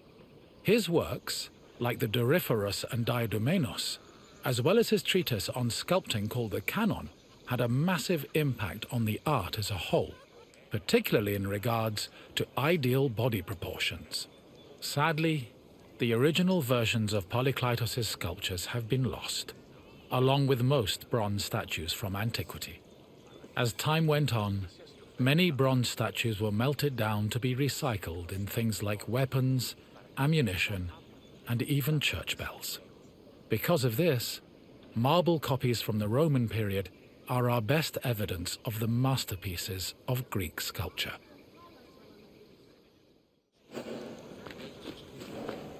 I see you have completed your tour. I trust you have a new appreciation for Greek sculptures after learning of the heart and soul that was poured into each step of their creation. Now, what else would you like to do? Then let us dive right in. Here is your first question. Which era of sculpting came first?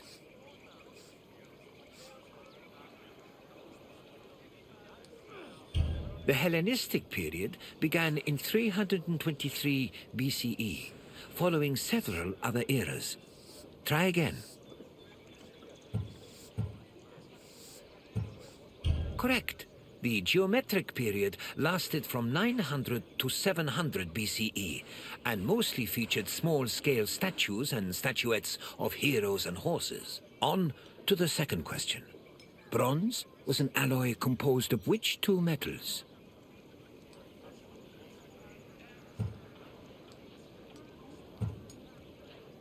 Combining copper and gold did not form bronze. Instead, it merely gave the gold a rosy tint. Try another answer. Copper and zinc made up brass, not bronze. Try another answer. Yes. To get the bronze required for sculpting, metal workers first needed to smelt copper and tin.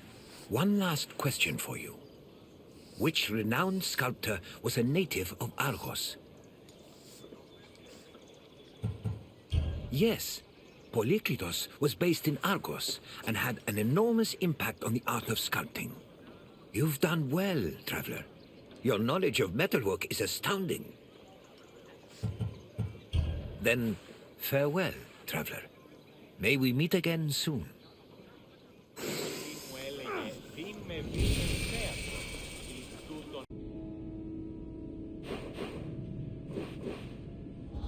Ήκουσα την ευήθιαν ταύτην και το πρώτερο. Μέληση την περιοπιδαύρου. Έναν εξάδρυ. Έχουμε κατά μονοπόλιον λίγους παρία και λιχνίτας πετυημένους της πετροτόμης. Οι εξορίξαν το... Λίγους παρίας και λιχνίτας πετυημένους της πετροτόμης.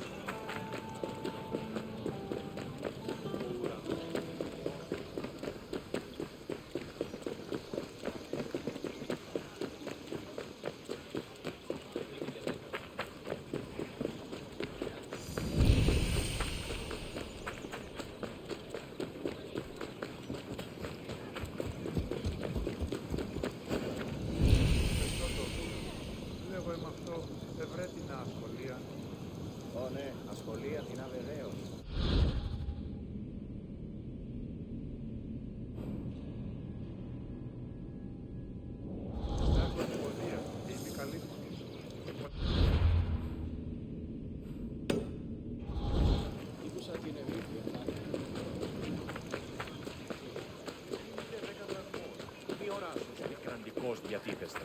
Ούτε ιδέα, ναι.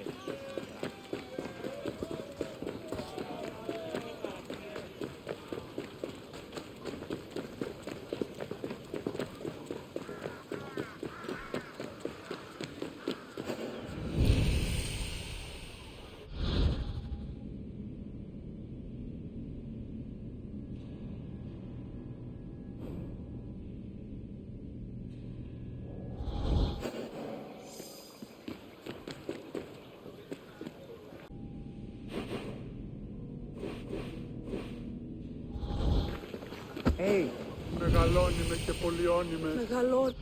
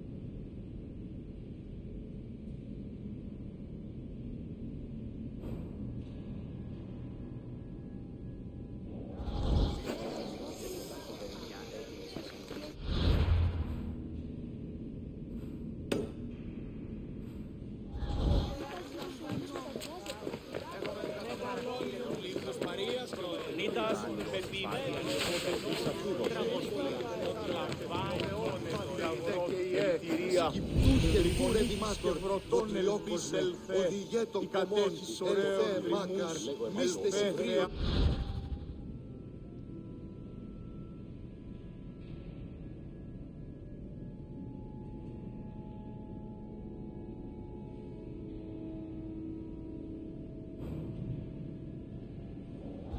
Μάλλον το αίμα αυτό λέγω. Μάλλον αυτό στα γέννη λέγονται με αυτό.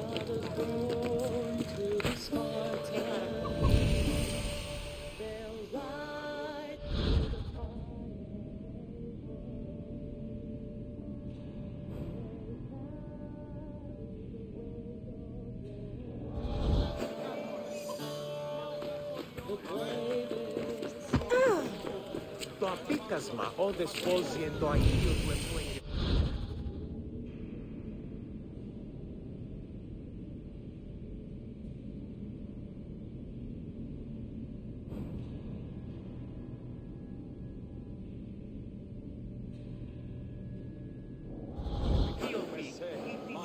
Βεβαίως όλα προέρχονται εκ των περιφερειών έξω από τις πόλεις.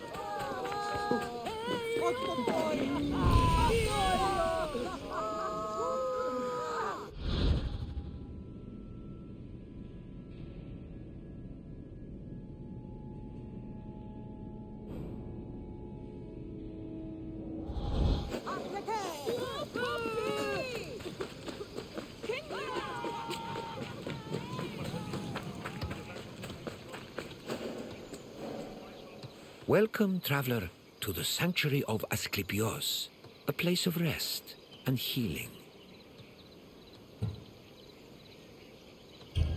The sanctuary of Asclepios is an amazing place, even for those with only a passing interest in medicine. It was a fascinating location, combining the mystical, religious, and scientific.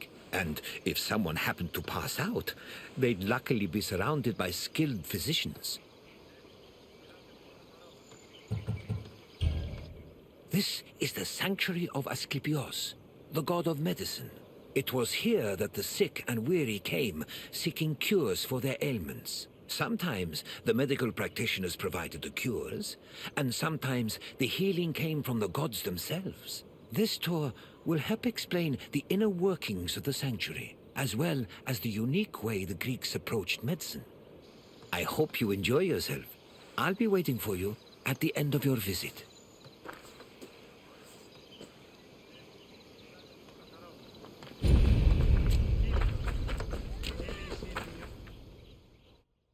The ill and infirm came to this sanctuary to pray and offer sacrifices to Asclepios, the god of medicine.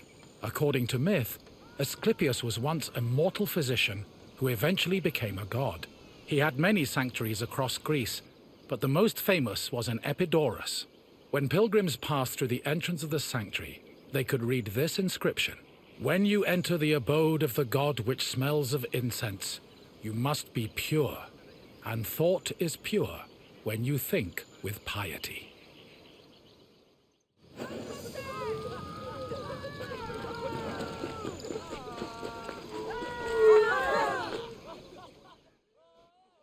Medical steles constituted a sort of hub between medicine, religion, and the divine. They were slabs with inscriptions that praised Asclepios' virtues and merit, and described his methods of healing. The inscriptions relayed the dreams patients had within the Abaton, one of the most important buildings in the sanctuary. The steles outlined the patient's name, their disease, and how they were cured by Asclepios. They were probably written by the sanctuary's priests, or at least under the priest's supervision. Asclepios was a complex deity. In addition to being a god, he was also a trained physician and disciple of the centaur Chiron.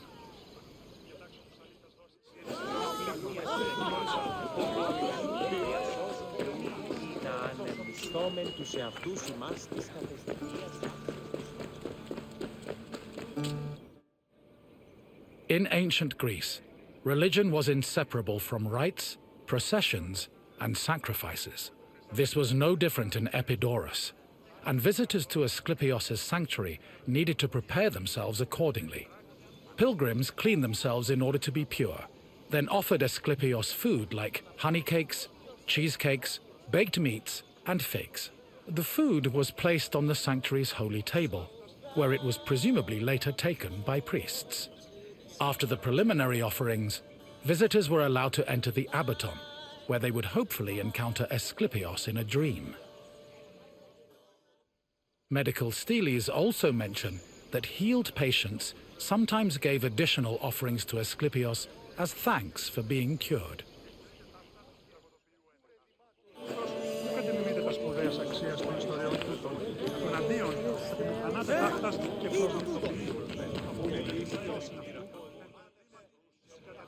Asclepios was originally born a mortal, and was the product of an affair between the god Apollo and a mortal, Coronis.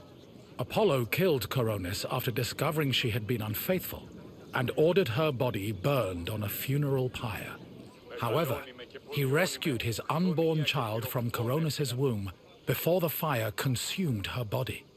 Apollo gave the baby to the centaur Chiron, who raised Asclepios and taught him to practice medicine. Over time, Asclepios became so skilled in the art of healing, he could even raise the dead. This angered Zeus, who sent Asclepios to Hades with a thunderbolt. Apollo retaliated by killing the Cyclopes responsible for making Zeus's thunderbolts. Then, Zeus revived Asclepios, making him immortal and deifying him in the process. In sculptures, pottery, mosaics, and coins, Asclepios was portrayed holding a staff intertwined with a sacred snake. The staff is a symbol of medicine that still endures to this day.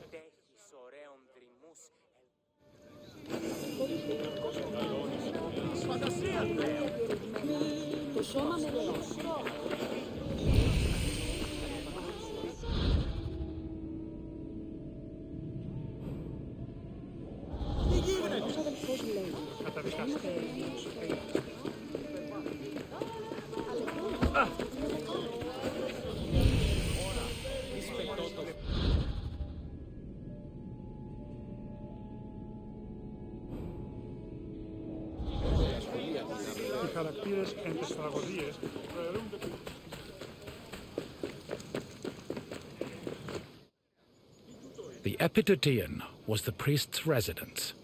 As the link between patients and the gods, priests were essential to the operation of the sanctuary. They were often elected into the priesthood for one-year periods, but could also buy themselves a position if they were wealthy enough. In addition to interpreting patients' dreams in the Abaton, priests both supervised and performed sacrifices and rituals. During these functions, they were usually clad in white. σώτηρα, άβουσα καλούς καρπούς, απογείωση η μητέρα.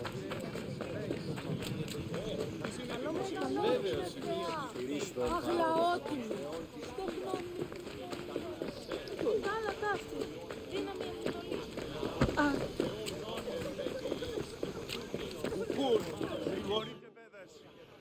The Abaton was built in the northern boundary of the sanctuary, where it surrounded a sacred well whose water was believed to have therapeutic properties. The Abaton was where pilgrims went for incubation, or dream rituals. Details of the incubation ritual have been described in unearthed medical steles. They were also noted in Aristophanes' play Plutos, which featured a more comedic view of the process.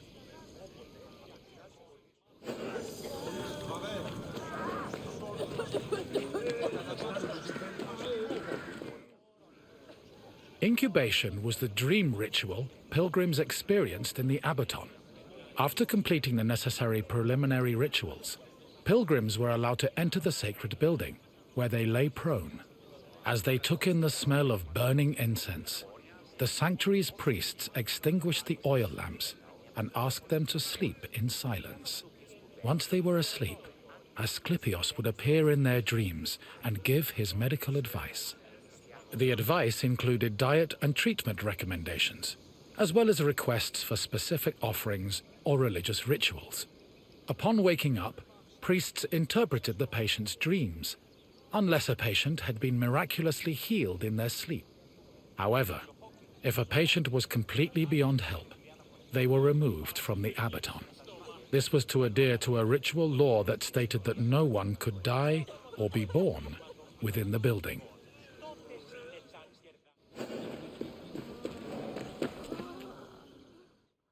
I see you've completed the tour. I hope you enjoyed your time in the sanctuary. As you can see, gods and miracles were just as important to the healing process as medicine was.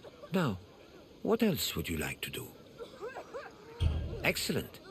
Here is your first question. Which mythical creatures made Zeus's thunderbolts? Sirens were more likely to shipwreck sailors than work for Zeus. Try another answer. Harpies were winged bird-like women. They did not make Zeus's thunderbolts. Keep trying. Gorgons were monsters who petrified men. Unfortunately, they did not make thunderbolts. Try again. Correct. Zeus's thunderbolts were crafted by Cyclops. On to the second question. What was the name of the building where incubation occurred?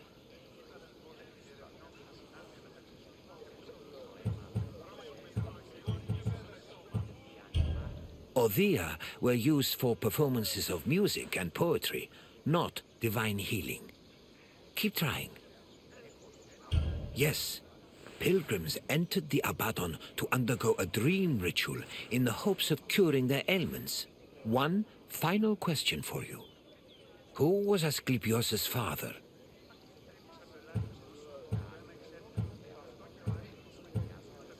Achaia was related to Asclepios, but she was his daughter. Keep trying. Yes, Apollo was Asclepios' father, and his mother was a mortal named Coronis. You've proven you know the sanctuary inside and out. Well done. Very well. May your quest for knowledge be fruitful and fulfilling.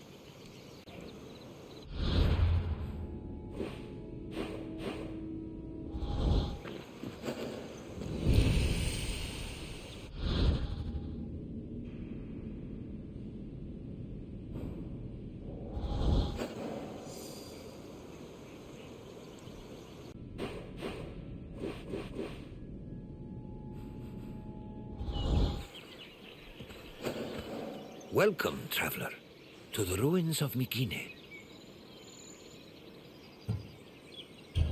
It is humbling to stand in the remnants of such a great civilization. Looking at these ruins, I am reminded that the past is never as far behind us as we think.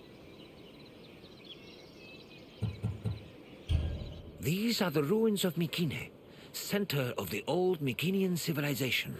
It was home to great warriors and heroes. In many ways, places like Athens and Sparta stand on the shoulders of its accomplishments. This tour will take you through its ruins and introduce you to its most important monuments, revealing its history in the process. I hope you enjoy yourself. I'll be waiting for you at the end of your visit.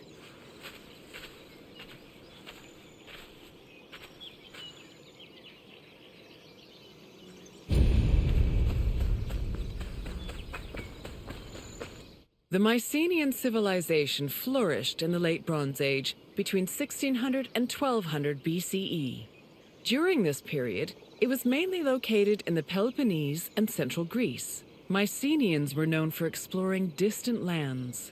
Notably, they battled the Hittite-allied city of Walusa in a conflict that was believed to be the inspiration for Homer's Trojan War. But the Mycenaean people didn't only travel to fight. They learned much from their neighbors, the Minoans of Crete, such as how to write syllabic script on clay tablets. Such tablets provide evidence that Mycenaeans spoke an early form of Greek. They also tell of how great Mycenaean kings ruled over their warriors from opulent palaces in places like Mycenae, Thebes, and Knossos.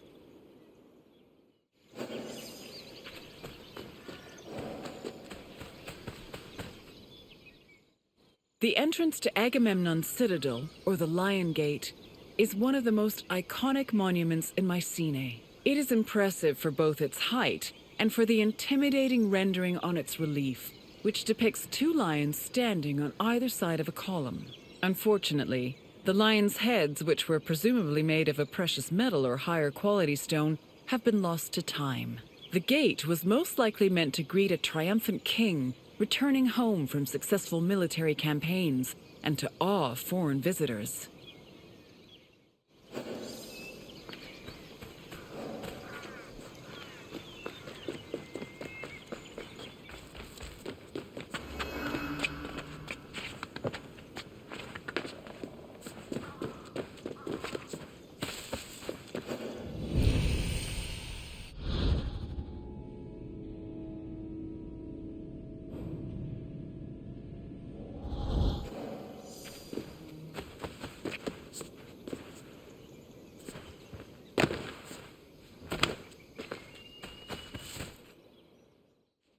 When these shafts were discovered by archaeologist Heinrich Schliemann in 1876, he believed the 6 gold-filled graves to be connected with the family of the great king Agamemnon, even going so far as to proclaim a gold mask he found within to be the death mask of Agamemnon.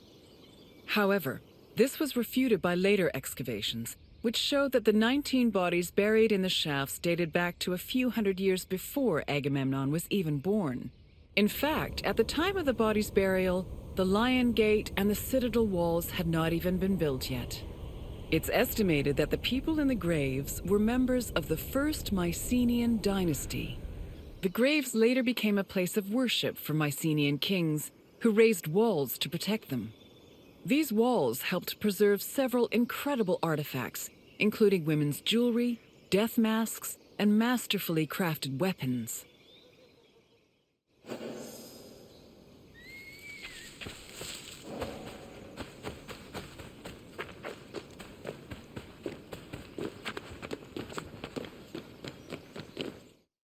By 1250 BCE, Mycenae was at the height of its power, and its living quarters and workshops were numerous. Houses were built everywhere, from the top of the palace's hill near the king's residence, to the slopes and terraces within the walls, to the nearby hills outside the citadel.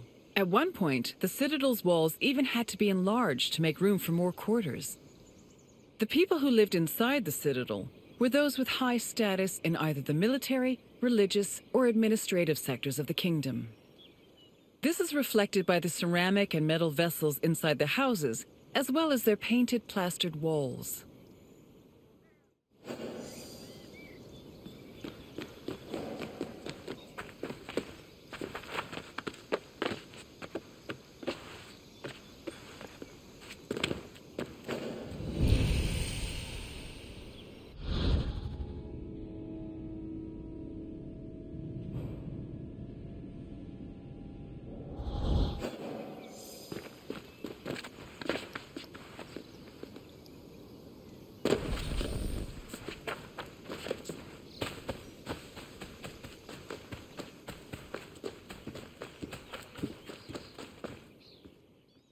A traveler seeking an audience with the king would have first ascended a steep ramp from the Lion Gate to the citadel's summit. Here, they would have walked into the palatial complex through a grand entrance called the Propylon. Once inside, their gaze would immediately be drawn to the palace's main hall, a monumental area known as the Megaron. The vividly decorated Megaron, which glittered with precious objects and colorful frescoes in its heyday, was where the king would have received the traveler. If the king was feeling generous, he would have shared with the visitor the palace's most marvelous feature, its commanding and majestic view, which stretched from the plain of Argolis to the gleaming Aegean Sea.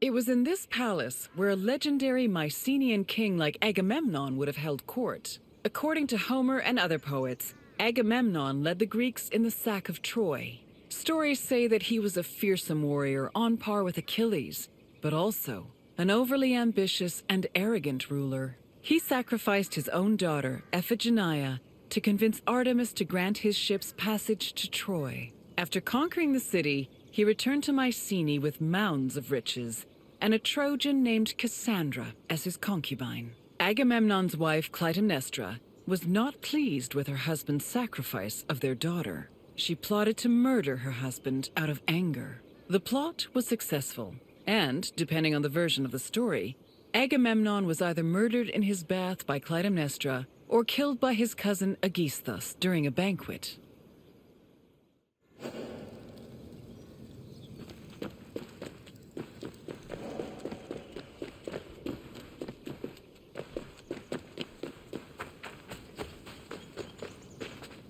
You've completed the tour. I trust it was an eye-opening experience.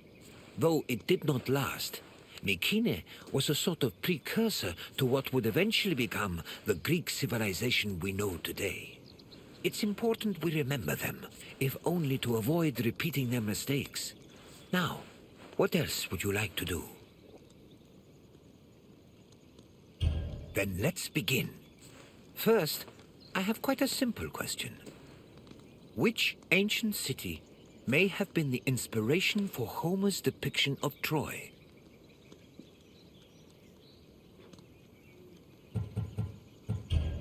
Which ancient city may have been the inspiration for Homer's depiction of Troy?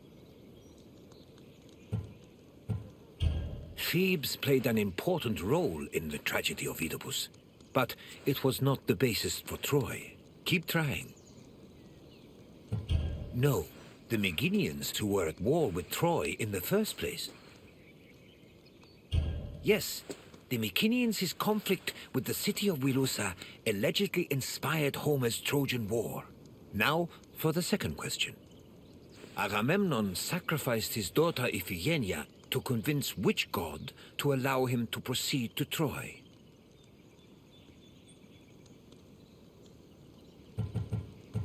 Agamemnon sacrificed his daughter Iphigenia to convince which god to allow him to proceed to Troy? True, Ares was the god of war, but Agamemnon did not sacrifice his daughter to him. Try a different answer. Agamemnon did not sacrifice his daughter to Athena. In fact, Athena supported the war with Troy, so such a sacrifice would have been senseless. Keep trying. No, Agamemnon's sacrifice did not appeal to Apollo. Try again. Yes, Agamemnon sacrificed Iphigenia to reconcile with Artemis, who then allowed his ships to pass to Troy. Now, one last question. What was the name of Agamemnon's Trojan concubine? What was the name of Agamemnon's Trojan concubine? Correct. Following the sack of Troy, Agamemnon sailed home with the Trojan prophetess named Cassandra. You've studied the ruins well, traveler.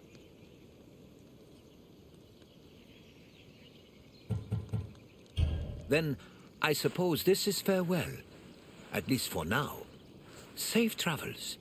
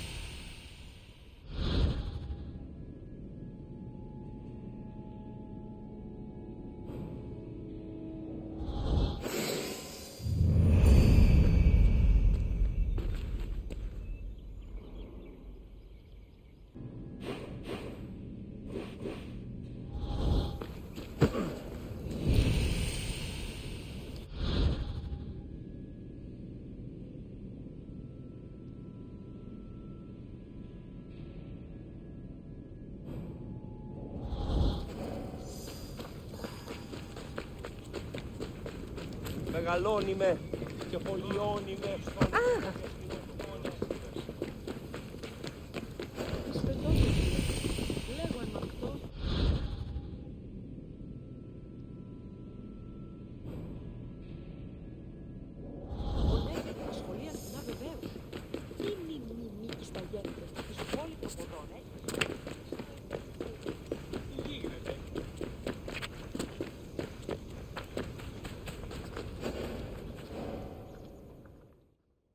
Hello, my friend! It is my pleasure to introduce you to Corinth's Temple of Aphrodite.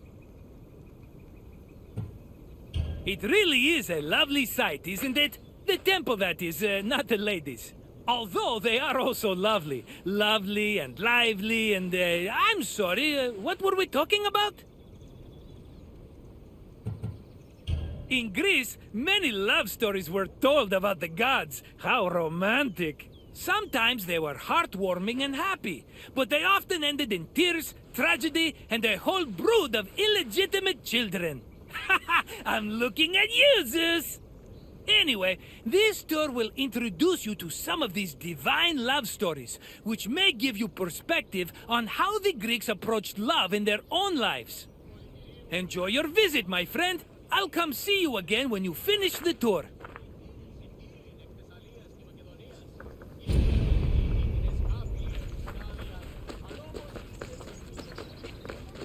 Much like Athens, Corinth had its own acropolis, called the Acrocorinth.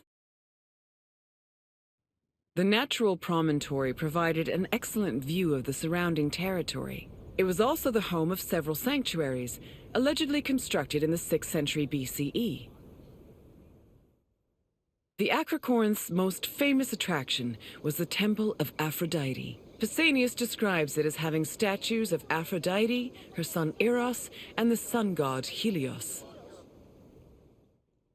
According to Strabo, the temple's most distinguishing feature was its servants, who acted as sacred prostitutes. However, Strabo is the only source for this information, and it is still hotly debated to this day.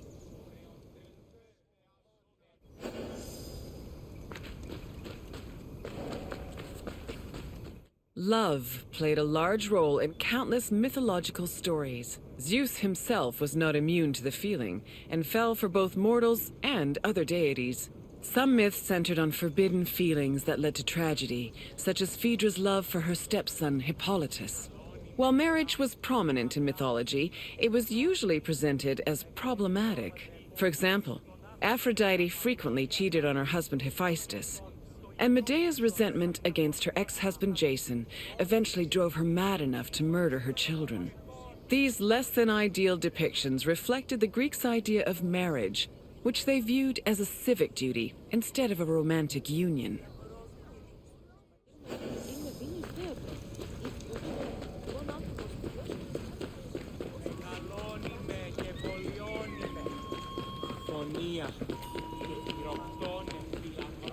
The goddess Aphrodite was one of the mightiest Olympians and was typically associated with love, beauty, and sex. She was worshipped all across the ancient Mediterranean by men and women, both young and old.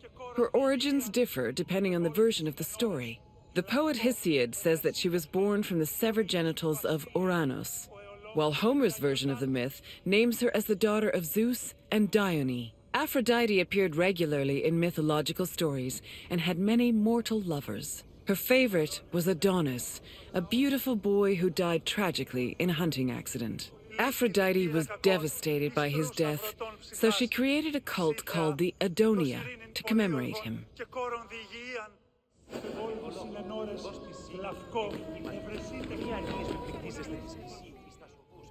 My friend, good to see you again. I bet you were surprised by some of the stories you heard. For a bunch of immortal beings, the gods certainly were saucy, eh? Tell me if there's anything else I can do for you. Is that so, my friend? Then let's get started. Which poet said that Aphrodite was the daughter of Zeus and Dione? Yes, it was Homer who said Aphrodite was a child of Zeus. On to the next question. Medea was married to which legendary hero?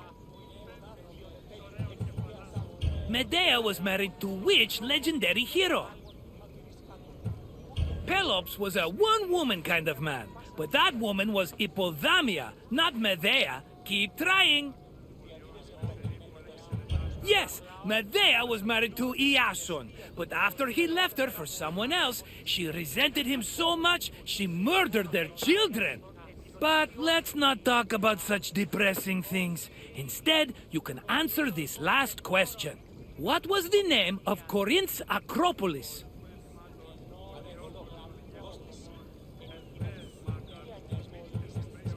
No. Although now that I hear it, I must admit that Acropolis really rolls off the tongue. The Acropolis is indeed a big rock, but it was not called the Great Rock. Try again. Ha! That's what I would have called it. Unfortunately, it's not the Acropolis's actual name. Correct. The Corinth has been home to many sanctuaries, as well as the famous Temple of Aphrodite. You passed the test! Congratulations, my intelligent friend! Normally, I don't let people go until they buy a souvenir, but for you, my friend, I'll make an exception!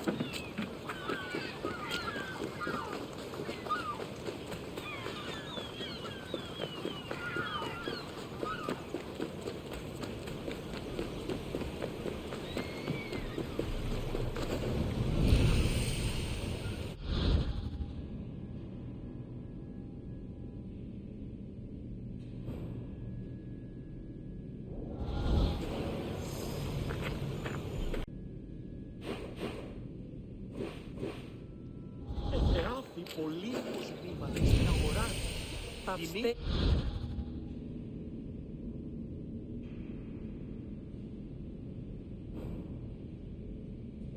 Εθεάθη πολύ κοσμήματα στην αγορά.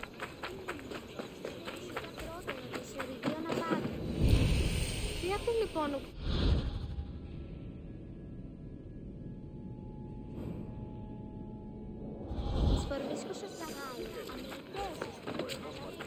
Συναλλαγή είχε μετά του κράτου.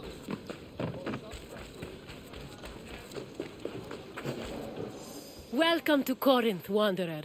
I have a special visit planned for you today. It's an intimate, informative look into the daily lives of Greek women. It's amazing what women could accomplish while men spend all day trying to out-debate each other at assembly meetings. Their work should be far more appreciated on the whole, but we're going to acknowledge that now. Corinth was one of the largest cities in ancient Greece. It had an estimated population of 90,000 in my times, and much of that population was made up of women. This tour will shine a light on those women and look at how they lived on a day-to-day basis. Look for me when you're done with your visit, and we can discuss things further.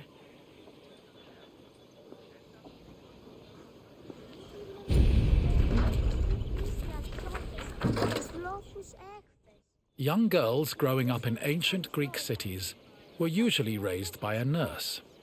They mostly stayed in the women's quarters of the house, the gunaikon, where they spent their time spinning threads and weaving. While there is not much historical evidence of young girls at play, especially compared to boys, it was still known to happen. For example, an ancient terracotta group depicts two girls playing ephedrismos. This was a competition to see who could strike an upright rock from afar using a pebble or ball. The game's loser had to close their eyes and carry the victor until they managed to touch the same rock with their hands.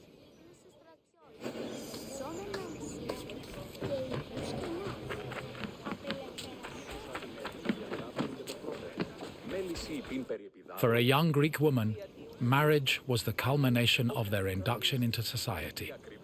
The average life expectancy for women was about 40 years, so most marriages took place when the bride was 14 or 15 years old. The marriage did not require her consent either. Instead, she was passed on from the protection of her father to that of her husband. Married women were not technically citizens at the time and lacked the rights that came with official citizenship. However, they did receive a dowry that only they were allowed to spend, but in the event of a failed marriage, the dowry was returned to the bride's father. After the marriage was consummated, the woman's status changed from being a maiden to a bride. She remained a bride until the birth of her first child, wherein she officially became a woman.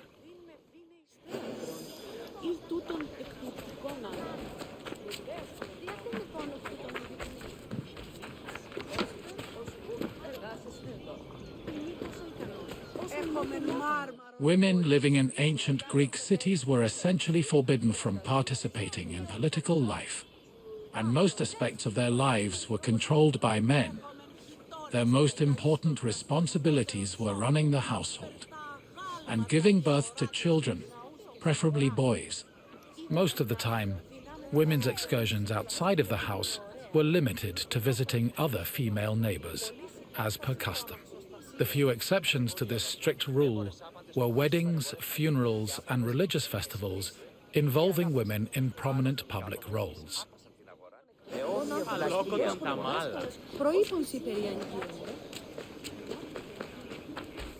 Making textiles was the main occupation of most Greek women.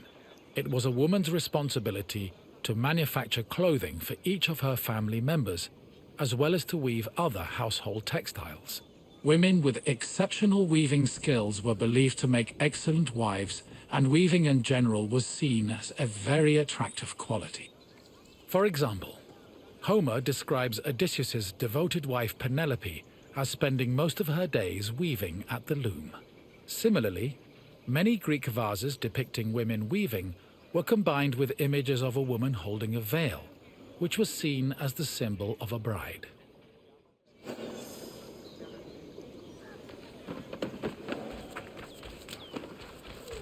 Ancient Greek women cooked in their house's kitchen area. However, since their cooking equipment was small and portable, they also sometimes prepared meals in the central courtyard. This was also where women performed other domestic activities. These activities were rarely seen by visiting men or passers-by, because the architecture of classical Greek houses facilitated the social norm that women should never be seen at work.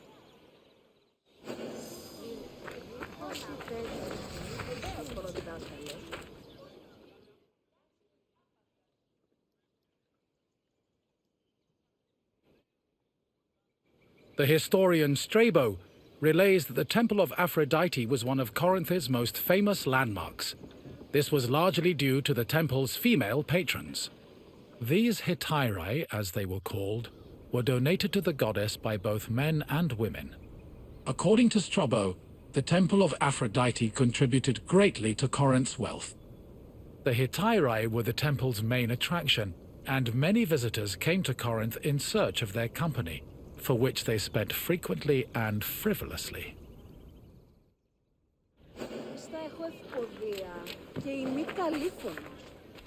Hello again, Wanderer. I hope your visit was an interesting one. Greek women lived very restricted lives compared to men, but throughout it all, they held on to their strength and dignity. Is there anything else you'd like to do? Feeling up for a test? Excellent! Let's begin with an easier question. What was the name of the women's quarters in a Greek home?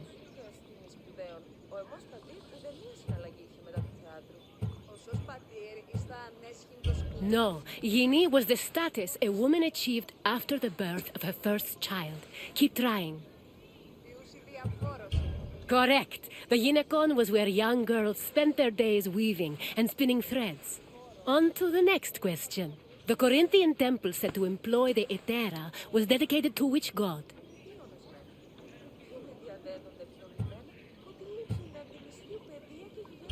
Correct. Aphrodite was the goddess of love and passion, so it's only fitting her temple served such an amorous purpose. We're almost done.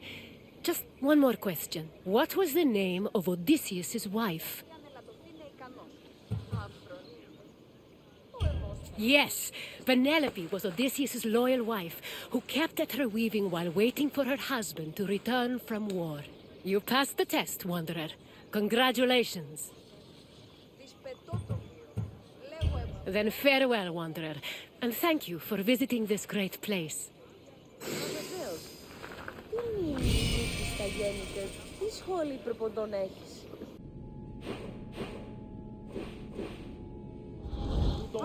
λοιπόν εστίν.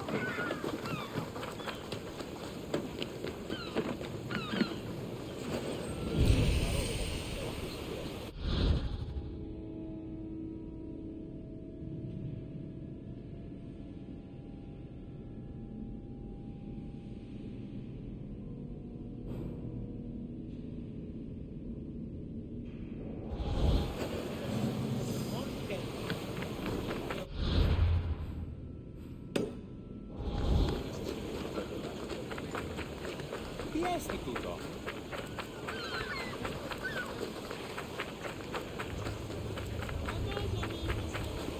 Ότι στις θαλάσσιες πόλεμος πανέρετος.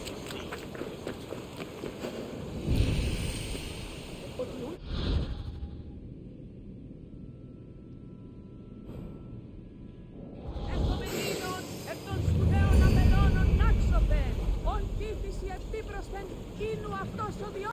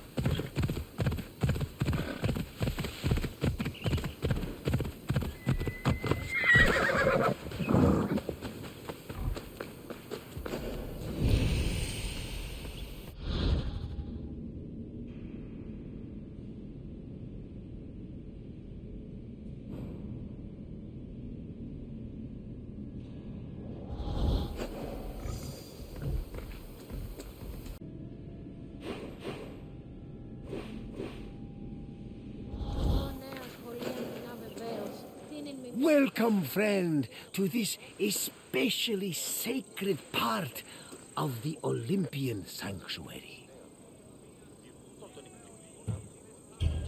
This place is practically vibrating with divine energy. I feel like if I look over my shoulder right now, Zeus will be staring back at me.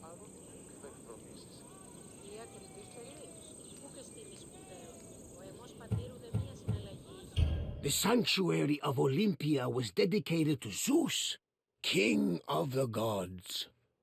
It had close connections to the divine, as you will see very soon. I'll come find you when you're done, and we can talk about what you've learned.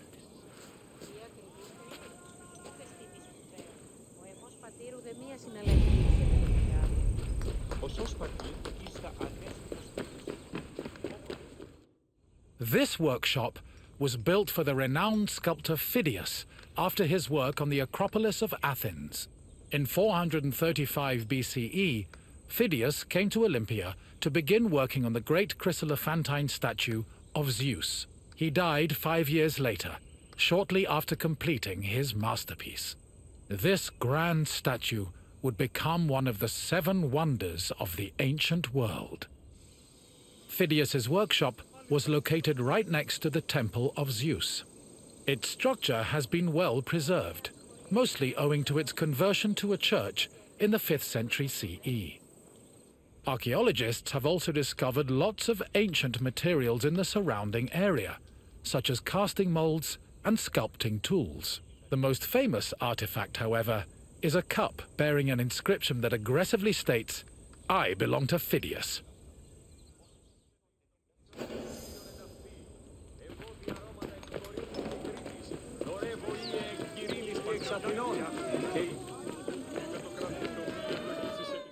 On the 5th and final day of the Olympic Games, victors attended a ceremony where they were crowned with olive wreaths and showered in flowers. The crowns came from the sacred olive tree of Zeus, which was planted near the god's temple. A young boy trimmed the branches with a golden sickle before giving them to the Hellanodikai to turn into wreaths.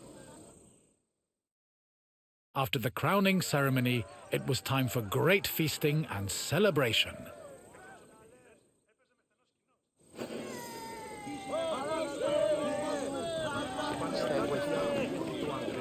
Είτε το κρατείς το βίη ευλογήσισε και την πόλην σου άπασαν.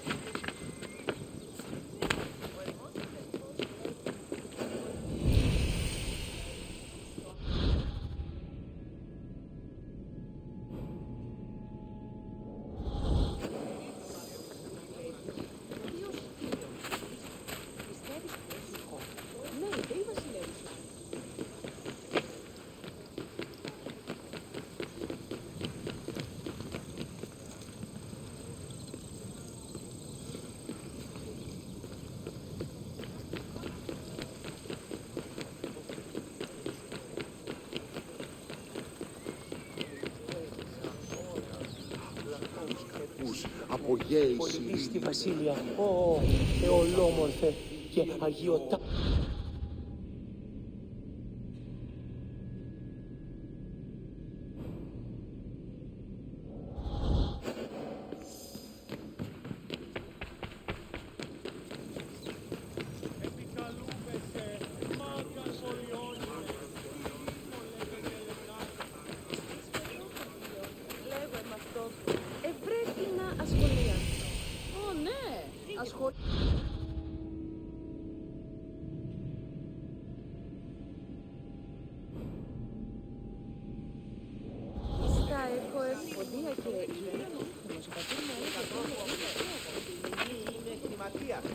Πήδευσε 10 δραχμές. Εσύ επιλέγεις τον Κίνα. Επιστήμος.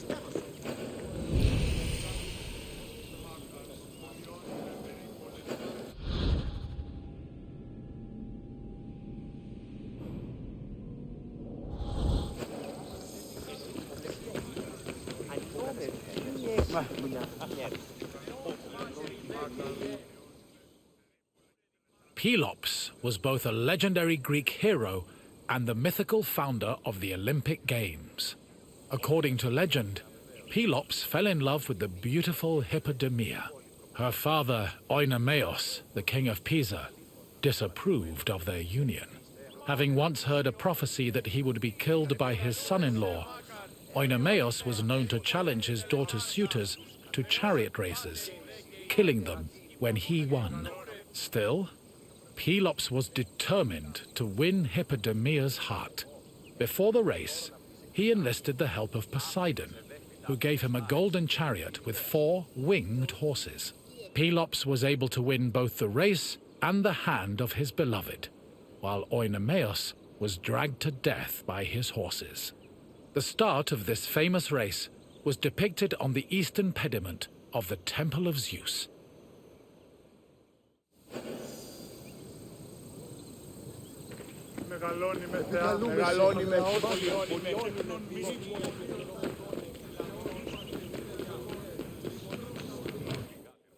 The Heraion was a temple dedicated to Hera. It is one of the oldest temples in the sanctuary, dating back to approximately 590 BCE. The structure included columns painted with images of women who won the Heraia, an athletic competition made up of running events. Every 4 years, 16 women were chosen to make a veil dedicated to Hera. These women also organized the competition, though they did not compete in it. The Heraia was unique for its focus on female athletes, in contrast to the male-exclusive Olympic Games.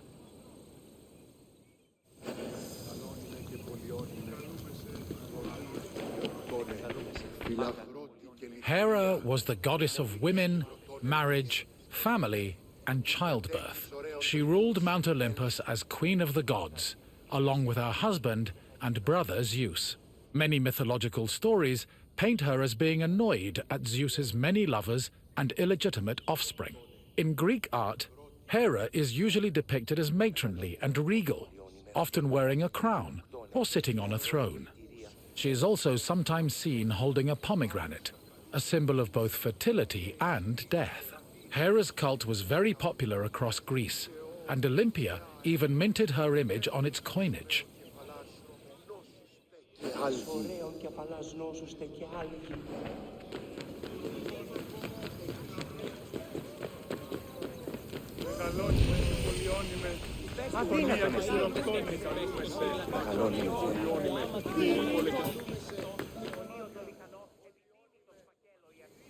One of the highlights of the Olympic Games was a ceremony that took place on the 3rd day of the festival. It began with a procession of athletes, ambassadors, Hellenodikai, and animals. The group made their way around the Altis until they arrived at the Temple of Zeus. Then the animals were brought in front of the altar of Zeus and offered as a sacrifice. This sacrifice was known as a hecatomb, a word that originally described the sacrifice of 100 oxen. During the hecatomb, the bones and legs of the animals were burned and carried to the top of a mound of ashes from previous sacrifices. Meanwhile, the meat of the animals was saved for a large banquet held later in the evening.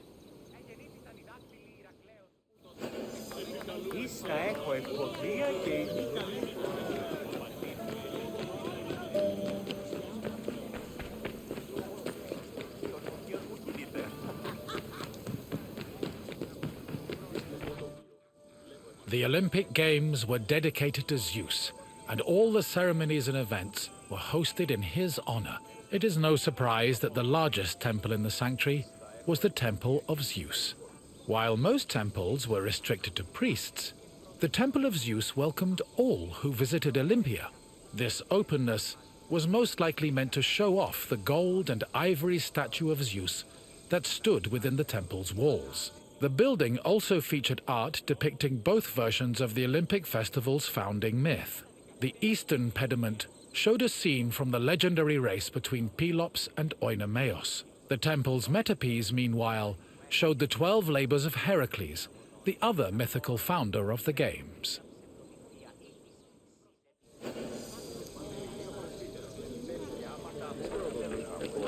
Αρέστη τούτο το δώρο να άφησε.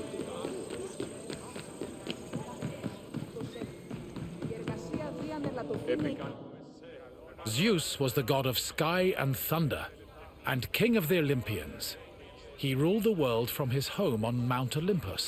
The child of Cronus the Titan, Zeus overthrew his father and cast the Titans out in a great battle known as the Titanomachy.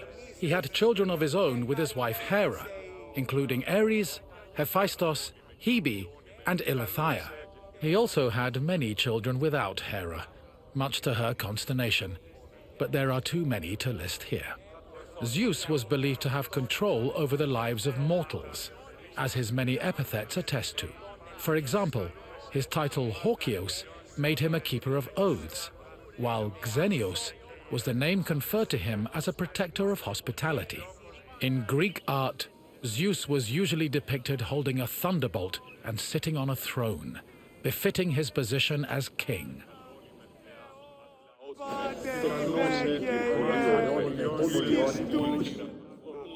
The Temple of Zeus was home to the chryselephantine statue of Zeus, one of the 7 wonders of the ancient world.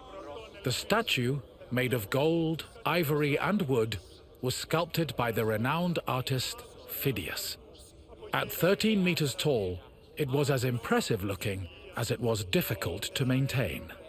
Oil was used to protect the wood and ivory from cracking and to prevent general decay. While the statue does not exist today, it was thankfully described by Pausanias in great detail, so its legacy lives on.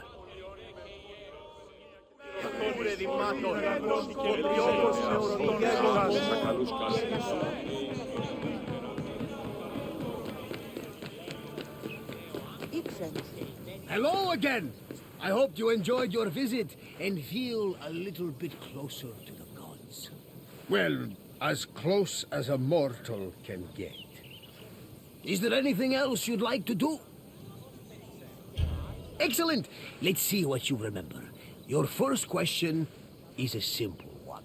Which goddess was Zeus's wife?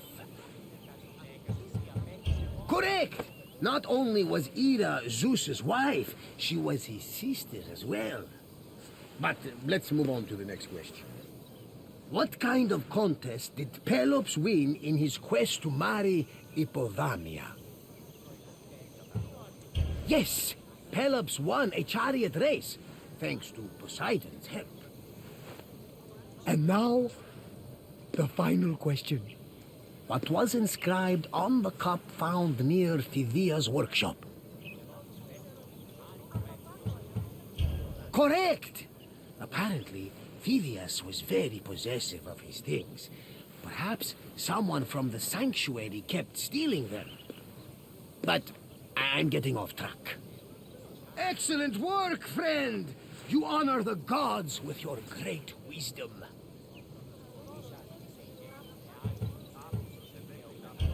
Farewell for now, my friend.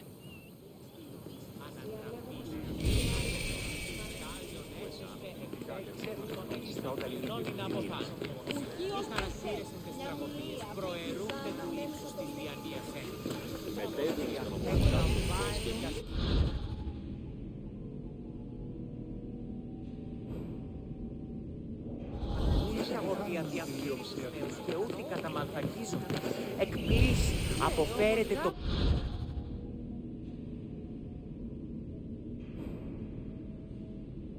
Τραγωδία ανέρεσης. Εστιμιασμός μητριόμενος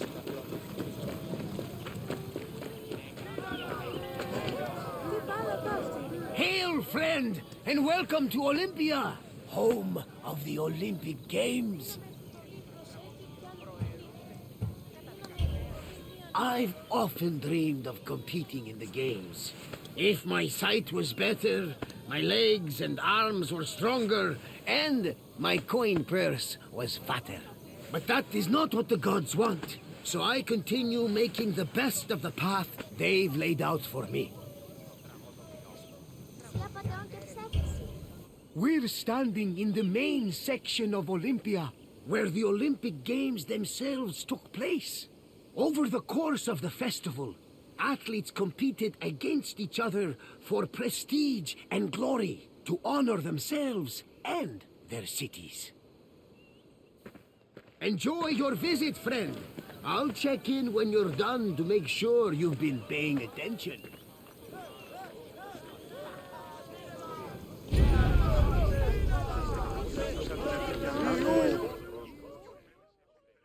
The first day of the Olympic Festival began with a swearing-in ceremony for the participating athletes, trainers, and judges.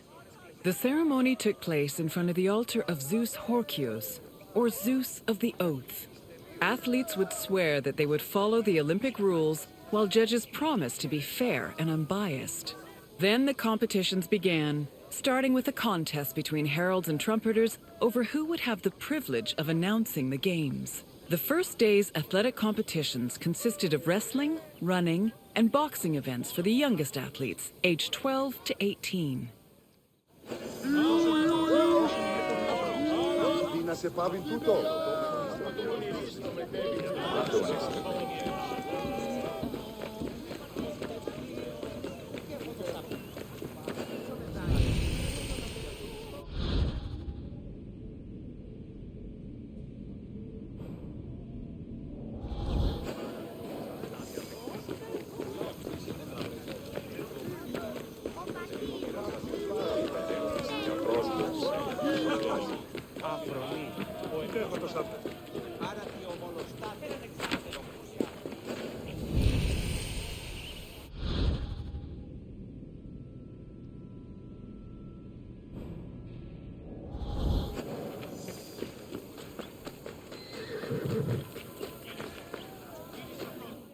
The second day began with a grand procession into the Hippodrome to celebrate the start of the popular equestrian events. The most anticipated and spectacular of these was the Quadriga, a 4-horse chariot race. Horse racing events were unique in that the winner was not the most skilled jockey, but the owner of the fastest horse or chariot. The Spartan princess Kaniska once took advantage of this loophole to skirt the rule that women weren't allowed to compete, and earned 2 Olympic victories in the process.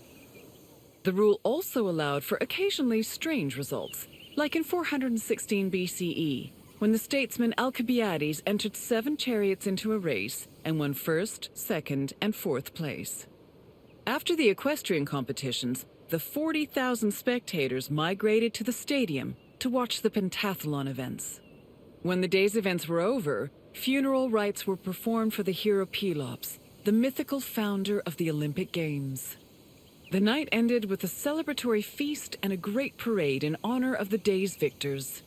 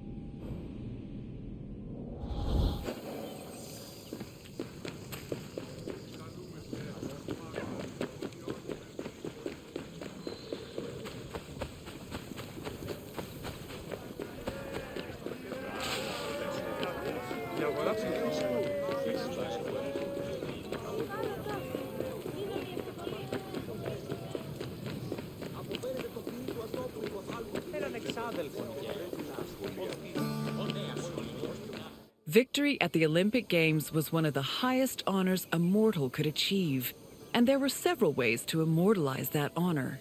Some athletes had statues erected of themselves, while others commissioned poets to write them victory odes. Oral tradition was very important to the Greeks. These odes, called epinikia, were often composed by the finest poets in the land, such as Pindar, Simonides, and Bacchylides. They were usually played at banquets and celebrations attended by the triumphant athlete or upon his departure from Olympia.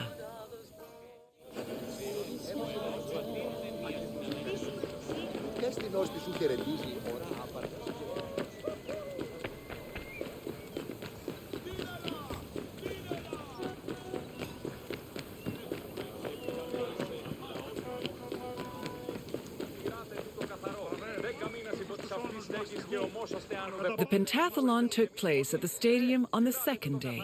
As its name implies, it was made up of 5 events: discus throwing, javelin throwing, jumping, racing, and wrestling.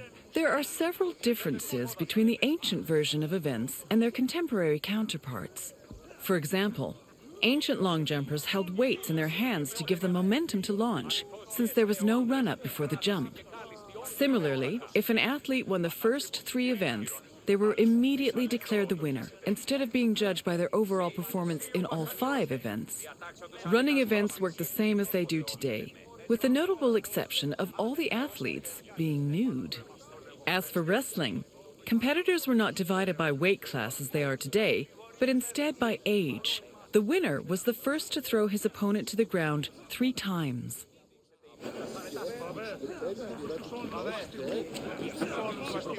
Day 3 started with the most important event of the festival.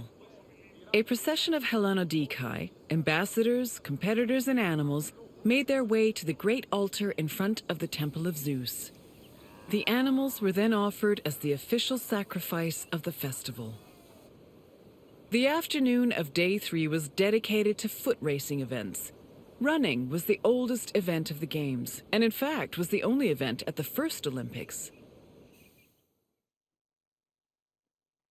The main race was called the Stadion, which was a sprint of around 180 meters. The winner was granted the honor of lending his name to the 4-year period between the Games. This period was known as the Olympiad. The 4 years that followed the first Games in 776 BCE were known as the Olympiad of Coroebus of Elis, the first Olympic champion. Once all the competitions were over, a public banquet was held in the Prytaneon to celebrate the day's victors.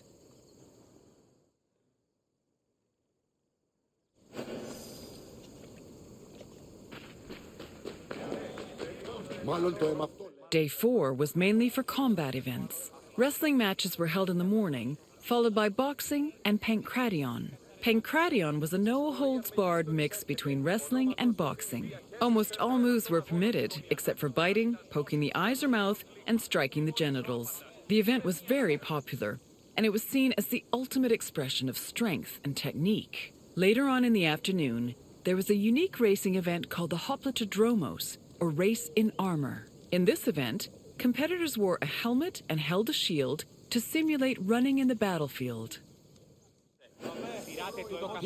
Αναμένεις παρεμούει να ποιήσω το σον κόπον. Υπήκον συμμορία ικανοτέρα εστί ανεργάζεστε. Αγωνιστήτη.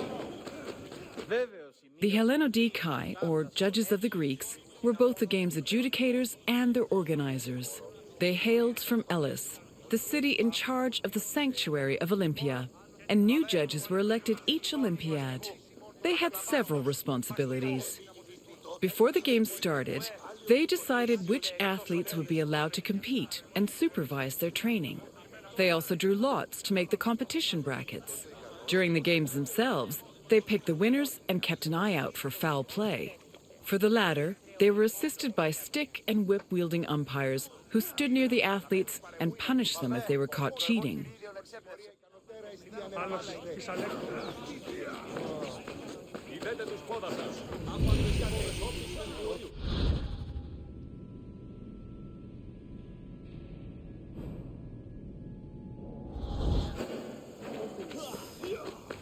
Για στάδιο ξεπροπολίσαι. Εγώ προγυμνάζω εν ορνήθιον. Και τι, το πάλε προγυμνάζω.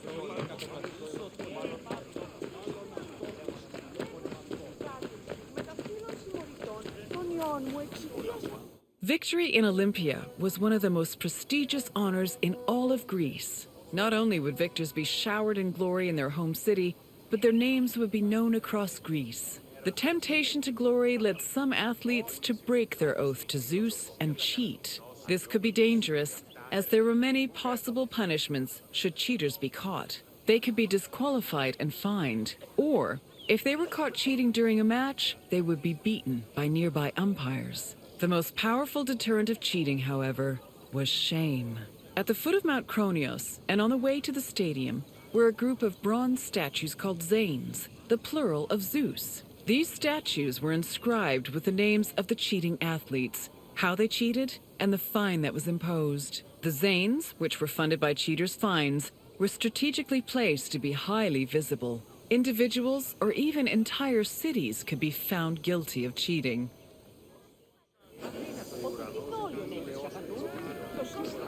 Πιστεύεις ότι έχει? Κακίνος ο Ποιος περσέ?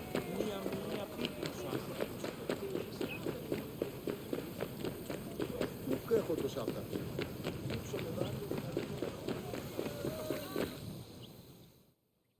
The Prytaneon was the administrative center of the cult of Olympia and the Olympic Games. The building housed the sanctuary's priests as well as the game's officials. It was also used to stage the grand banquet held on the evening of the third day to honor victors. It also had a sacred function. Its central chamber was the location of the Fire of Hestia, a sacred flame that burned day and night. This fire was used to light the other altars around the sanctuary. This practice may have partially inspired the modern tradition of carrying the Olympic torch.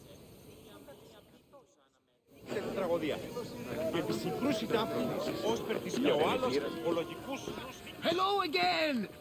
I hope you enjoyed your visit. With their spectacular events and lavish banquets, the Olympic Games were a feast for the senses. I am certain even Zeus himself was entertained by the festivities. Now, is there anything else you'd like to do? Wonderful! Let the mental Olympics begin. Let's start with an easy one. Which notable woman won an event in the Games?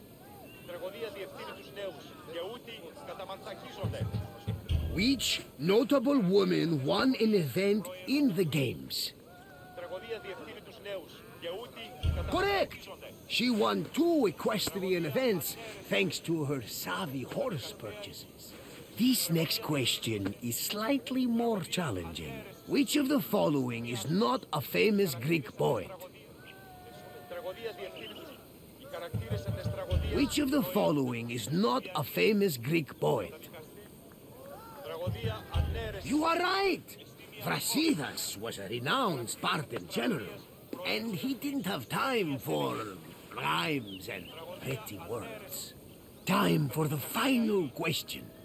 How many events were in the pentathlon? How many events were in the pentathlon? Yes! The Greek word for pende means 5, and the pentathlon had 5 events. Well done, my friend! You truly possess a sharp mind.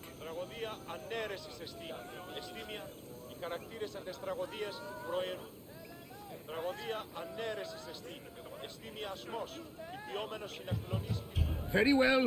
Safe travels, my friend.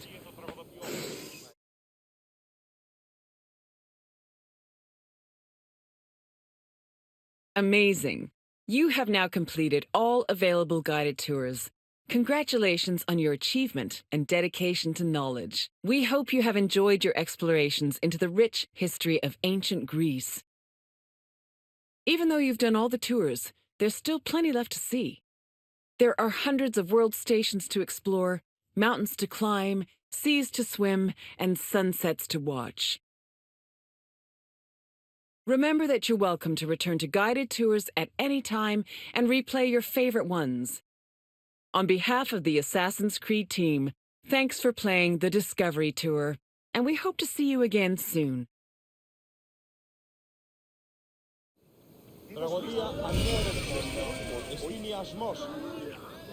Καταδικαστέα ημίν η ηθική αξία το τραγωδοποιώ. Τραγωδοποιός έστι κλέπτης.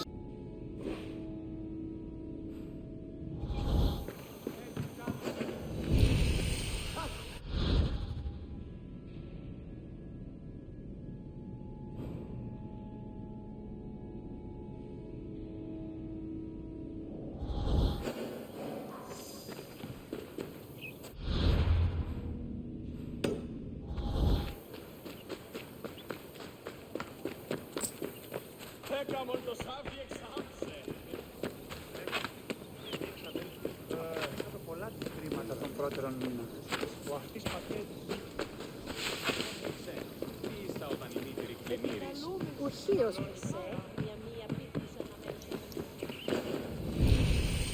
ο ημός αδελφός.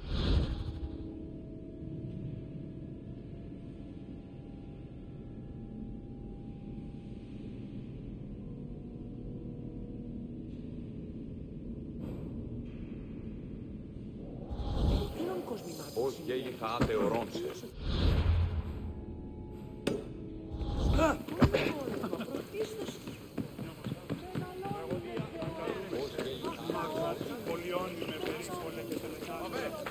Τους όλους μαστιγούς, ακαταβάυστος μαστιγού.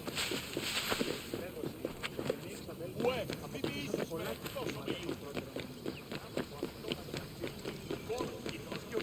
ο Κιουνού κινείται.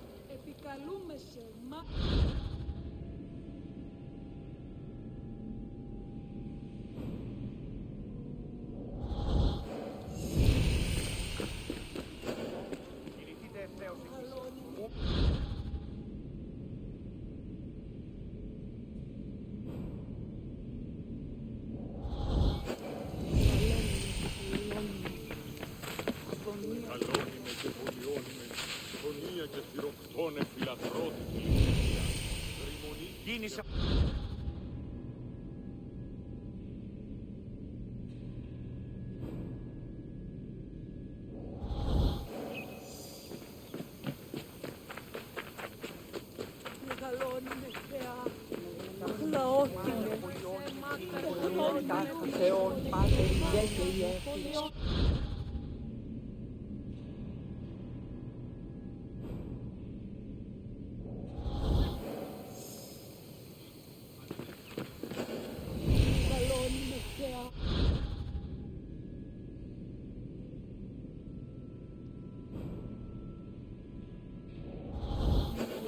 Και πολιώνουμε χθονία.